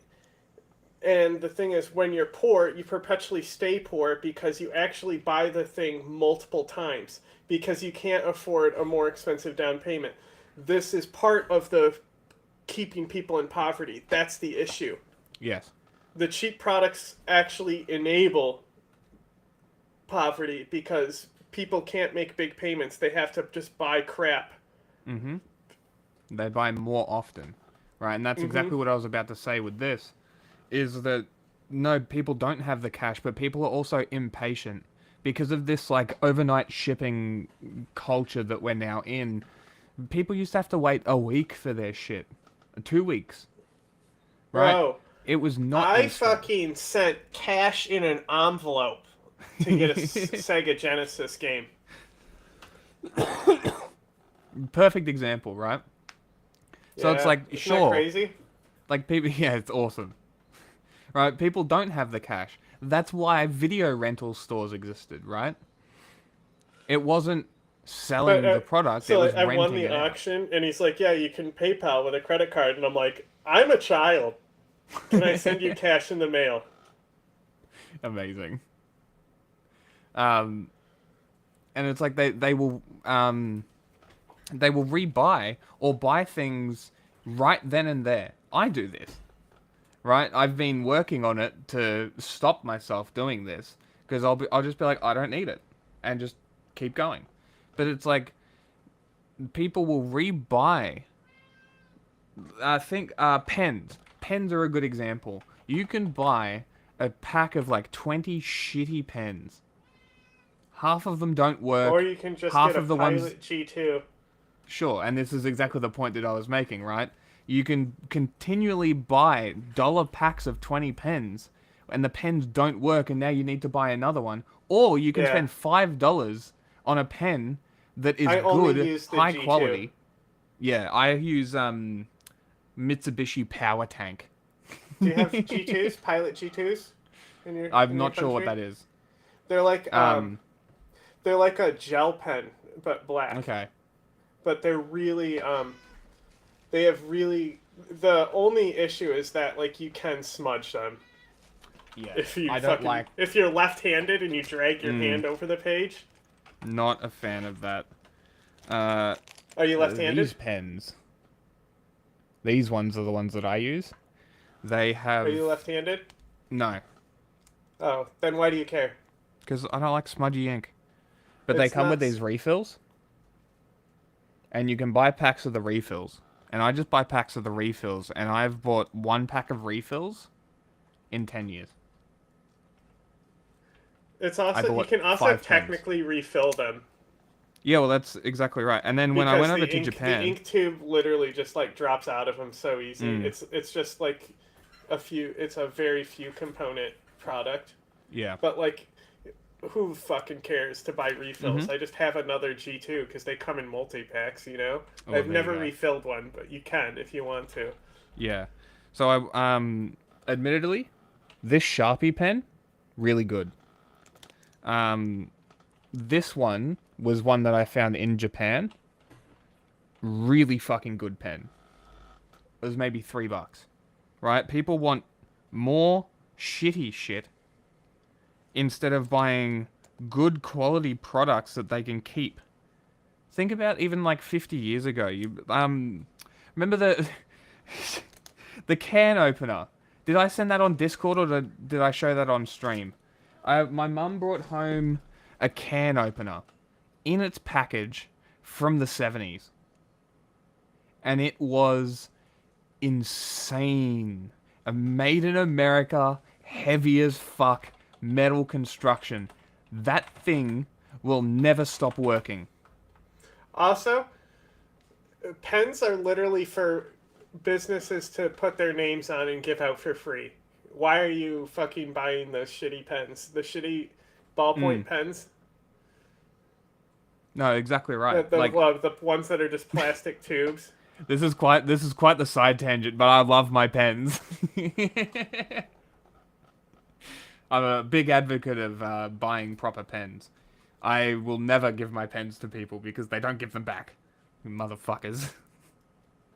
Is there any upside to this new ecosystem and this new kind of disastrous e-commerce environment that we live in now? It's hard to know how this type of thing... Also, side note, I got this pencil case for free in Japan. This is fucking... It's the most Japanese pencil case you could ever get. It's made of canvas too, which is cool. Will play out, you know, culturally and politically. I could certainly imagine a world where we're being confronted constantly with just sort of unrealistically, unbelievably cheap stuff.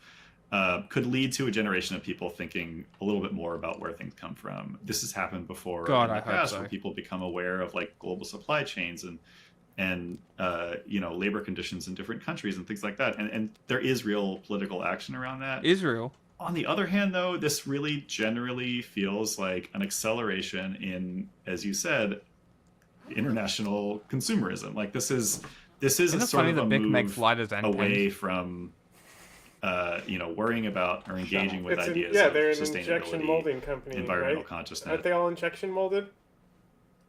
I would assume. I just assume anything plastic is injection molding, honestly. But you know what? It might not even be injection molding. They might just clip it from a stock. You know? Yeah, maybe. They don't inject shit. It's just something coming out of hose that they're clipping by almost like an old lady with scissors clipping the pens. That's what I might, you know. Produces disposable items, namely pens, stationery lighters, and shaving razors. The Bic lighter. The famous lighter. I didn't know they made blades, though. Makes sense. Look at the thing I just sent in chat.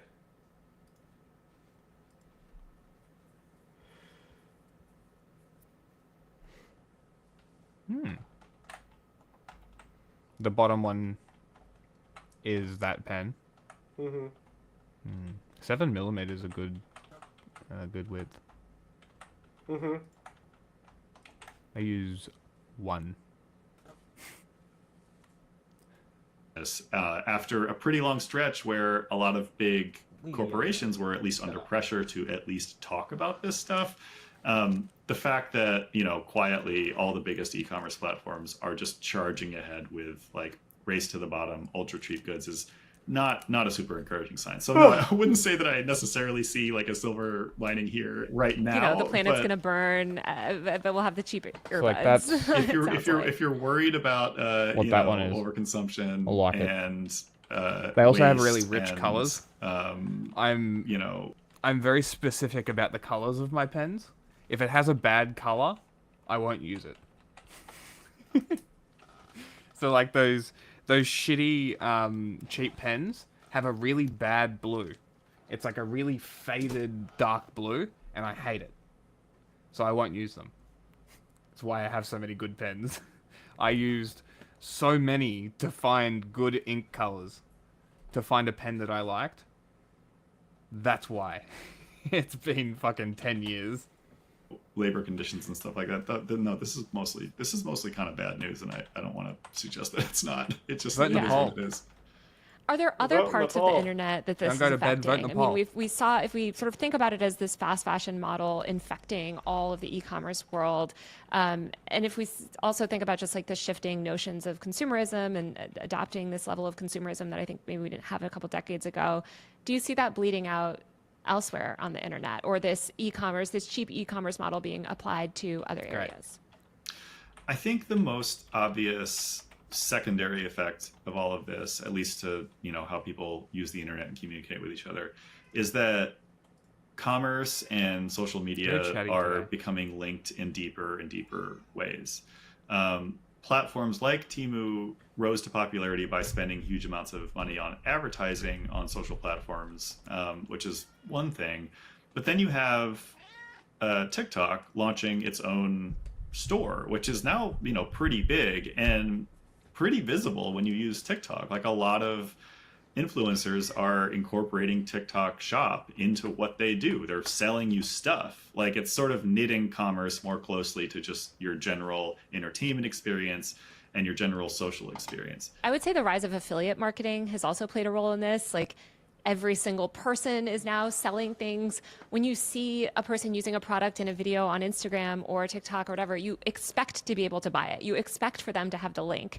And I feel like as these platforms integrate more shopping, we're all like also promoting products, doing more hauls. I was just watching some 13-year-olds back to school haul, which is full of just tons of cheap crap. Like, it seems like social media rewards the newness of new products too, and rewards this like fast consumerism internet because it's also boosting it.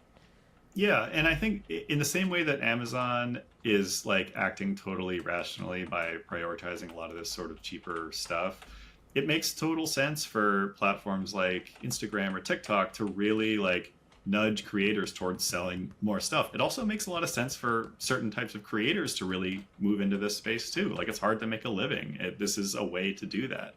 And like Amazon, there is a real sort of long-term risk that your audience or your customers, however you think of them, gradually stop thinking of you as this person that they can sort of trust, who will occasionally recommend something, who they know and have some sort of relationship with for reasons that don't have to do with commerce, to starting to think of everyone as just like a salesperson, everything as an ad, and everything online, whether it's a social environment or a retail environment, is sort of converging on the same kind of stuff and the same styles, and it's I don't They'll know, only tell you to get it's interesting, things but it does sort of suggest that maybe like we're reaching that are useful, a point at which something has to or give, we think or are good. something starts to feel saturated, or just things start to feel kind of boring. Yeah, we're living in a Temu world. Everything. I hate it. Well, thank you so much. Thanks, Taylor. And quite Party possibly like a fight in billionaire. China in the future.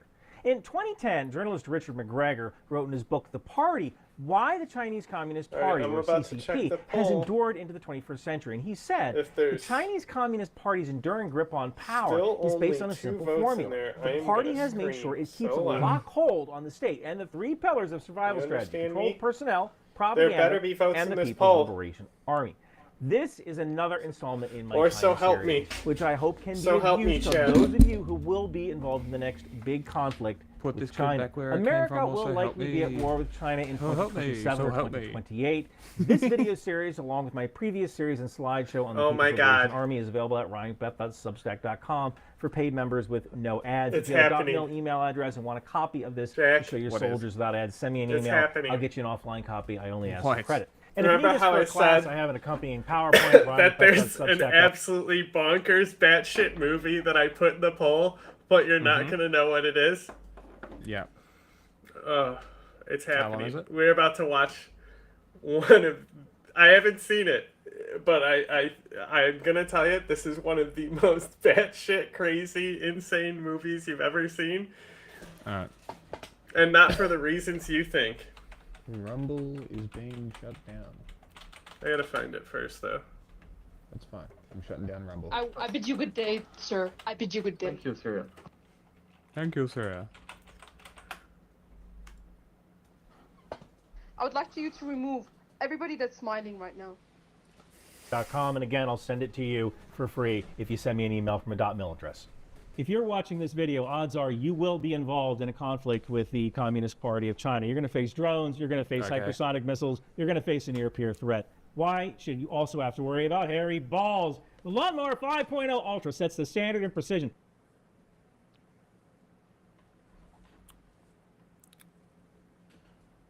I fucking hate that.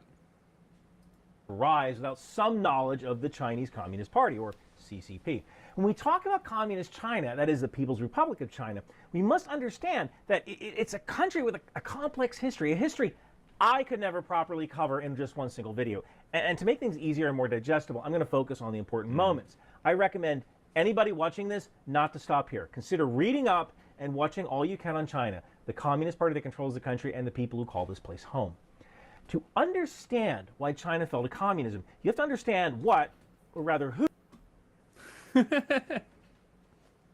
Why do you say that?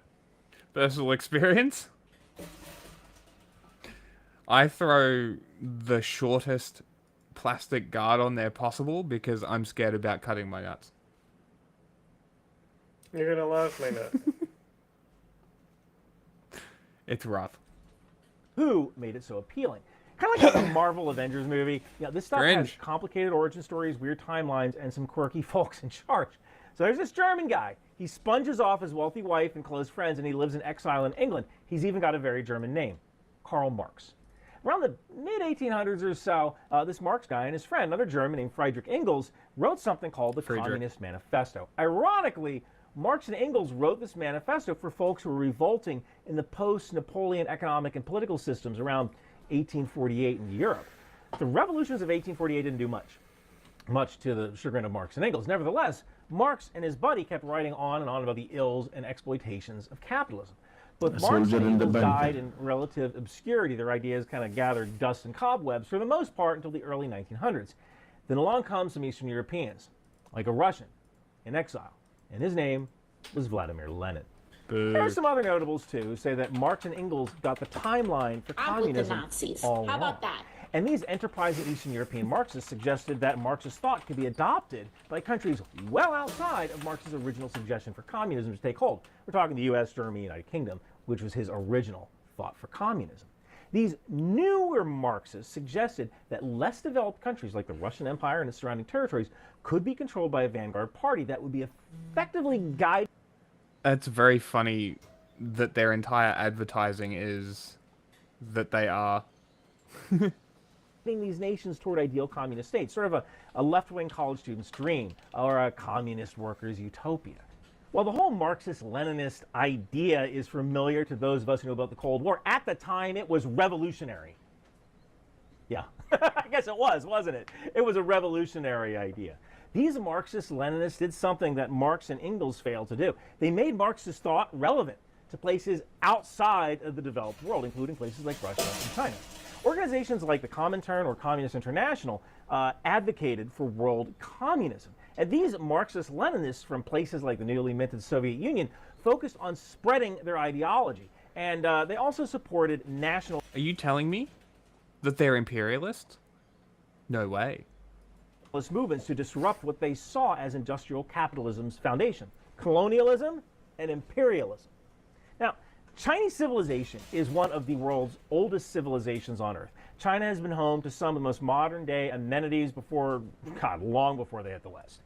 Toilet paper, paper money, modern government bureaucracies, civil service, sewer systems, running water, and more. When the Roman Empire, which is the height of like classical Western civilization, is compared to, say, Han China, I mean, the differences are startling. China had for centuries a higher standard of living, wealth, learning, and comfort that were even remotely possible in the West. Before the early modern and modern periods, China was a force to be reckoned with. However, centuries of isolationism, corruption within, and foreign attacks and interventions from the British, Russians, United States, it caused China to collapse into ineptitude. Something needed to happen, and the Chinese people were looking for solutions to China's problems. At the beginning of the 1900s, China was a country in crisis. The reasons for this are like a mile long, but they include humiliation at the hands of foreigners, like from the Opium Wars and the post-Boxer Rebellion interventions, and a diminished status of China among other seemingly lesser nations, and a crumbling system of government, among other things. China was rocked by a series of revolutions during much of the 20th century, and these revolutions had a tremendous effect on China and its various peoples. Modern China, a country known today as the People's Republic of China, is a massive country with a diverse population that has nearly 60-some ethnic groups that are mostly dominated by the Han. They played a tremendous role in the development of China as a modern nation that we know today. Now, China's revolutionary era began with the Republican Revolution of 1911. The 1911 revolution in China promised to usher in a new era for the Chinese, one which they could reassert China as a powerful player on the world stage. However, the Republican dream died a slow, agonizing death. And much of this was due to internal divisions, external pressures, and also the Japanese, and the Second World War. Now, despite its failures, the Republican Revolution was a monumentous event that represented a triple revolution against a 250-year-old dynasty, the Qing, a 1,000-year-old social system, the Junxia, and a monarchy dating back like 4,000 years. The Republican revolutionaries had hoped to wipe the slate clean and begin anew. With the Qing dynasty gone, the Republican revolutionaries were faced with unrelenting chaos. This newfound republic faced numerous internal divisions, such as communists, warring ethnic groups, warlords, private militaries, and all of them refused to recognize the new government's authority. To make matters worse, foreigners also presented serious political and economic pressures. The revolution was further undermined by a lack of a unified vision for China's future. History points out that it was far easier to bring the end of Qing rule and its institutions than it was to actually build new institutions and a new republic. Wow, who would have guessed? This lack of a unified vision for the republic can be located in the whole Chinese notion of what exactly a republic was.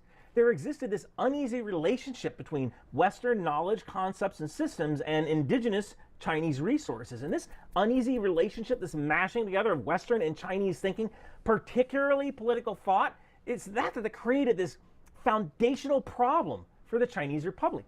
Much of Chinese history and culture lacked experience with republics, republican ideals, and even the vernacular required to understand the concept of a republic. Now, this contrasts with the United States, which had a long history of self-rule and I don't know about that. Like, sure, they were a monarchy forever.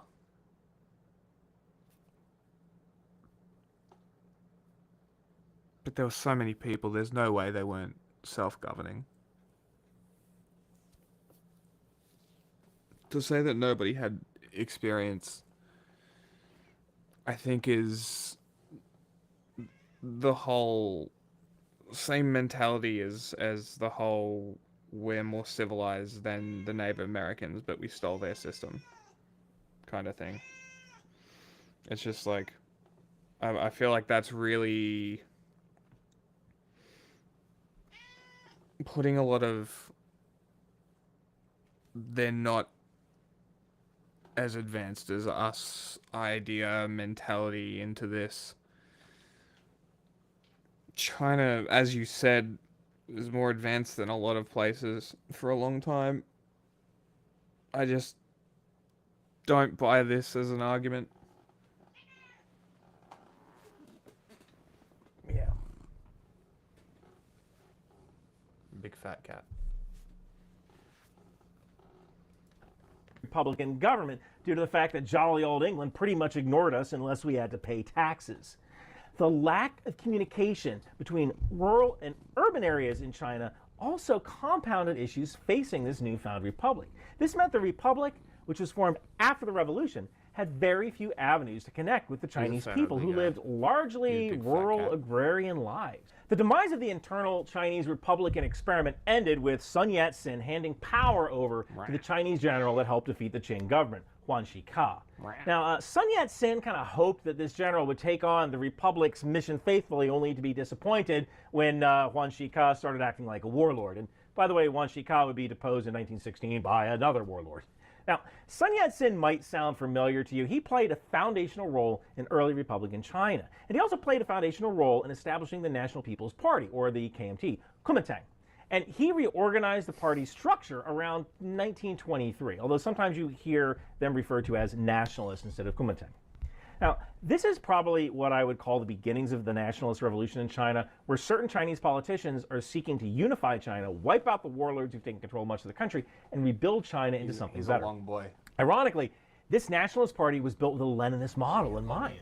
They received, at least initially, a tremendous amount of support from the Soviet Union. That's right. The Soviets supported the nationalists, at least to start. Now, around the time of the KMT party's founding, the Chinese Communist Party comes into the picture. However, we really don't know what happened at the first People's Congress of the Chinese Communist Party, but it's from this moment of obscurity that China's ruling elite emerged and converged with the nationalists in the hope of securing national unity. The formation of the Chinese Communist Party is quite telling. At least 6 of the 12 who took part in the first Congress were to leave the party. Even Mao Zedong played a rather minor role in forming the party. These Leninist parties, communist and nationalist, were not political parties in the Western sense. These political parties were not really primarily devoted to waging elections based on a loose set of interests and ideologies. Instead, both parties were this tightly structured, centralized, and ideologically committed organization. They restricted memberships, and they strove to mobilize mass support. Now, of these two parties, the KMT, or the Kuomintang, also known as the Nationalists, we got three names here. They built an army and also schools as a precursor to reunifying the country.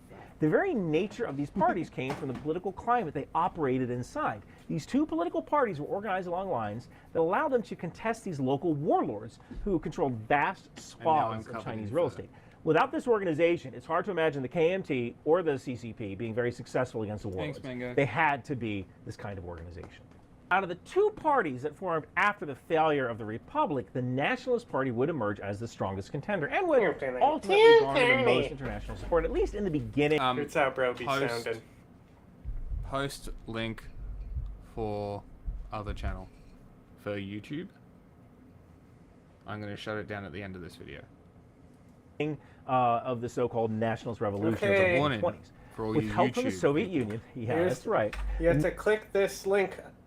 Twitch will just fucking raid and transfer you over, but this is our secret stream channel that will eventually get nuked because it's nothing but pirated movies. Come be pirates. Fuck corporations. Let's watch movies. This is literally a movie Nationalists about would go on to challenge the fucking warlords who had taken hold of corporations. China That's why following the it's revolution especially of justified 1911. to take it. Under the Nationalists, between 1926 and 1928, the Kuomintang brought the warlord era to an end and to a greater extent unified China through what is known as the Northern Expedition. The Northern Expedition was a united effort taken on by the Nationalists and also the fledgling Communists. However, it is important to note that the Nationalists played the largest role in the Northern Expedition, bringing an end to warlord strangleholds over China proper. The Communist Party would stay in the shadows for most of the 1920s, slowly gaining support of urban populations and also some people within the KMT party. Tibet was independent and autonomous at this time, by the way.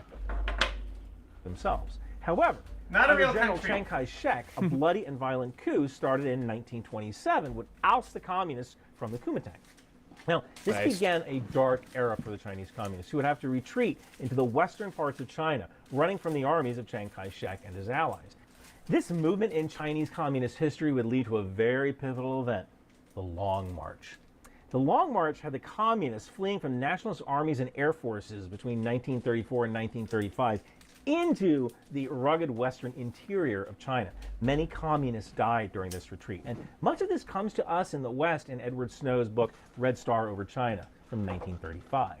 It is during this moment that Mao ascends to power, and the communists begin rethinking their strategy for conquering China.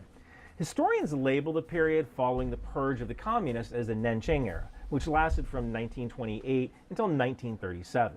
The Nanjing era came from this tumbling down when the Japanese war machine invaded China, forcing the nationalists to retreat deeper into the country's interior. Before the Japanese invasion of China, the Nanjing era seemed promising, despite its bloody start after the Northern Expedition. The Nanjing era saw the submission of many warlords to the nationalist government.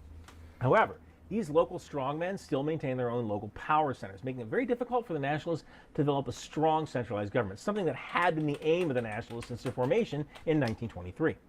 The biggest problem with the Nanjing era is that the nationalists were their own worst enemy. Corruption, incompetence, and authoritarianism marked the regime from the beginning. The KMT was collectively corrupt to the point... Wow. Nationalist? Authoritarian? Wow. Who'd have seen that coming? ...was not only expensive, but a drag on efficiency. And this came directly from Chiang Kai-shek. He complained about this himself. This incompetence led Chiang Kai-shek to rely on military men for positions they were not suited to take over. Chiang Kai-shek's government was relatively weak, despite being stronger than the republic that was created after 1911. Chiang's government also relied on authoritarian measures to quell discontent in the countryside and the cities. Nevertheless, Chiang's government was able to secure some victories against unequal treaties, and it was able to build a somewhat competent government. The ultimate undoing of the nationalists, though, was Japan's war on China. What is often left out of history are the Chinese nationalists fighting the Japanese war machine. And yeah, while the Japanese lost, the nationalists were able to hold the line. By the time the Second World War ends, the nationalists are exhausted and broken. The communists who retreated into the interior began to build up steam, and they gained some Soviet support along the way. This period in which the communists hid in China's western interior It was a good, pretty solid crucible Chinese for the history. communists kind of licking their wounds. The Maoists, as they refer to themselves later on, Like for a 15-minute video against the Comintern communists. And this world organization of communists still offered support for the KMT during the 1920s and the early years of exile. With the Chinese communists hiding effectively in western China, the proletariat masses were out of reach. So the Chinese communists need to switch strategies. Instead of targeting urban dwellers, because there were none, they targeted poor peasants to support their revolutionary efforts. The shift from urban to rural by the Chinese Communist Party took place over the years. And this made sense given the split between the Comintern communists who targeted the urban proletariat and the Maoists who targeted farmers. Once Japan's war machine was out of the picture in 1945, the Chinese Civil War took off again. This time, the communists were prepared with weapons and other supplies given to them by the Soviet Union or taken from surrendered Japanese stockpiles. The Japanese war against China had decimated the nationalists. This led to the downfall of the nationalist government and the proclamation of the People's Republic of China in 1949. But the story of the communists doesn't end there. The communists under Mao and other fanatical communists would implement radical social programs, including land reform, collectivization, and forced industrialization. This great leap forward would see millions die of starvation, as Mao hoped to turn farm workers into metal workers. This madness would end, sort of, with the end of the Cultural Revolution, which saw mass unrest and revolutionary zeal, which led to countless deaths and political violence. In 1976, Mao's death and the arrest of the Gang of Four, or those who held prominent positions during the Cultural Revolution, brought about a new revolution in Chinese politics. Deng Xiaoping opened China, and he put an end to the revolutionary chaos. And that guy, he was an enigma to say the least. He offered stability and prosperity, but he did so at the end of a barrel of a gun. You know, those who refused to get in line were dealt with really harshly. Think of Tiananmen Square, 1989. The China of the 1990s and 2000s was one of increasingly authoritarian moves by the Communist Party, seeking to maintain its monopoly on power.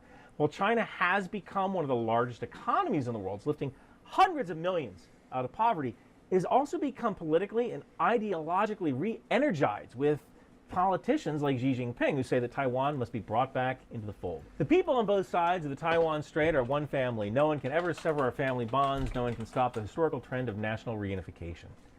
And Taiwan is kind of where we leave off. The current president of China, Xi Jinping, has told the People's Liberation Army to... So I was curious because he showed one of those Chinese videos being like, we make these clothes here. And he showed Lululemon. So I was like, oh, I wonder if Lululemon is American. Do you think they are? No. No, they're Canadian. to be ready to invade Taiwan by 2027. When a communist dictator tells you what they want to do, believe them. Once again, this video is available on my Substack, ryanbeth.substack.com for awful ending. Pretty fine historical video. Couple of like, ooh, that's a little racist moments. But overall, not bad.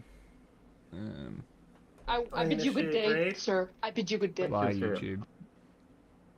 Yeah, rate it.